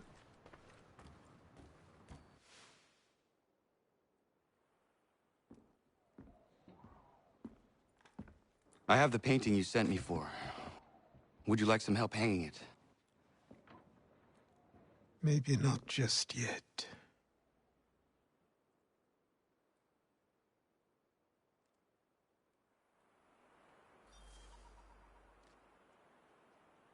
Hello, Mr. Epic. How's Plastic World 3 Remastered Super Edition? Yeah, it's going good. Earlier, I finished Sequence 8 of the story when Connor was put in prison. And since then, I've been doing the naval stuff related to the main Templar target, Biddle. So I did that, and then I've been doing some more homestead missions and stuff. Speaking of which, I think we've now reached the next point where there's none more left to do for now.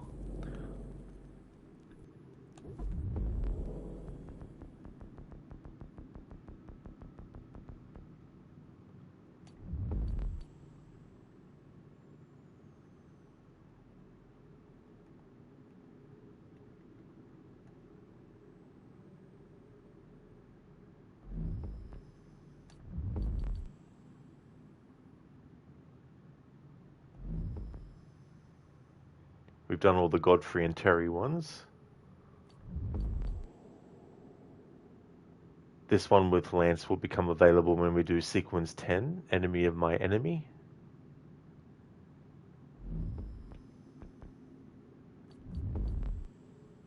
This one with Dr. Lyle White becomes available after doing Sequence 11, Battle of the Chesapeake. Okay, so overall, in terms of how many there is, we've got 2, 3, 4, 5.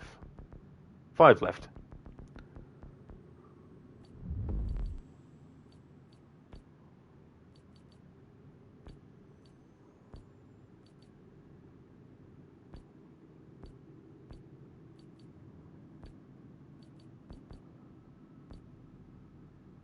In any case, though, the ones that we have left are unlocked at the earliest now in Sequence 9. 10, I mean.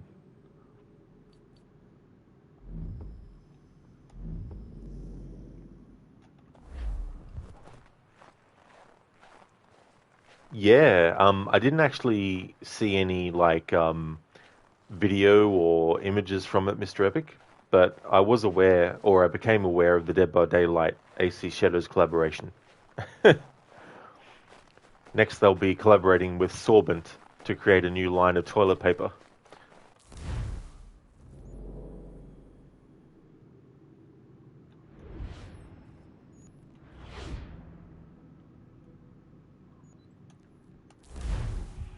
Cody, forgot to mention the pre-order is for PC, not your PS5. Oh, that's fair, Cody. So does the PC version have even more extras for it, or?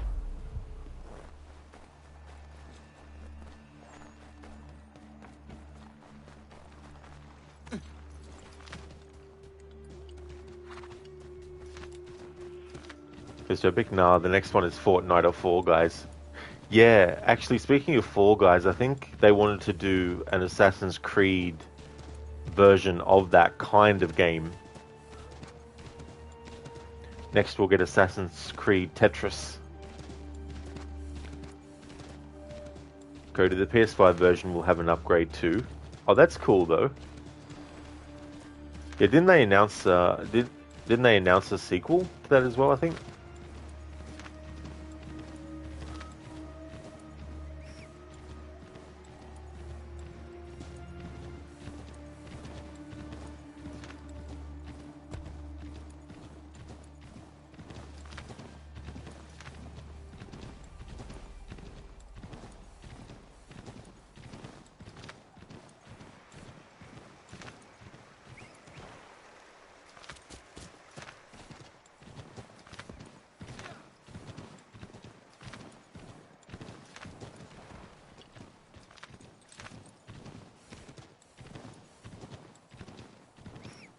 Oh, they did, Cody?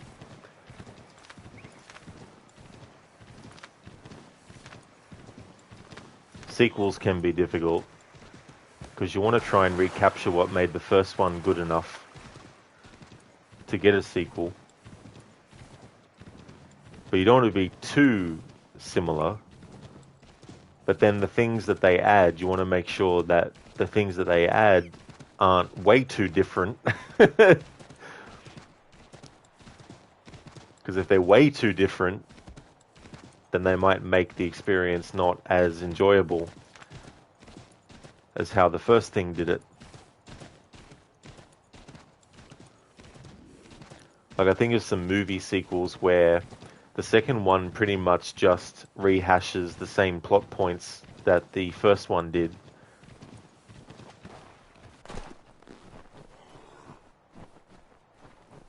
Like The Mummy Returns. I do like it. If it was on television or something, I definitely would stop to watch it, but it does several things again, but just slightly different that The Mummy had already done. Like in the first Mummy movie, as part of that remake trilogy, there's a scene where Imhotep creates a big giant sandstorm and he creates a face of himself inside the sandstorm. In Mummy Returns, they did the same thing, but with water. It was just like, okay, that's a bit lazy. But it's an example of trying to do some of the things that the first one did, thinking that by doing it, it's going to be good, but, you know. But as a sequel, though, in comparison to the third movie, I think it's better than the third movie. Although I do commend the third movie for doing a whole different setting and a whole different mummy from a whole different culture. I think that was really wise.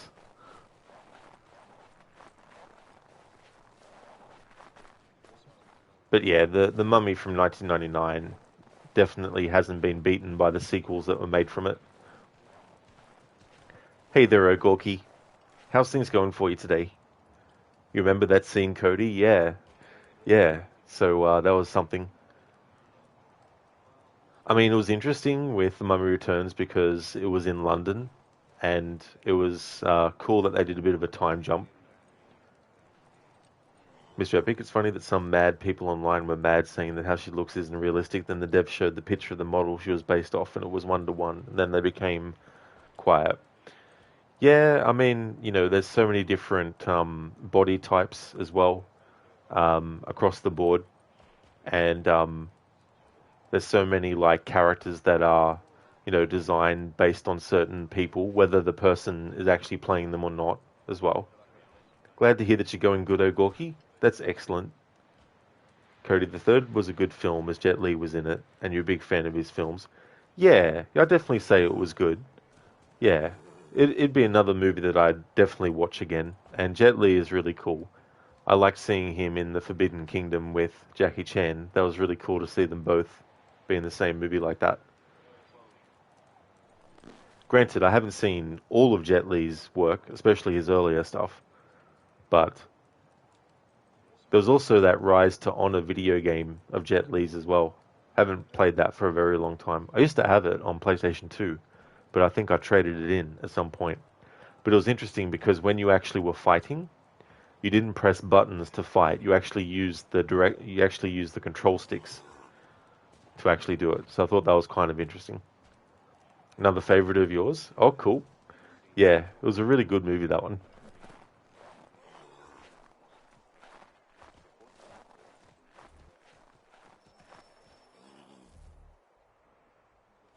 Commander. Connor. Any word on Lee? Not yet. My apologies. I've been distracted. Supply caravans meant for the camp have gone missing. I suspect treachery. A traitor named Benjamin Church, recently released from prison, has vanished as well. The two events are surely related. What was his crime? He was caught sending letters to the Loyalists, detailing our troop strength. He claimed it was a scare tactic, that we might avoid war. A poor lie. I will find church for you. Why? What reason have you to help? Does it matter? As you wish. We've received reports of trouble along the southern road. Might be he's responsible. I suggest you begin your search there.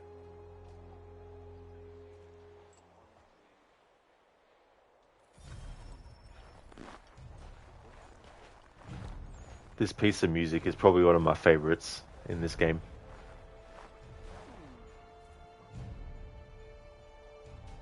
Commander. I have failed them, Connor. Only look around to know my words are true. This revolution once seemed a righteous thing. Our cause pure and just. We asked only for what all people deserve. Liberty, equality, and respect. The Empire should have embraced us. Instead, they pushed for war. A war it seems they are now destined to win. I dared to dream of better things. Behold what it has wrought. Such dark thoughts will cripple a man. But only if he lets them. Look again. Out there stand men and women determined to be free. Such a struggle is rarely easy and never without sacrifice. I've often asked myself 1,000 times if I would not be happier back amongst my people, living a quieter, simpler life. But if I abandon my cause, if you abandon yours, Commander, who would take our places? And what would become of the people who rely upon us? It isn't right that they should suffer when I do not. If the ground must be their mattress, so too will it be mine. And what about the storm? If I can't take a stand against some snow, then there really is no hope for us.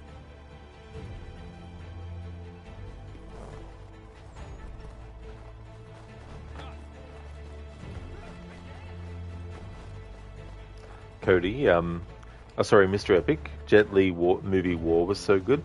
The katana fight with the boss, the way he raged while fighting was really good. Definitely haven't seen that one. Yeah. Yeah,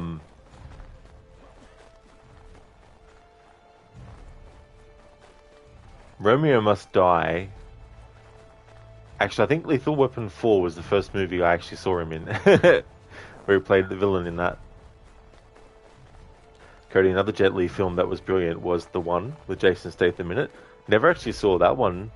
Like, I know of it, but never saw it. It was an interesting concept, though. Someone going around to every single parallel universe where another version of them existed, but killing them. Wanting to kill all versions of themselves across all the different universes to become the only one that's, surviving. Yeah, Mr. Epic. It's unfortunate that in that cutscene there's a lip sync issue. I don't know if it's present in the original 2012 game. It's amazing, Cody. Oh, that's cool. The first movie I saw Jason Statham in was Ghosts of Mars by director John Carpenter. Mr. Epic, it's also called Rogue Assassin. The movie has 2 titles. Jason Statham was also in that one. Oh, he was? Rogue Assassin? Yeah, that'd be the thing too. So many movies, depending on where they're released, will have multiple different titles. Like, for example, the horror movie by Peter Jackson in New Zealand and Australia and I think in the UK is called Brain Dead. But in America they had to call it Dead Alive because there was already a movie called Brain Dead with Bill Pullman, who played the president in Independence Day. So because of that, they had to rename the movie in the US. So they changed it to Dead Alive.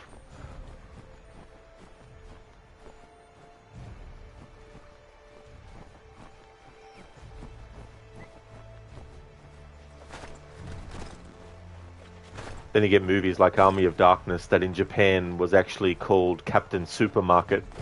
Because the main character, Ash, his profession is actually working at a shop called S-Smart.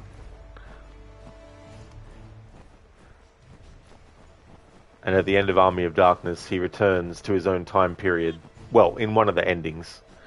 There's definitely another different ending. There's an ending where he sleeps too long and ends up waking up in a post-apocalyptic future. But the ending in which he actually goes back to his own time period and returns to work at the supermarket. That's why in Japan they call it Captain Supermarket. It's just so funny to me. It's not a major part of the movie, like it's only at the end. Although I think, no, they do show snippets of him working at S-Mart with his girlfriend, Linda, at the start.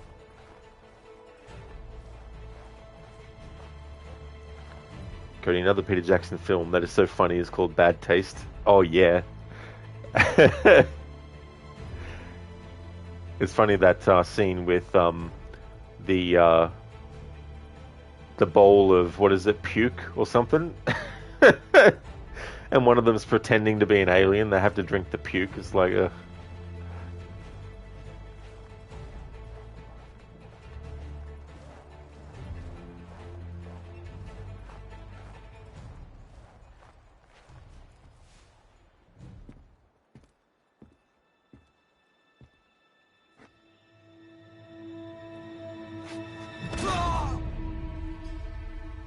Father.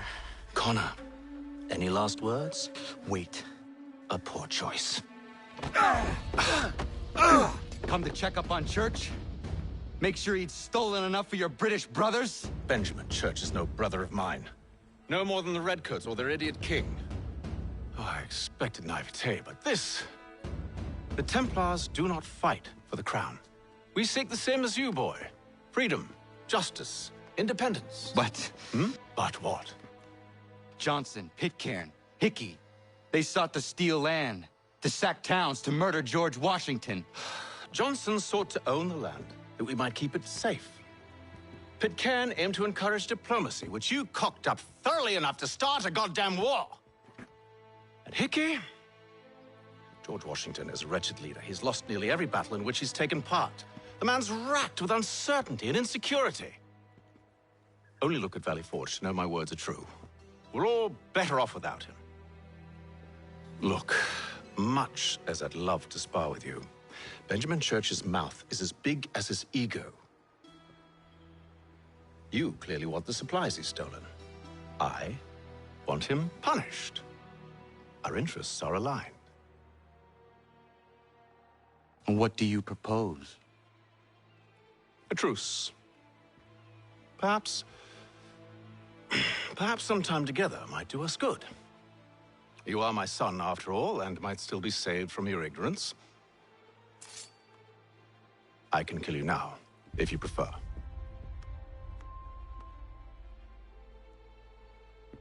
Excellent. Shall we be off? Do you even know where Benjamin Church has gone? I'm afraid not. I'd hoped to ambush him when he or one of his men returned here. It seems I'm too late. They've come and cleared the place out. I may be able to track him.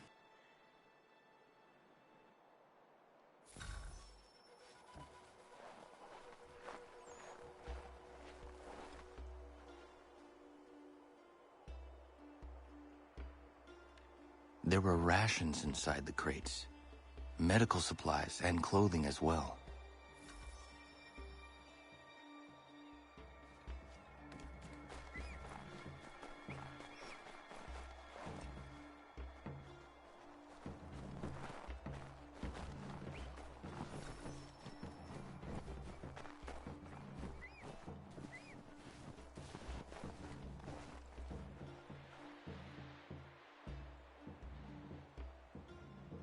Snow has obscured the tracks, but enough remains that we can still follow.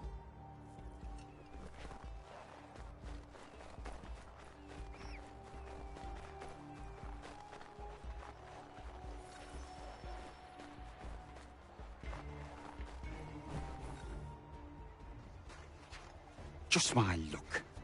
Going to freeze to death if I don't get this fixed. Are you Ben Church's man? Well played.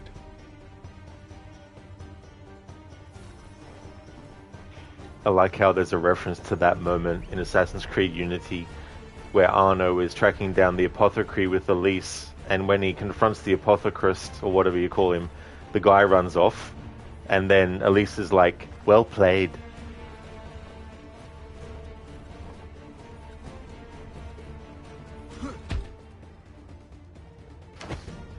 It was not wise to run. What do you want? Where is Benjamin Church? I don't know. We was riding for a camp just north of here. Is where we'd normally unload the cargo. Maybe you'll find him there. Enough of that. You did not have to kill him. Let's not waste time with all this pointless banter. Go catch up with the rest of Church's men. Infiltrate that camp of theirs and see what you can discover. And what about you? Never you mind. Just do as I ask.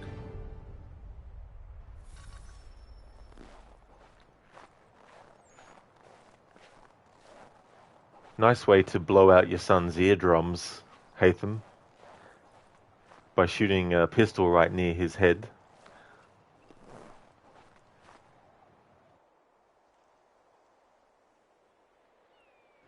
I have, Mr. Epic, yeah. Yeah, I have watched Shaun of the Dead. That was such a great movie. So funny.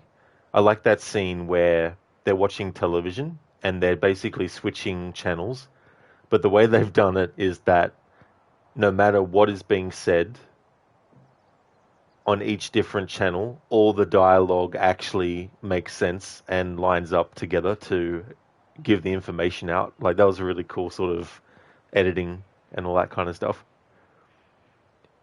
That was a gross scene, Cody, in Bad Taste. It really, really was. Like, ugh. Then you got the custard in Brain Dead. Coffee, so that's why the TV series of Ash started in the market. That's right, Coffee, yeah. Yeah. Yeah, that was a good series. I didn't actually see the final season, though. But I did like the other seasons I watched. Exactly, Lucinda. Gross. That's what it is. It really, really is. You might not want to be eating if you watch a movie scene like that.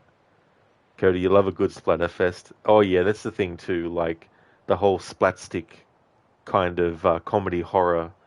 And, you know, even Monty Python did it with that scene, for example, with Mr. Creosote in The Meaning of Life, where he just basically blows up and all his... everything just flies everywhere, and all he's got his head and his, like, skeleton and everything. It's just like... Nick, you love Haytham. Even the voice acting was so awesome. Yeah. Yeah, really good performance. I don't like the character, though. I think he's a bit of an asshole. Plus, he's a bit of a deadbeat dad as well. Listen to, ooh, Achilles gotta be sus.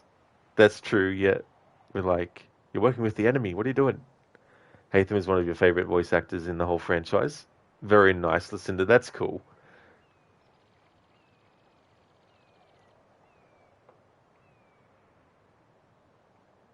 I wish we actually got a game where we played as him for the whole game. I think that would have been interesting. Father of the Year, because I said so. Oh yeah, you'll love that. All of a sudden, he decides he wants to be a father after all these years. Cody, your favourite scene is in the Winchester pub when Queen starts playing LOL. That was really nice too, as well. That whole scene where, I can't remember the characters' names, but where, what's the character's name who's an actress? And there's that scene where she teaches them all how to walk like a zombie. Like, that was quite funny too. And it's so funny that all it takes to fool the zombies is just simply to walk and sort of like make noises like them. Would Sir like a wafer thin mint? No, fuck off. I'm full.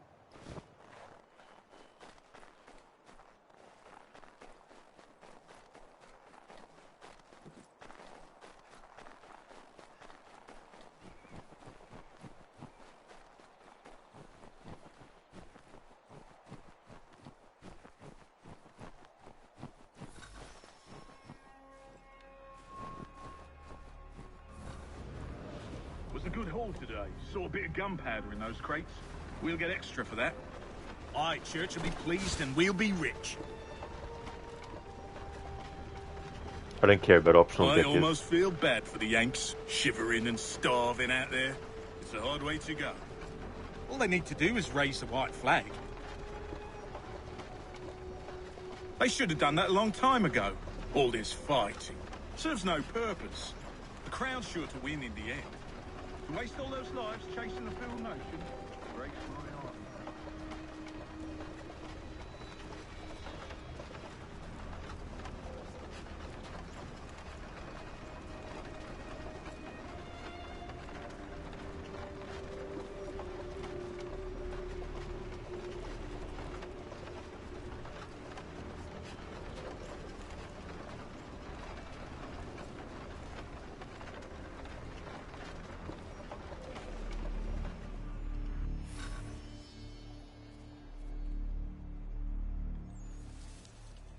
Manifest.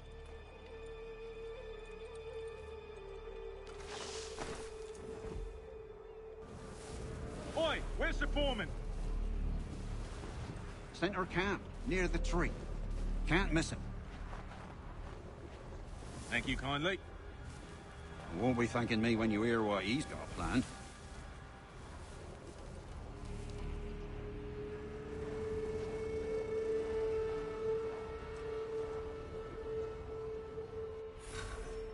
About time you showed up. Listen here. Boss wants us to try something new tonight. A raid. No more convoys. We're to steal from the Yank camp itself. Valley Forge.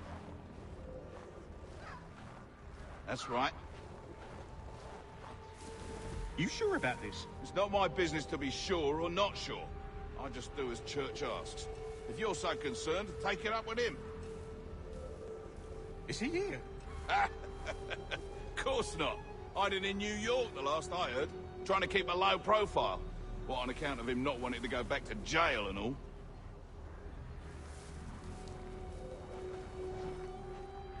All right, I'm in. Of course you are. Look what we found. He was creeping around the camp all suspicious-like. Must be a Yank spy. Nah, he's something else. Something special. Isn't that right, Haytham? Church told me all about you. Then you should know better than this. You're not really in a position to be making threats, are ya?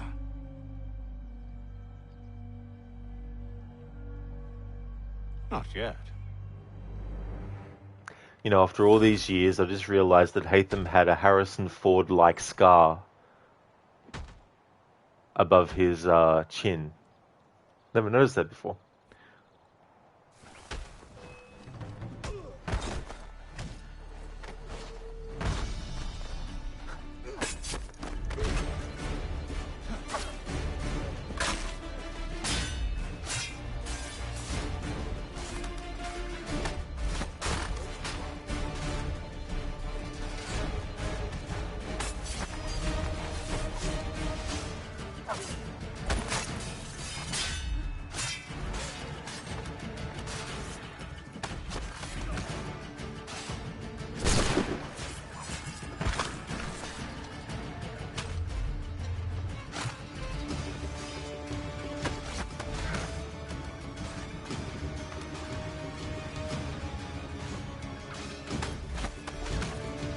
Once you've dealt with these louts, meet me in New York.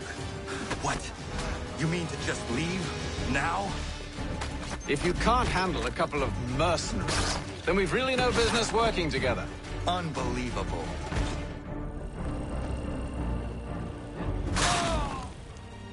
They did a double attack. I'm not allowed to do a double counter kill in this challenge.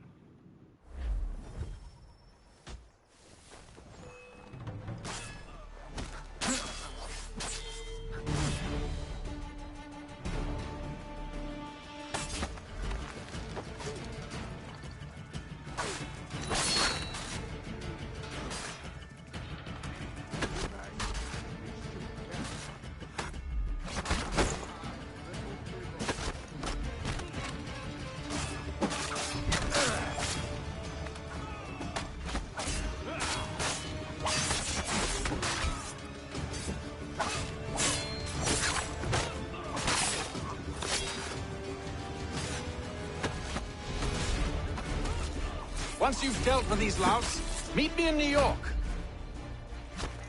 What? You mean to just leave? Now? If you can't handle a couple of mercenaries, then we've really no business working together. Unbelievable.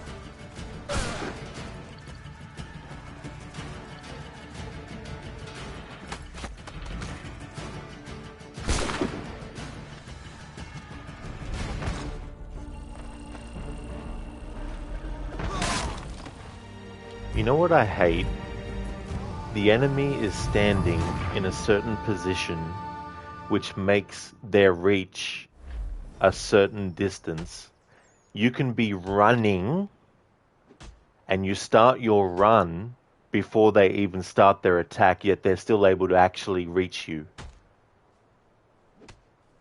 When by running before they start to attack you, you would think that you're further enough away, and so that by the time they actually raise their weapon to go to attack you, you've already gotten further away than their weapon can actually hit.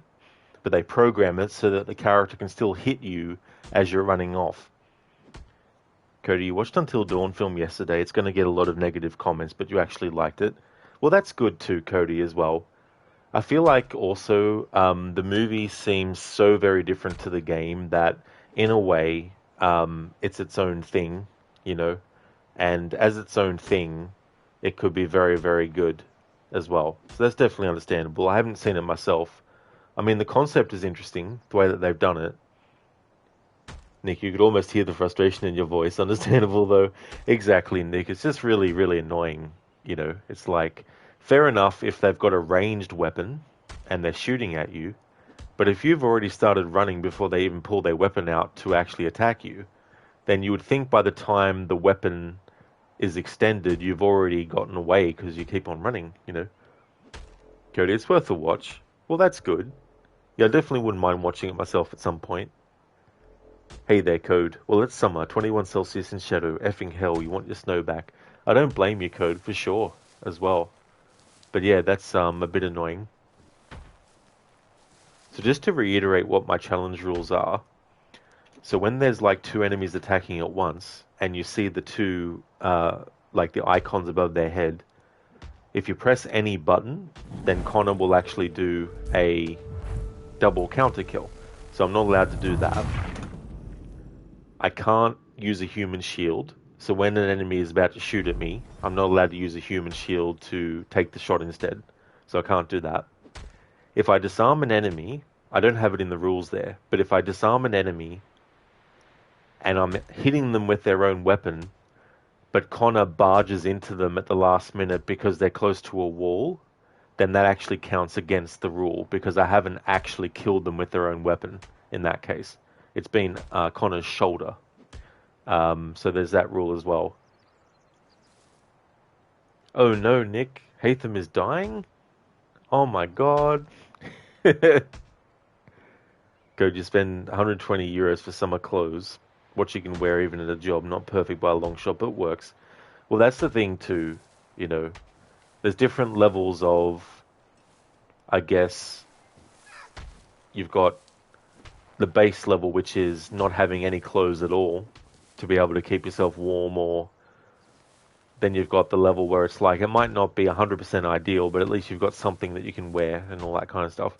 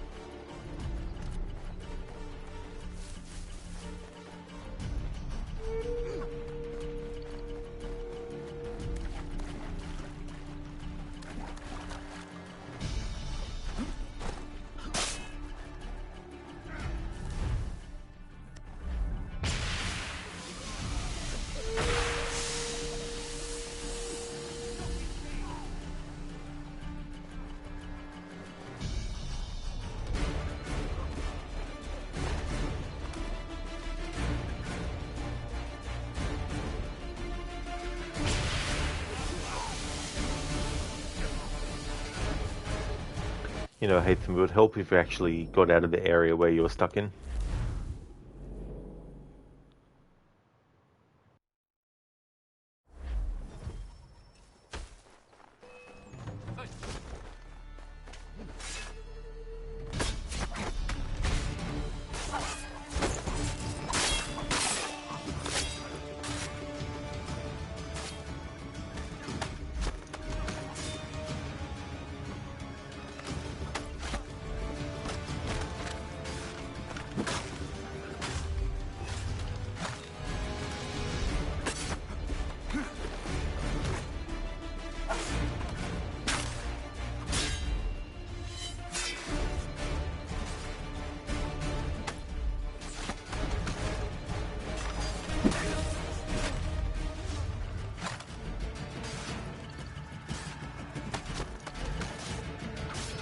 Once you've dealt with these louts, meet me in New York. What? You mean to just leave? Now? If you can't handle a couple of mercenaries, then we've really no business working together. Unbelievable.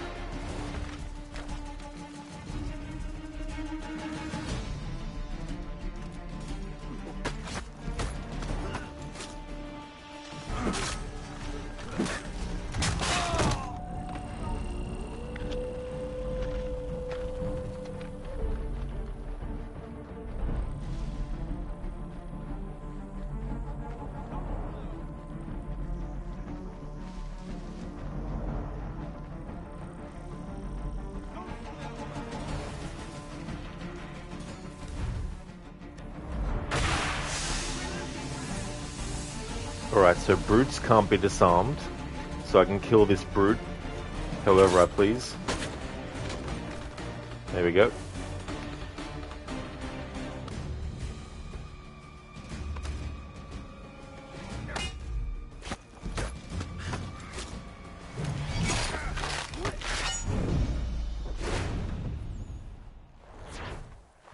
There we go. Got there in the end. But yeah, brute enemies, no matter how many times you try, you can't disarm them. They'll just counter your disarm. So with those enemies, I'm allowed to kill them however I want.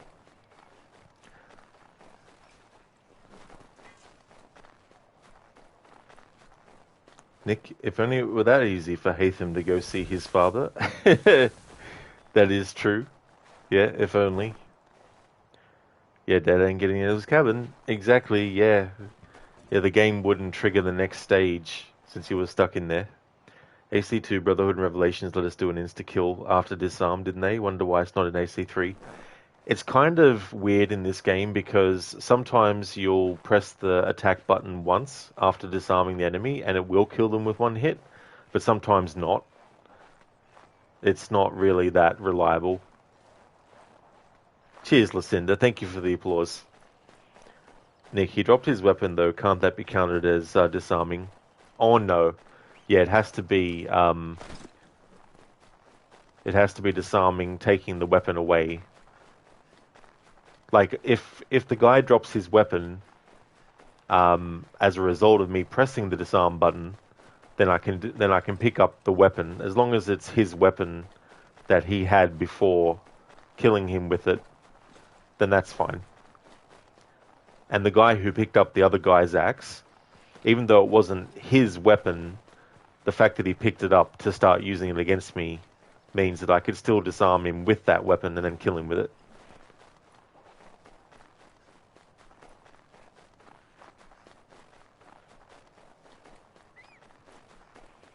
So you try joining a zombies lobby, hoping to help someone, but they're just boosting through the next option, zero fun.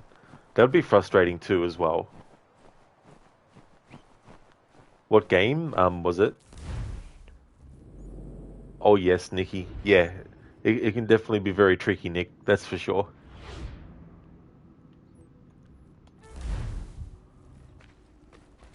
Because it's the meticulousness.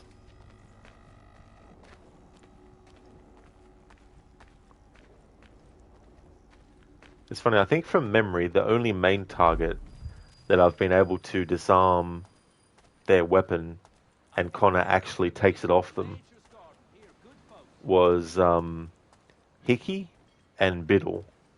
All the other ones so far, like for Pitcairn, if I press the button to disarm him, his weapon drops, so I was able to pick up his weapon and kill him, but it wasn't disarm him and then Connor takes his weapon, like it was with Hickey and Biddle. Sona, Call of Duty 6, Liberty City. Oh, okay, yeah, I've got no idea with the Call of Duty stuff, because I've only played the 3 Modern Warfare games, like the original ones.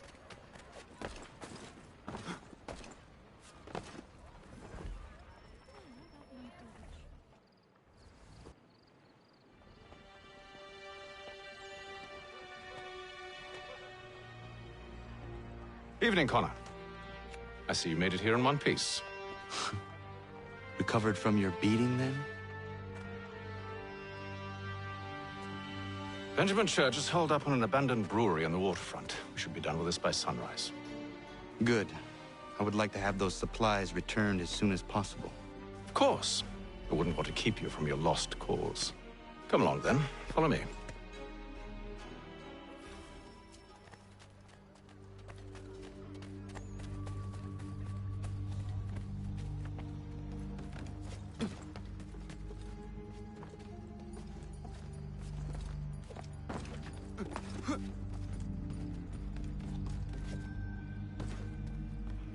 Sony, you don't want to leave as it'll annul your weapon you're trying to level up. Oh, that's fair too, that you need to stick with it.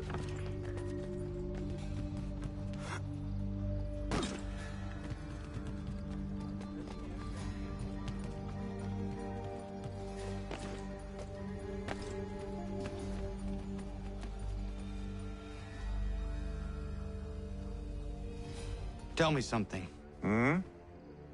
You could have killed me when we first met. What stayed your hand? Curiosity.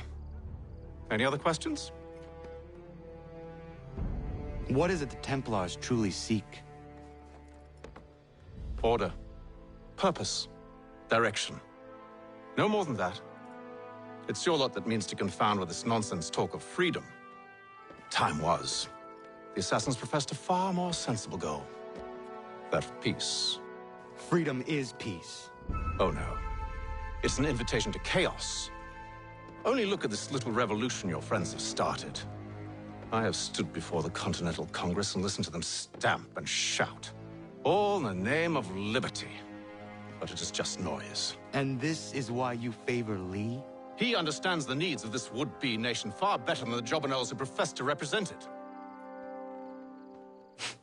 It seems your tongue has tasted sour grapes.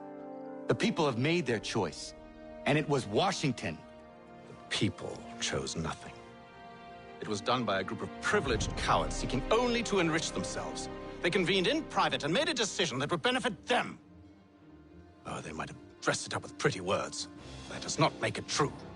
The only difference, Connor, The only difference between myself and those you aid is that I do not feign affection.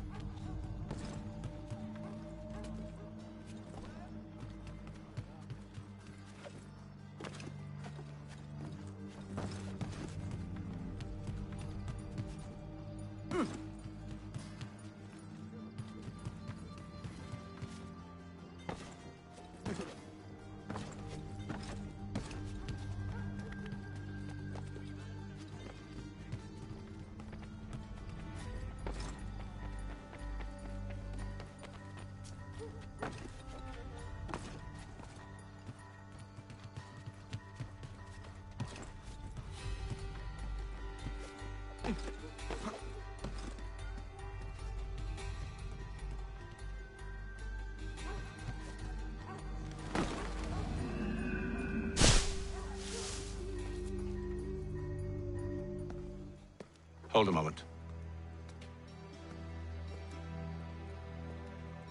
Church, you clever bastard. What is it? I was hoping I could wave you past the guards, but he's replaced most of them with men I don't know. Well, I should be able to pass without arousing suspicion, but you... No. We do this together or not at all. Then what do you propose? I will find a guard who is off duty and take his uniform. Very well. I will wait here, then. Of course you will. Oh, I'm sorry. Would you like me to come along and hold your hand, perhaps? Provide kind words of encouragement? Well, not necessarily, but maybe you might want to actually step up and be a father to Connor. Maybe. You said you wanted to spend more time with him, even though your motives to do so is to try and manipulate him to become a Templar.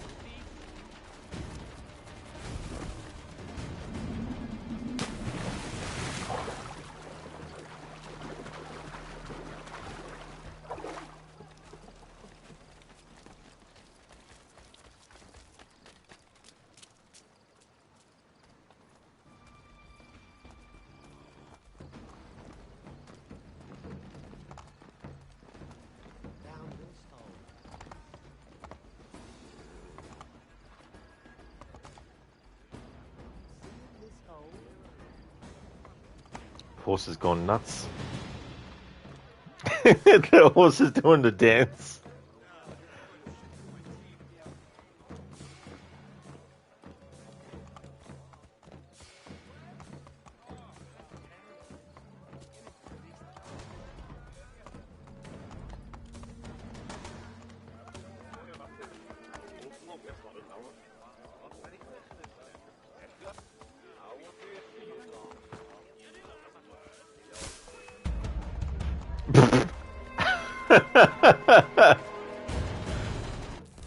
So it's not counting it.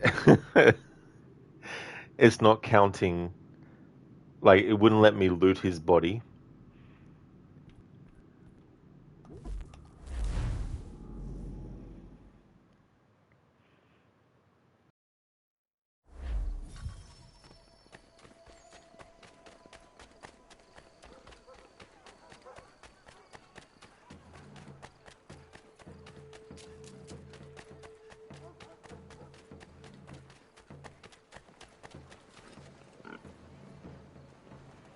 That was so funny, Cody. Definitely a jam. Biko, bless your door horses. Oh, cool, Biko. Yeah. They can be intelligent animals, too. So you have the best laugh. Thank you. Cody. That's the first time ever you've seen a horse in a game do that. It's just funny what quirks can happen depending on what variables are at play.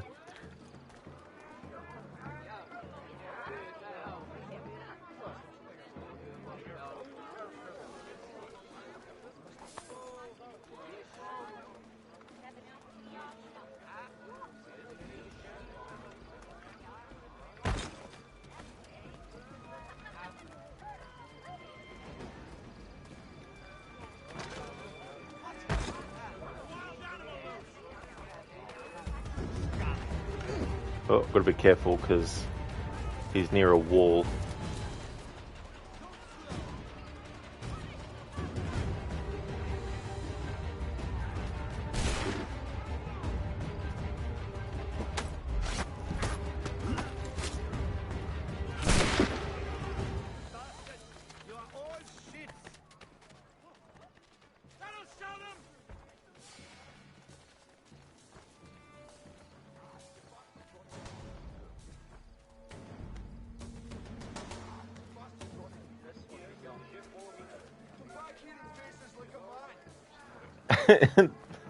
That kid's just going around in circles. I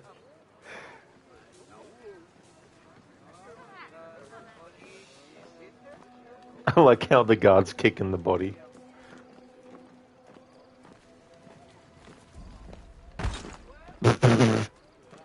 Connor's just minding his own business, leaning against these crates, and that other guard's like, "Oi!"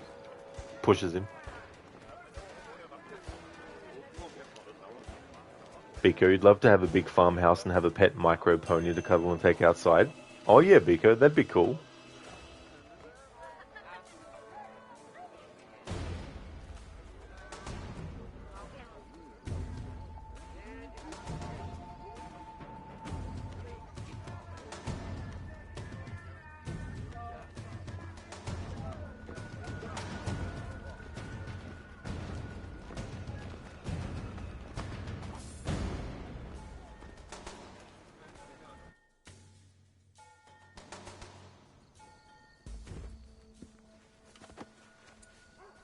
That should suffice. Follow me. Hold, strangers. You tread on private property. What business have you here? The Father of Understanding guides us. You I recognize, not the savage. He is my son. Tasted of the forest fruits, did you? Off you go, then.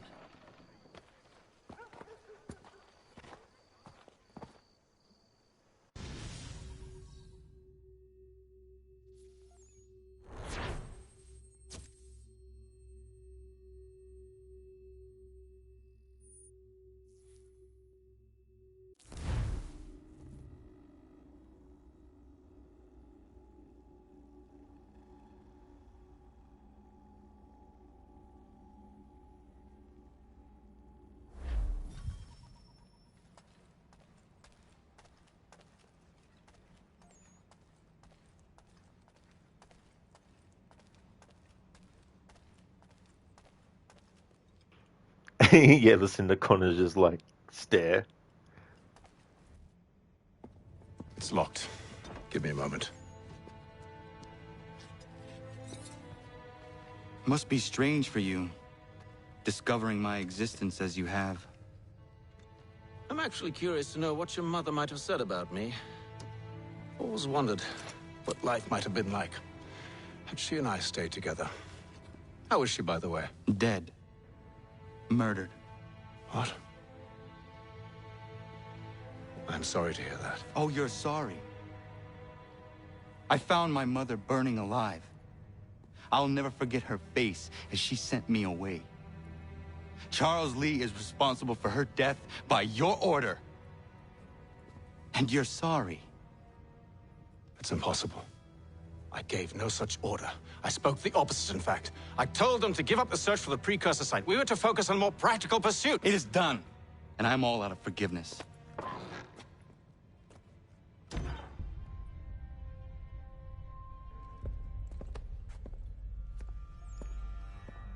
Benjamin Church, You stand accused of betraying the Templar Order and abandoning our principles in pursuit of personal gain. In consideration of your crime, I hereby sentence you to death. No! You're too late. Church and the cargo are long gone. And I'm afraid you won't be in any condition to follow.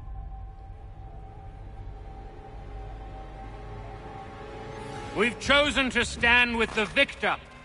It's Britain who will win this war. You always did prefer principle to profit. Perhaps that's why your little kingdom started to crumble.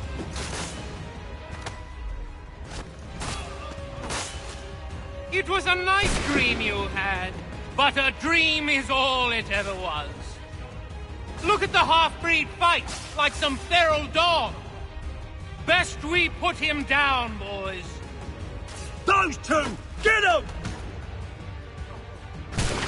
Don't let them escape! Get him! The Indian too! Take him down! That one! And he's half-breed! Surround them!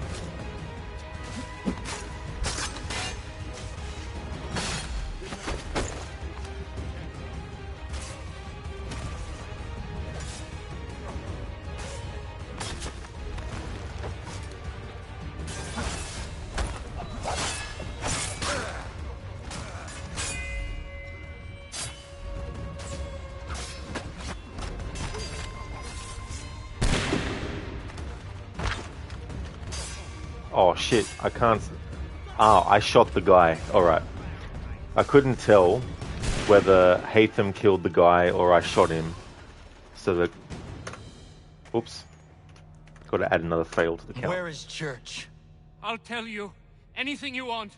Only promise that you'll let me live.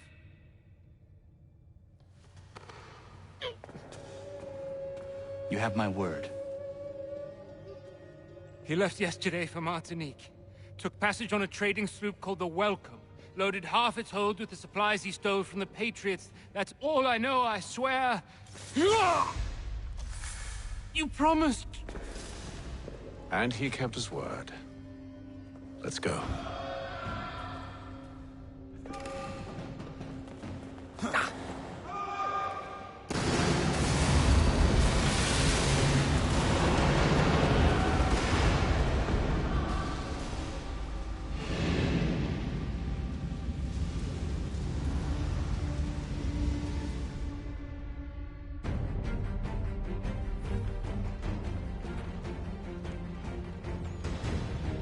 We need to get out of here. You don't say.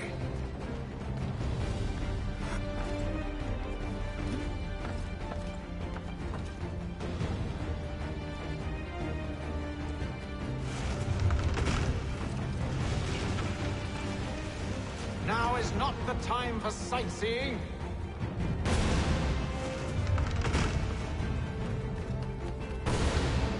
So close, yet so far. You'll need to find a way around the flames.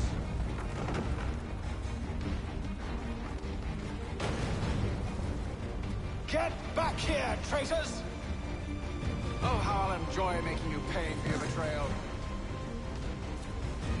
Did Church pay you well? Were you rewarded handsomely? And what good does your gold do you now? Is it magic gold, you think? Like the one they spun the fleece from? You think it will shield you from the flames? I thought you had this all sewn up. So why do you run from us, You should see their faces, son. The fear, the panic. I think this one wet himself. I grow impatient, Connor. You really must catch up, or I'll be forced to kill them myself. Besides, I don't think the building is long for this world.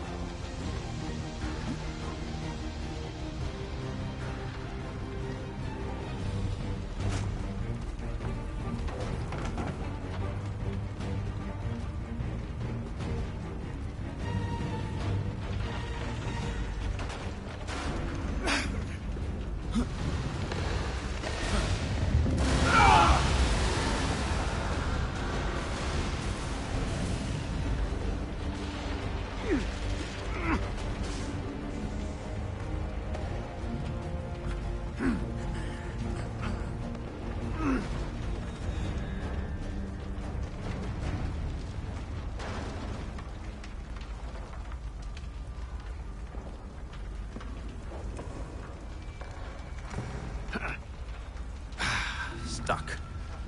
See if you can find something to pry it open. Connor? What are you up to? Oh, no. Don't do that. There's no way of knowing what's on the other side!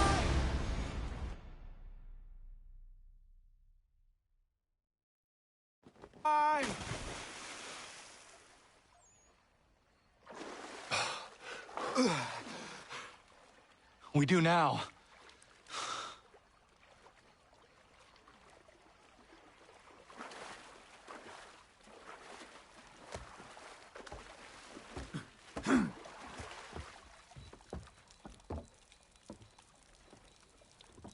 Church is at least a day on us.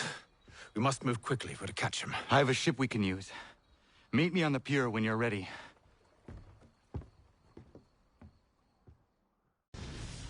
Yeah, Lucinda, I love that moment. You don't know what's on the other side. That delay just adds to the humor of it.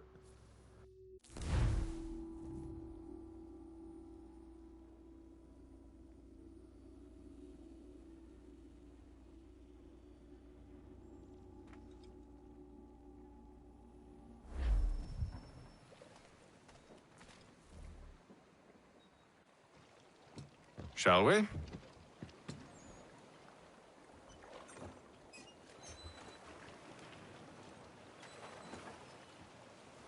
Haytham just sitting up there like a lord, expecting Connor to do all the work. I like how Haytham backseat captains Connor, even though Connor has way more experience as a captain than he has.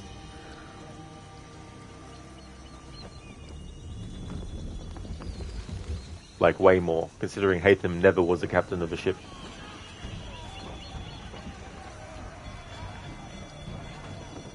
I told you this was a poor heading. Church is surely days ahead of us now. Have some faith in the boy. He's yet to disappoint. Well, the bar's not been set very high now, has it? We are closer than you think, Father.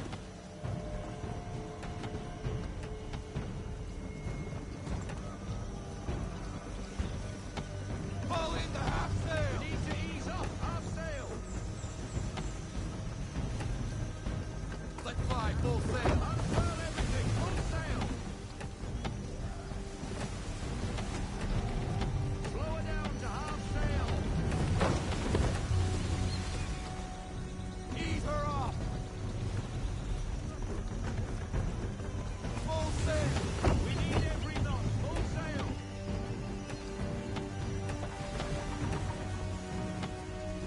Ship out!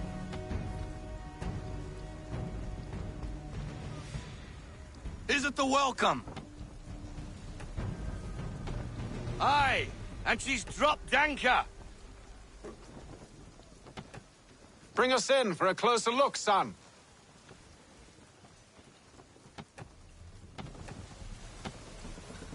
Rein her in to half sail. It seems the ship has been abandoned. Church always was a slippery little bastard. After them! Full sail! Reduce speed! Half sail! Half sail!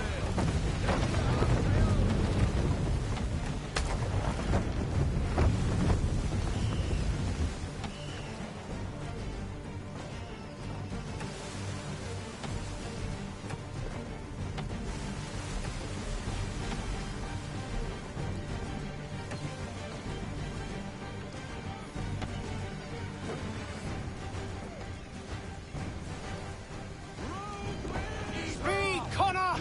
We need more speed!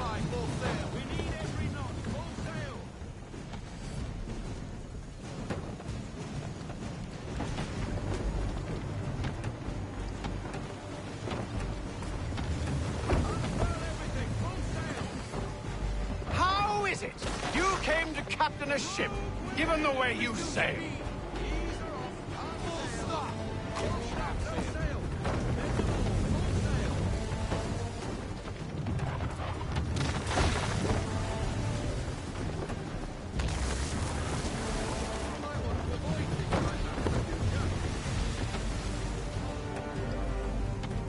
Perhaps someone with more experience should take the wheel. Can the ship go no faster? Well, that counts you out, Haytham.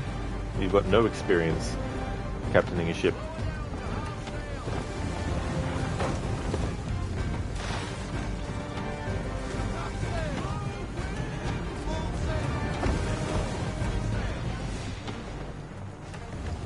Hurry, son.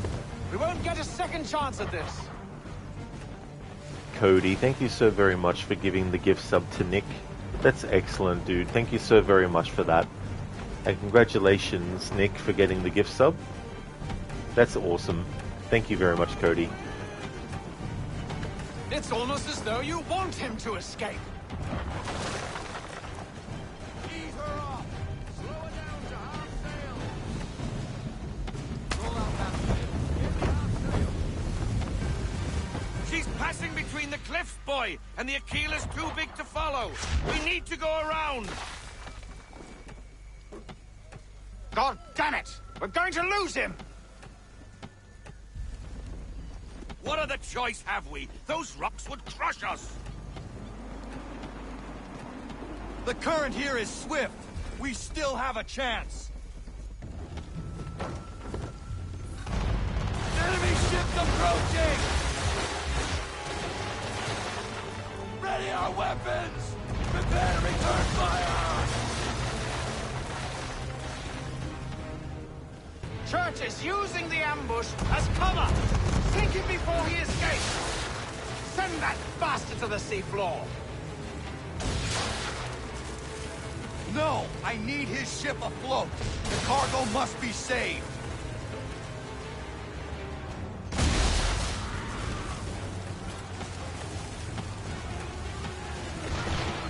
Stop him, Connor!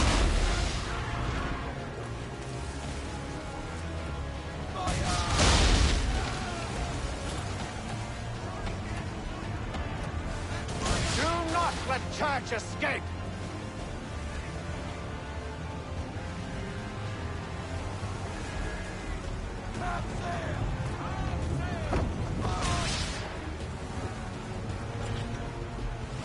Focus on our true target!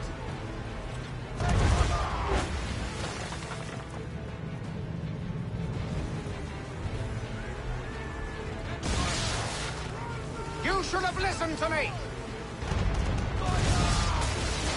He's nearly away!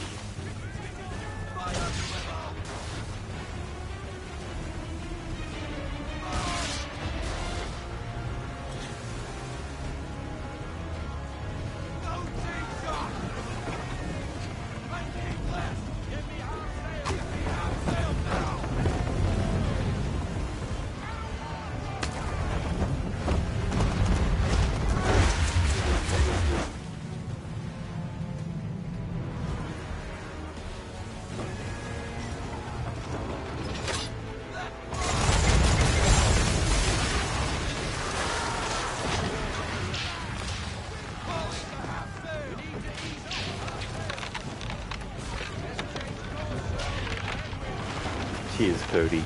That's awesome, dude. Okay, time to board the ships and disarm all the ship's defenses. That's true.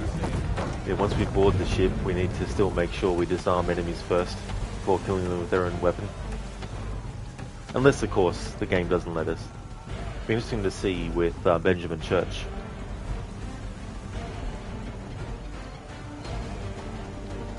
Although I think from memory we don't actually fight him directly.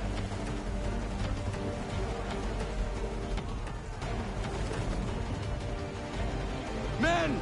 Prepare to board! What are you doing? Ending this!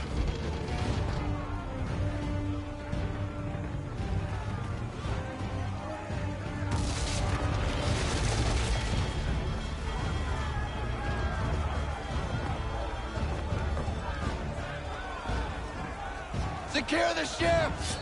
Hook us in! Bring her close! To arms! To arms! Man the swivels! Cover from the quarterdeck! Secure the aft line! Tie off the bow! Hi-ya!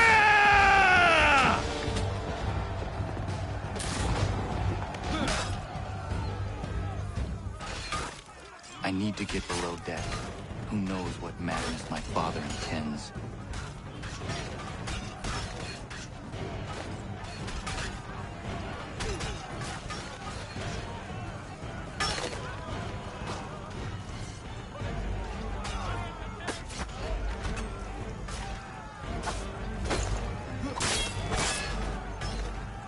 Fuck.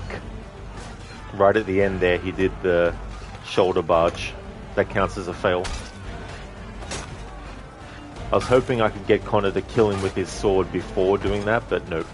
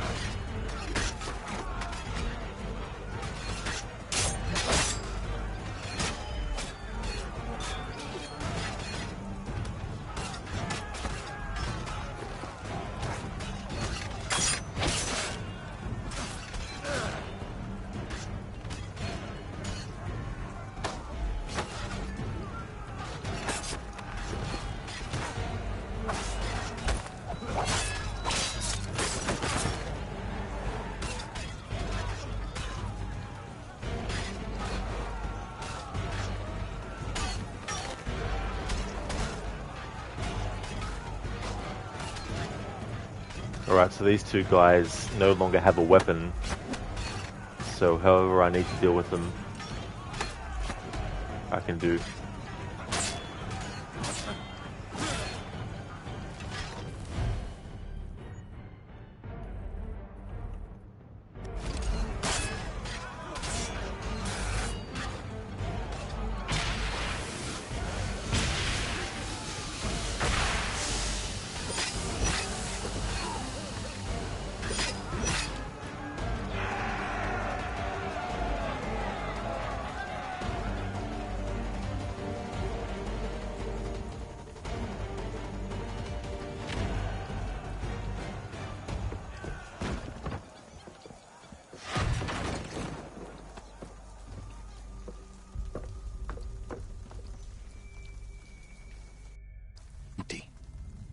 What has Church done with the cargo?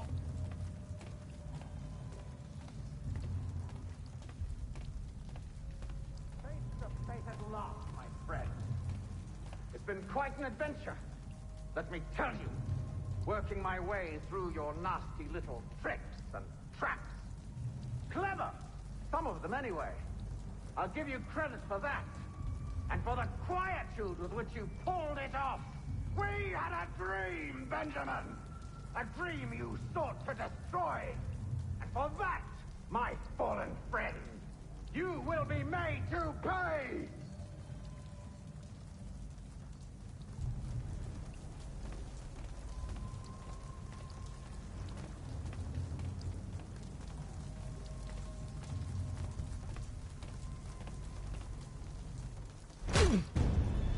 No!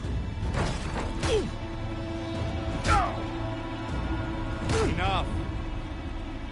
We came here for a reason. Different reasons, it seems.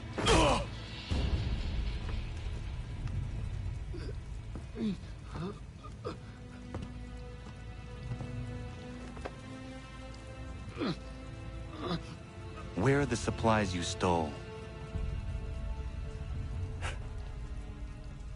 Go to hell.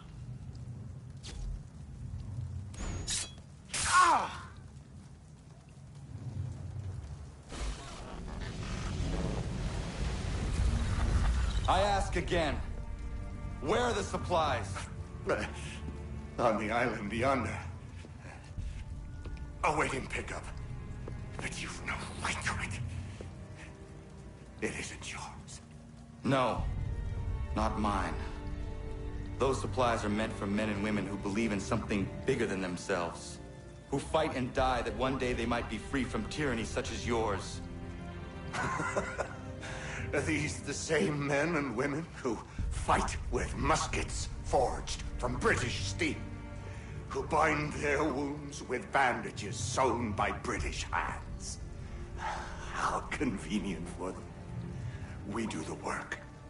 They reap the rewards. You spin a story to excuse your crimes, as though you're the innocent one and they the thieves. It's all a matter of perspective. There is no single path through life that's right and fair and does no harm. Do you truly think the Crown has no cause? No right to feel betrayed? You should know better than this. Dedicated as you are to fighting Templars, who themselves see their work as just. Think on that the next time you insist your work alone befits the greater good. Your enemy would beg to differ, and would not be without cause.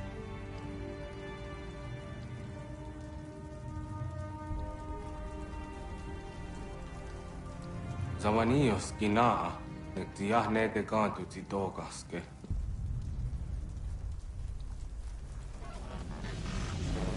You did well. His passing was a boon for us both. Come on.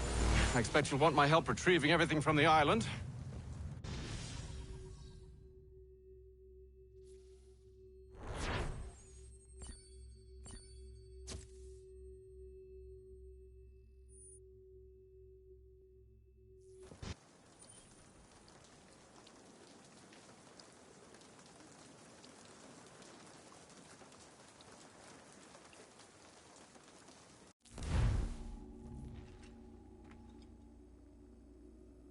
I have been reunited with my father, but I do not yet know if this bodes well or ill.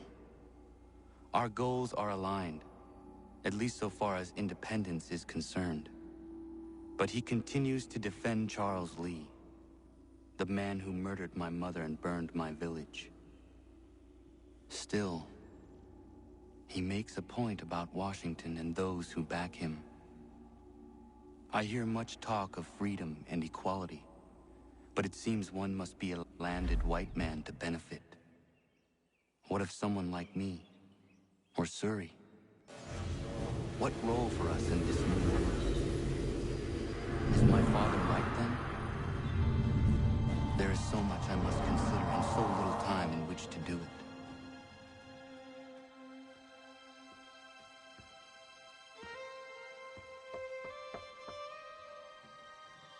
Welcome back. And how was Martinique? Achilles, I owe you an apology. It was wrong of me to say the things I did. Your words were harsh, Connor, but there was also truth there. I failed the Order, allowed the Templars to take control. But now their hold is weakened, which makes me believe there's a chance for peace. Imagine what might be accomplished if we were to unite. Why the change of heart? Where is this coming from? You've met your father, haven't you? I do not claim to trust the man or even like him. But I would be remiss to ignore this opportunity. Haytham may listen, but will he understand? And even if he does, will he agree? Even he must admit that we can achieve more together than we do alone. I assume you're off to find him. Yes. I ride for New York to see what might be done.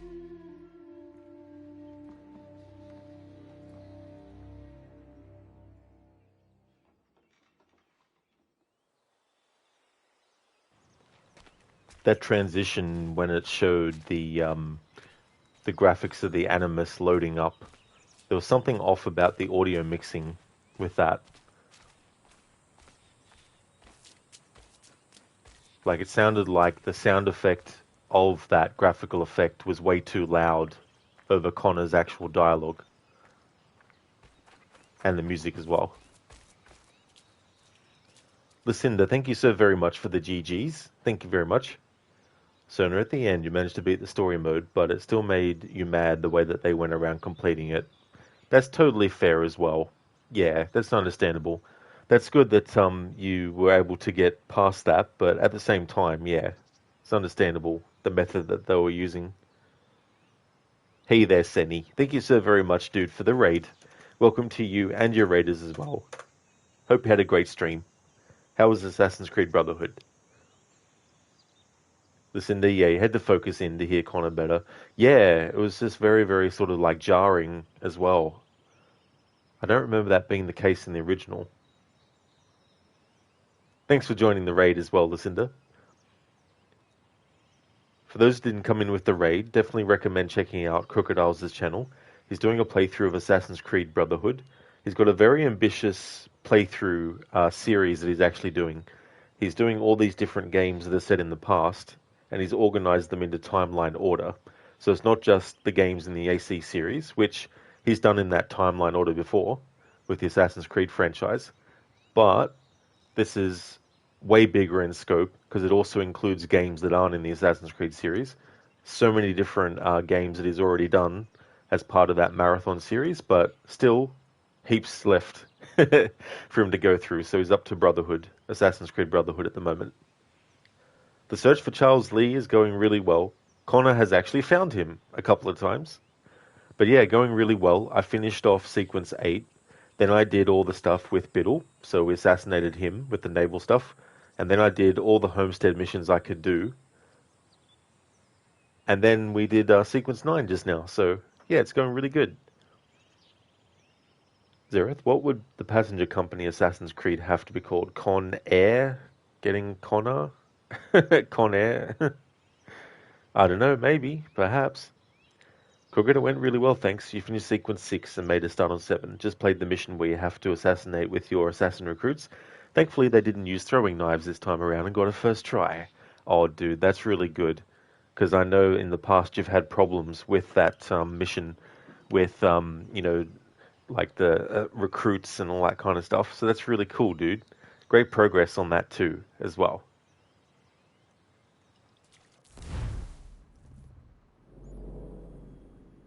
Okay, now we have some more homestead missions.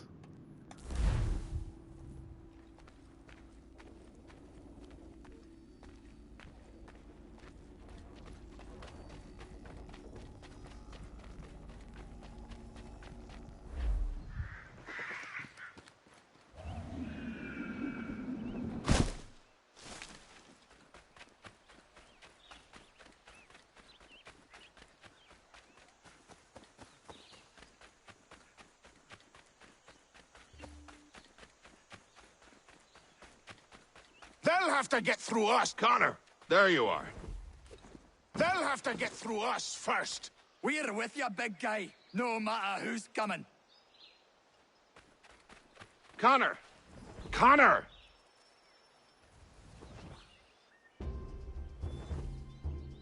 They're coming, David.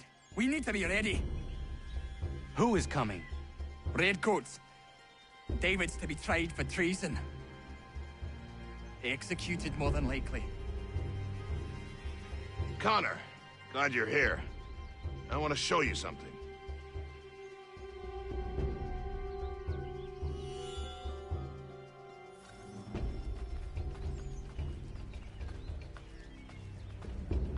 I've collected these kegs. I might suggest building an ambush in the event we need it. They'll likely outnumber us at least 2 to 1. Sorry, Dave, can't do that. Need to disarm enemies first. Cheers, Senny. Thank you so much, Crooked.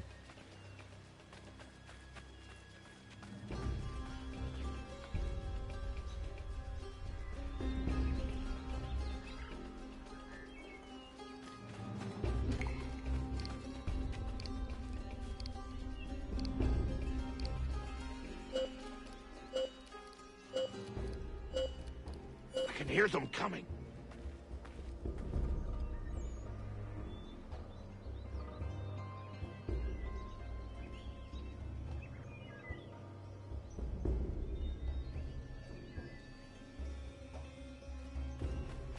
David Woolston!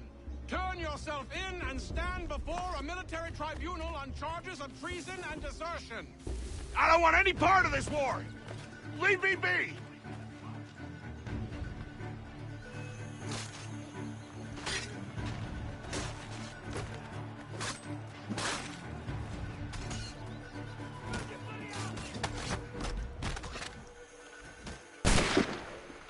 I hate that. Point blank range and it doesn't even fucking kill the guy. Whatever. There's more coming, I'm sure of it. Get ready!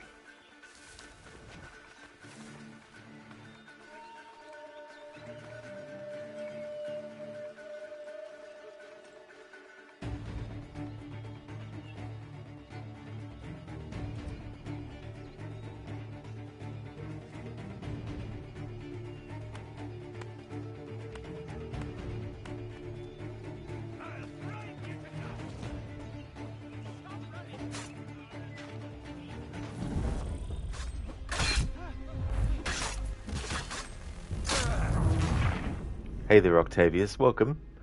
You're playing the game that you're playing? Nice. You can't beat something in this game. You cannot win any of the table games. You need the wins for the achievement. It's crazy. Oh yeah, Octavius. Like, that's really annoying with those mini games. Especially when you have like so many sort of attempts and stuff like that.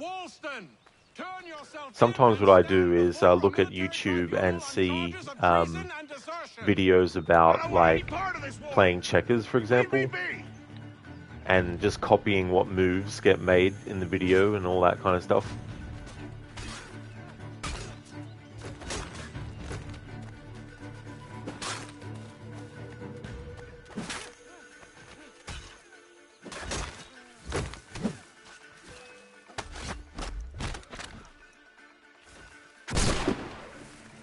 There's more coming, I'm sure of it.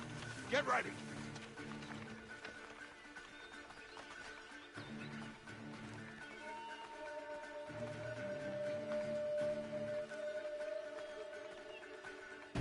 Octavius, you want to make a statement? AC3 is more difficult than AC Valhalla. Oh, okay.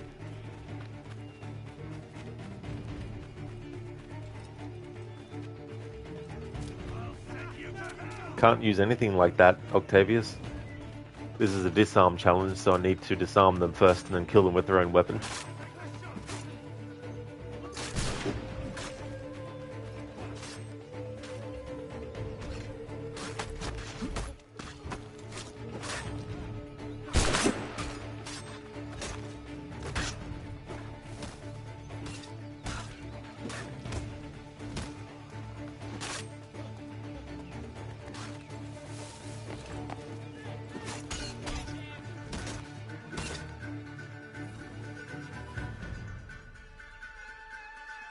Connor, I'm sorry for bringing this violence on the village.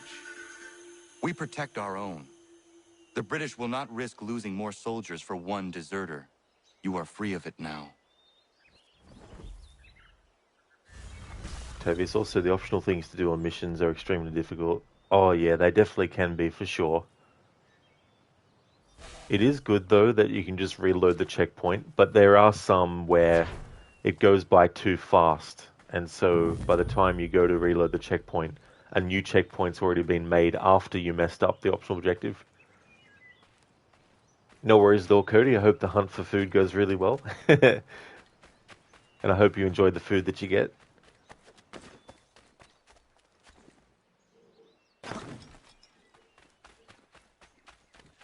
Hey, Connor.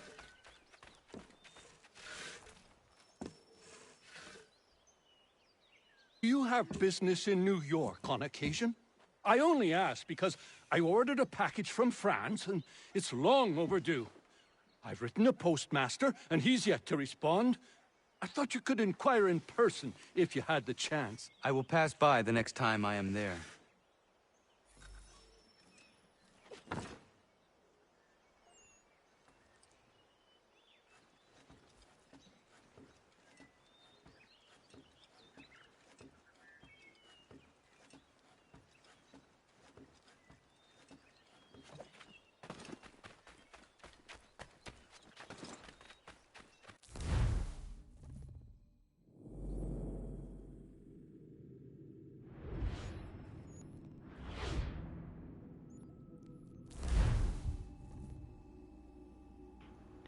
Octavius. Homestead missions are very fun to do. You love their stories.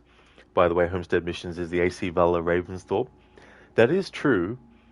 I felt like the potential for Ravensthorpe in that same way that the Homestead is in this was kind of a missed opportunity.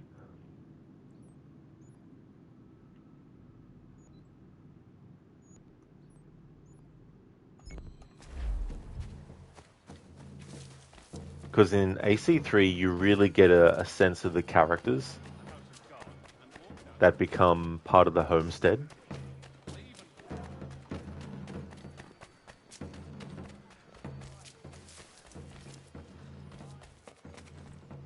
Octavius and the Almanacs of the AC Valhalla Flying Papers. That is true. Yeah, it's funny to see how they've used that same kind of concept, but being different kinds of things.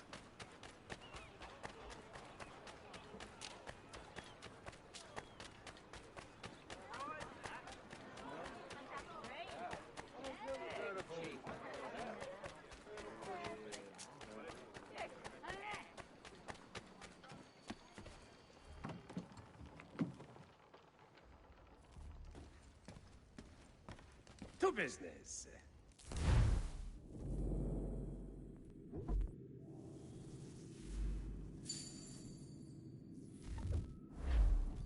Mein Herr would like...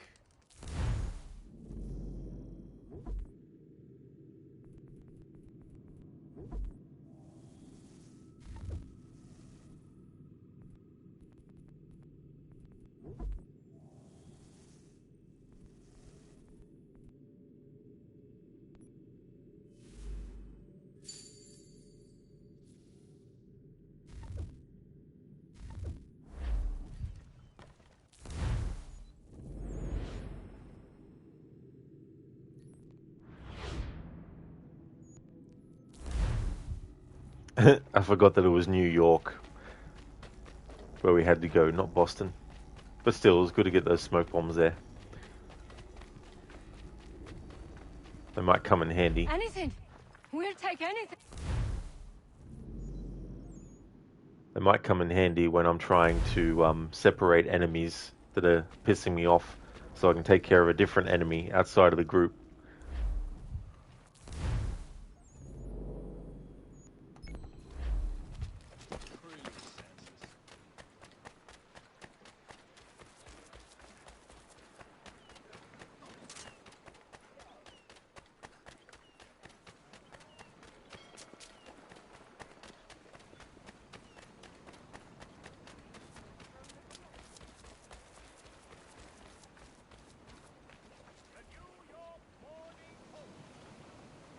I have come to inquire on a package arriving from France on behalf of Lance O'Donnell.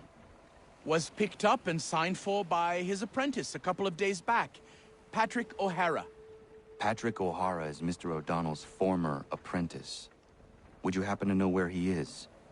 Sure, he's been hanging around the docks the last few days. Should be round the way. Here, take these pages and hide them. Don't let that guy get his hands on them. Is he a voice actor in Skyrim?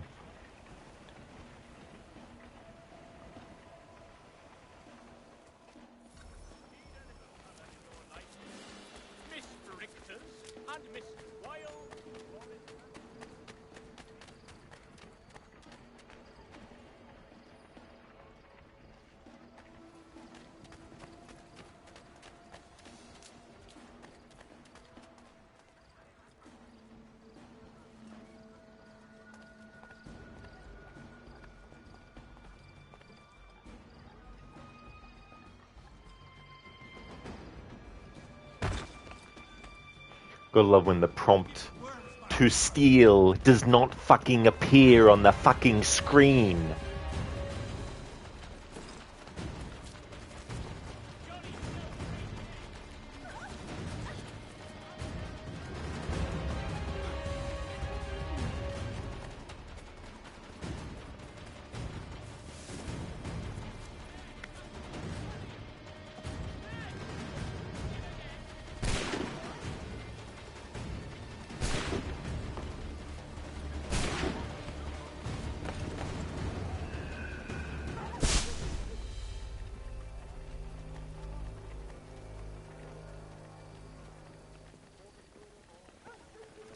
Hey there, Ave. Thank you for joining in on the raid.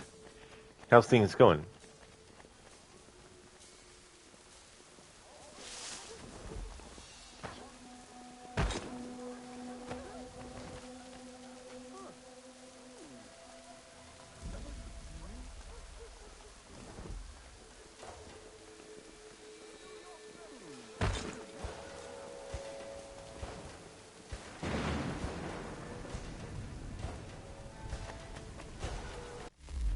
For fuck bloody sake.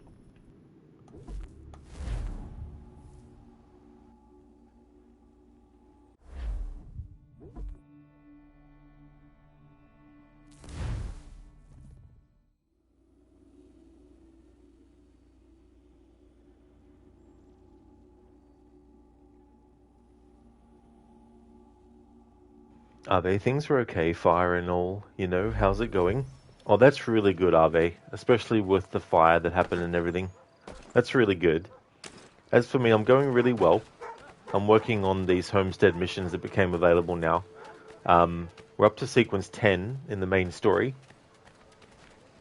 But I'm not going to push to finish the game in this stream, so it'll be tomorrow's stream.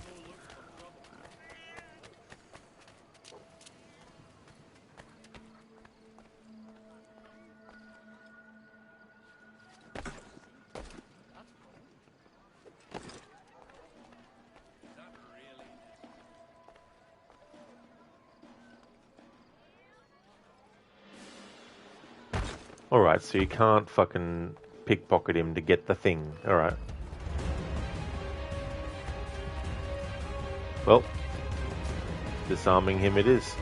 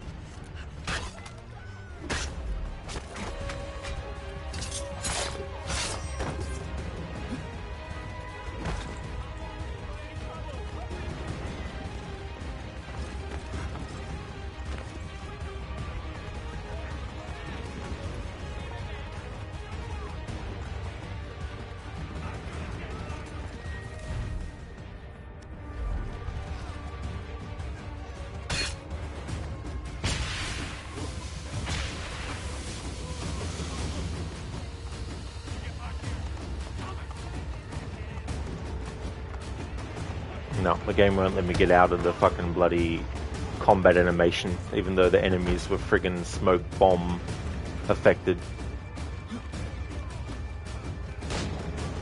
The game has to be so fucking bloody exacting with not allowing certain things.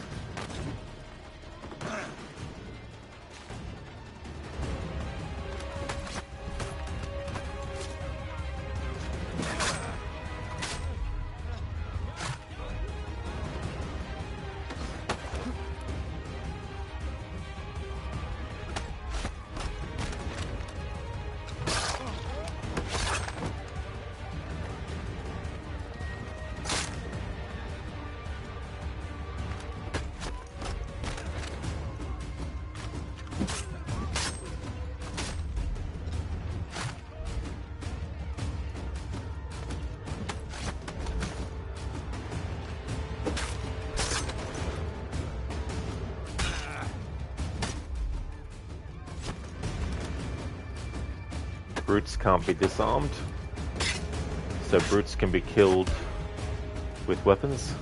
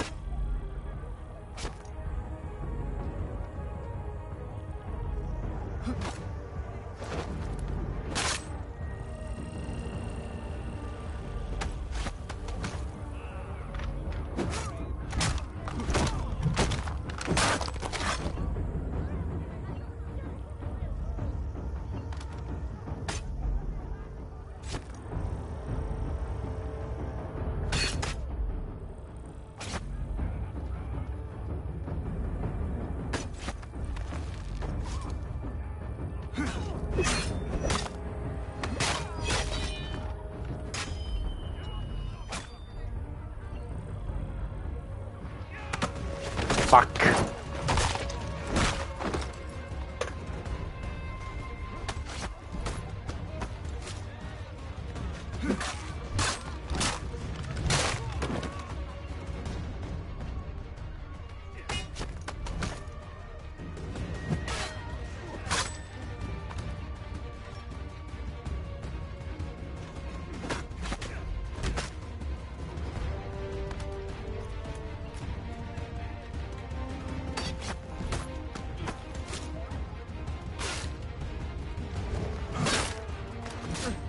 How many fucking hits with a fucking axe do you need to fucking do to kill a fucking cunt?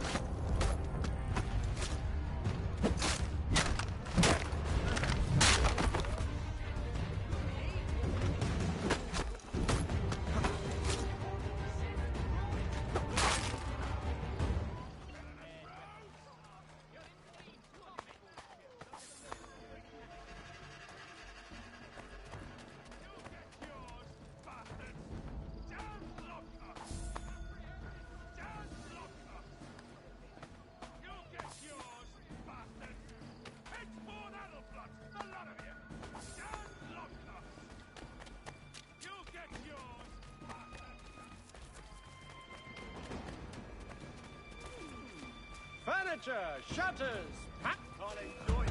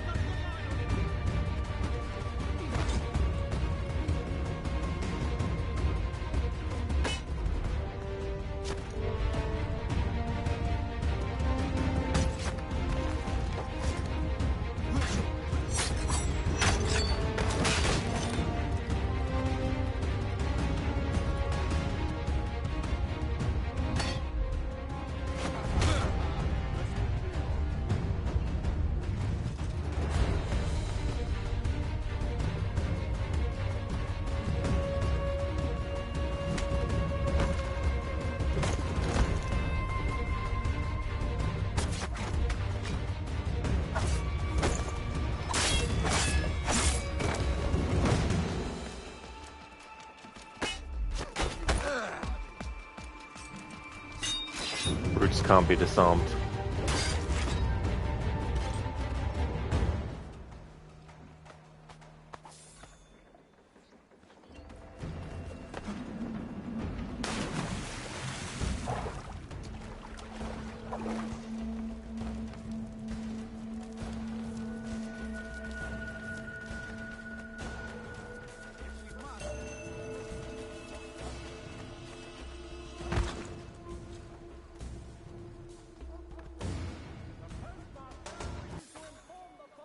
So it let me steal from that target, but not the previous two ones. Whatever, game. Now the warning return to your target fucking text is going to be on the screen the whole fucking game.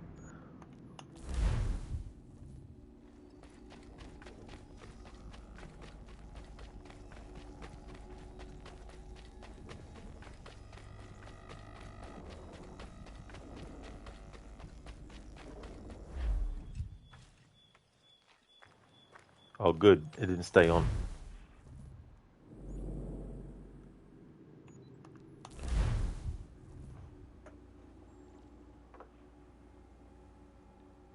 Listen, the almanac pages in this game and the shanties in Black Flag always reminded you of the game Bart's Nightmare where you had to collect his homework pages.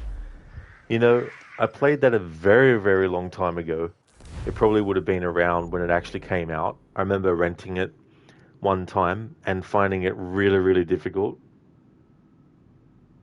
So as soon as the rain slowed and the trees are turning green, the bugs are out in full force. It's annoying. Oh, it really would be too as well, when you have those conditions that just come into play and then create that situation. Octavius, bloody hell, you're already streaming for 6+ hours. Yeah, that's usual minimum. Unless the game crashes on the PlayStation and then the stream ends automatically. And then one stream session becomes 2 hours, and then I have to start the stream again to continue on. You pickpocketed 5,000 for the achievement, and nothing showed up. You probably had to do it on Aveline missions. Oh, that'd be annoying.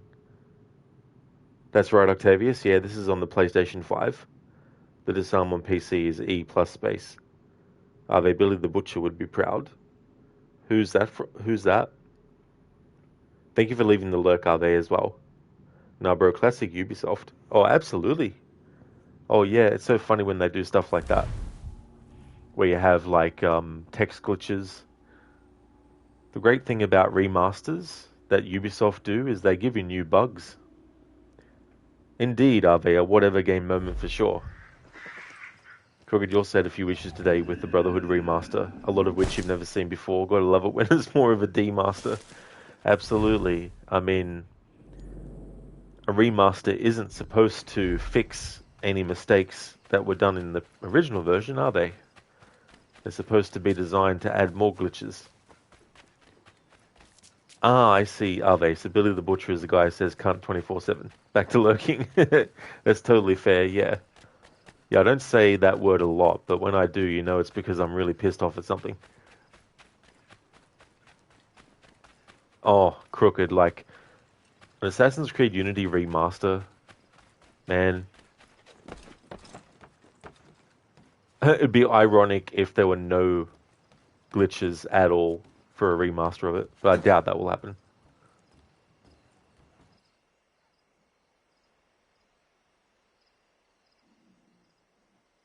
I have your plans. What are they for? You got them! This, Connor, is the design for a chair that folds. Genius! You won't regret this.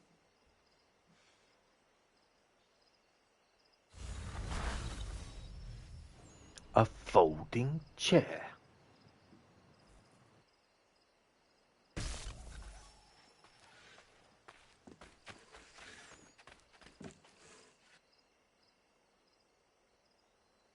Connor! Great timing.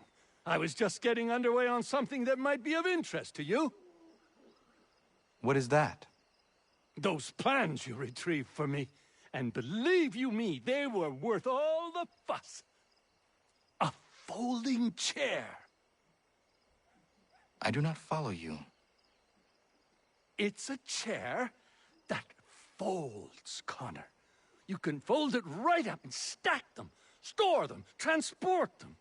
I could have 1,000 chairs in my back room. It's simple brilliance, and I am going to make a fortune. A folding chair. Well, I wish you the best with it. You'll see, Connor. You'll see. That's not just the only plans that Lance got.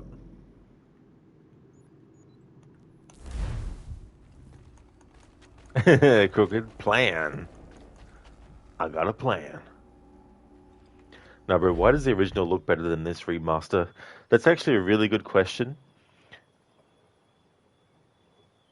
And it's funny, the acceptance level that some have for a remaster that doesn't actually fix stuff. Listen, you'll be signing into work soon, so you'll be lurking and listening when you can. No problem at all, Lucinda. I really appreciate that. Thank you so much. Would like to highly recommend people check out Lucinda's channel as well, if you haven't before.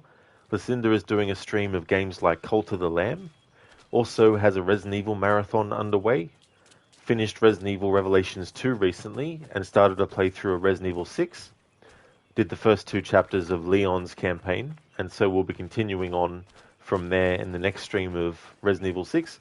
Also a fan of the series Dishonored, as well as Dead Island and Dying Light, Evil Within and The Last of Us, as well as Bioshock. A great streamer with some really cool raccoon-themed emotes, animated and static ones. And that's all good for the shout-out, Lucinda. No trouble at all. I really hope that work goes well today, and thank you so much for leaving the lurk while you're working as well.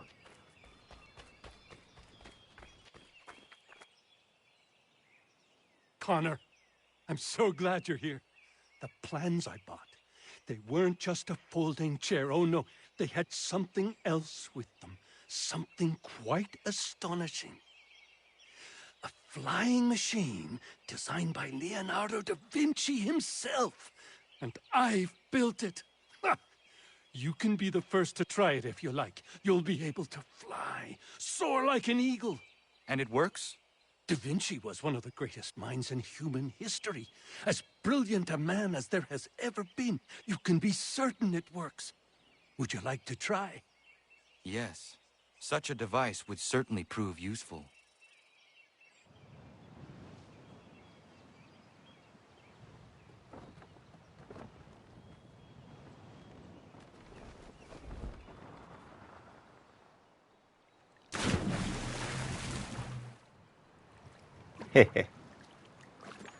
Indeed, Crooked. It's a nice throwback.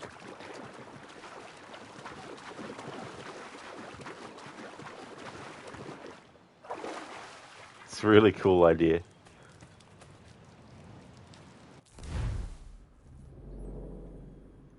But Leonardo forgot to put in the plans something about how you need flames to constantly get the flying machine to literally stay in the air.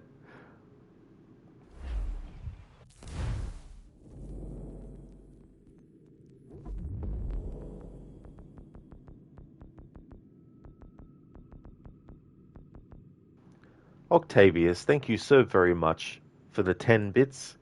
Thank you for doing that. Muchly appreciated. That's awesome.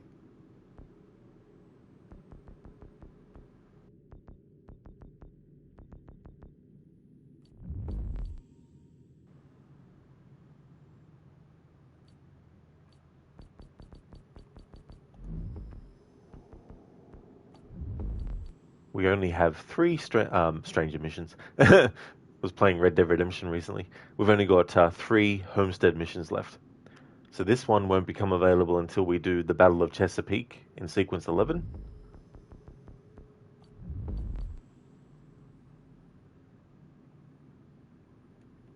Then we got these 2 Achilles ones as well. Crooked, you got to lurk as well for a bit, so you'll be in the shadows. No trouble at all, Crooked. Thank you for leaving the lurk too, dude. Would definitely like to also recommend checking out Crocodile's channel. He's doing a playthrough of Assassin's Creed Brotherhood as part of a historical order run where he's doing all these different kinds of games across different franchises and genres, and he's lined them up in timeline order, doing games that go from the BC era, billions and billions of years ago, with what's it called? Ancestors, the Humankind Odyssey, all the way up until the 1940s. So he's doing a lot of games in that playthrough series. Nah, bro, alright, you're gonna try to get some rest while it's still quiet. Totally understandable, nah, bro, for sure. I really hope that the rest of your day goes as well as it can, you know, and I hope that you're able to get some really good rest as well. Thank you so much for watching the stream, especially when you're in hospital as well. Muchly appreciated, nah, bro, and I hope that everything goes well.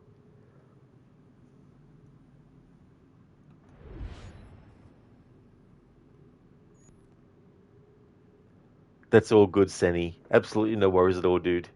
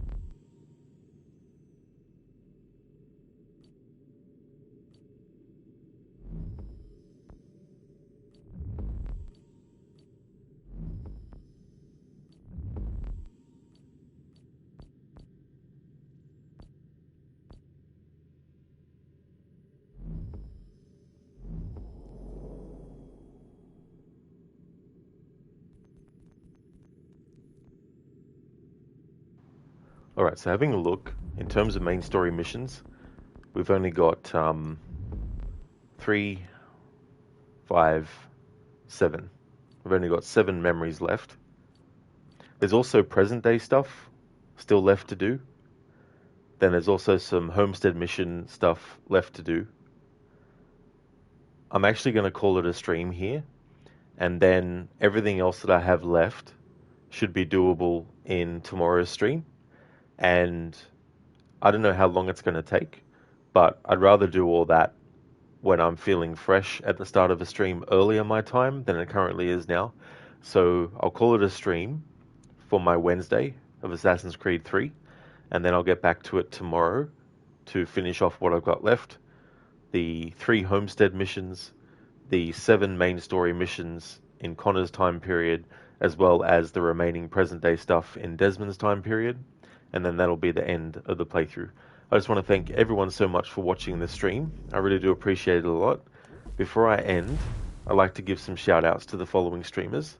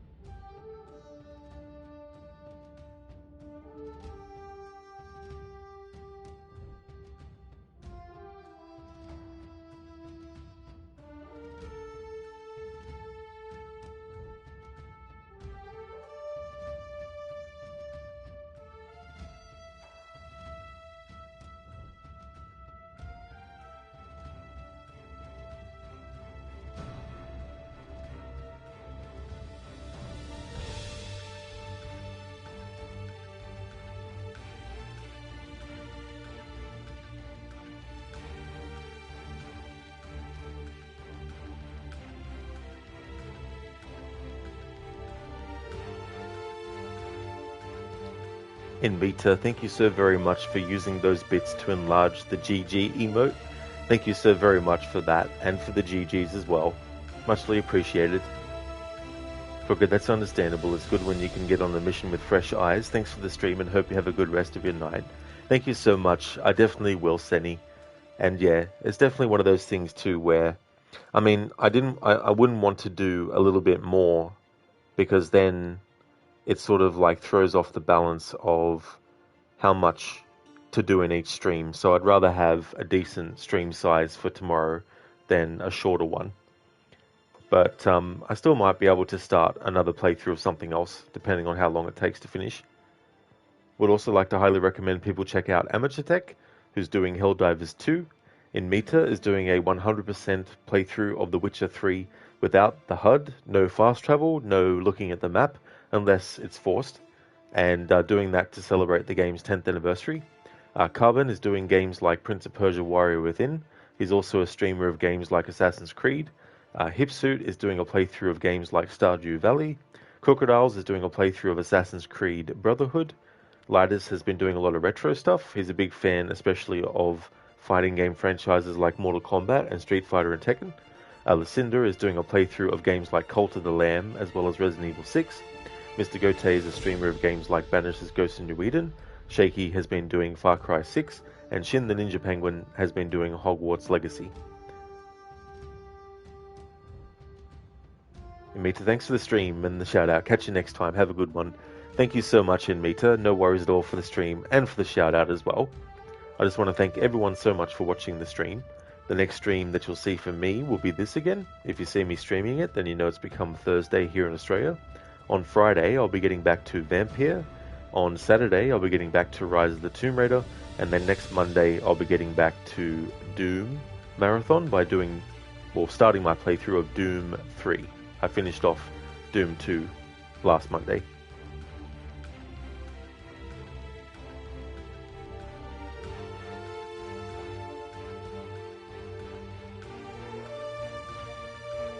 What I'm going to do is I'm going to raid out to the Legacy Shack.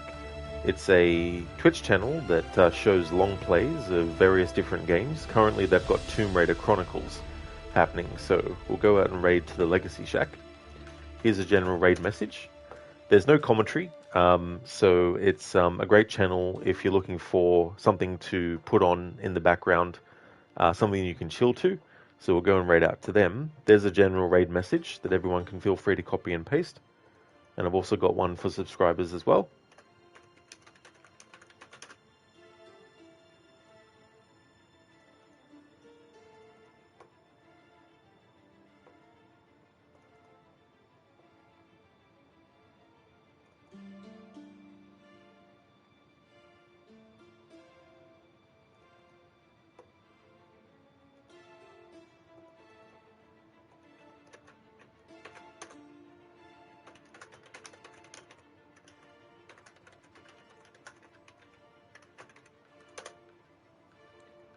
Thank you, Zereth. You too as well. Ancient soup from the Old Kingdom. I don't know if I'd want to try that. It might be instant death, or throwing up really badly, or worse. Thanks again, everyone, for watching. I hope that everyone has a great rest of your Wednesday. Wednesday. When day, how day, where day, what day, why day. I hope everyone has a great rest of your Wednesday, and I'll see you in the next stream.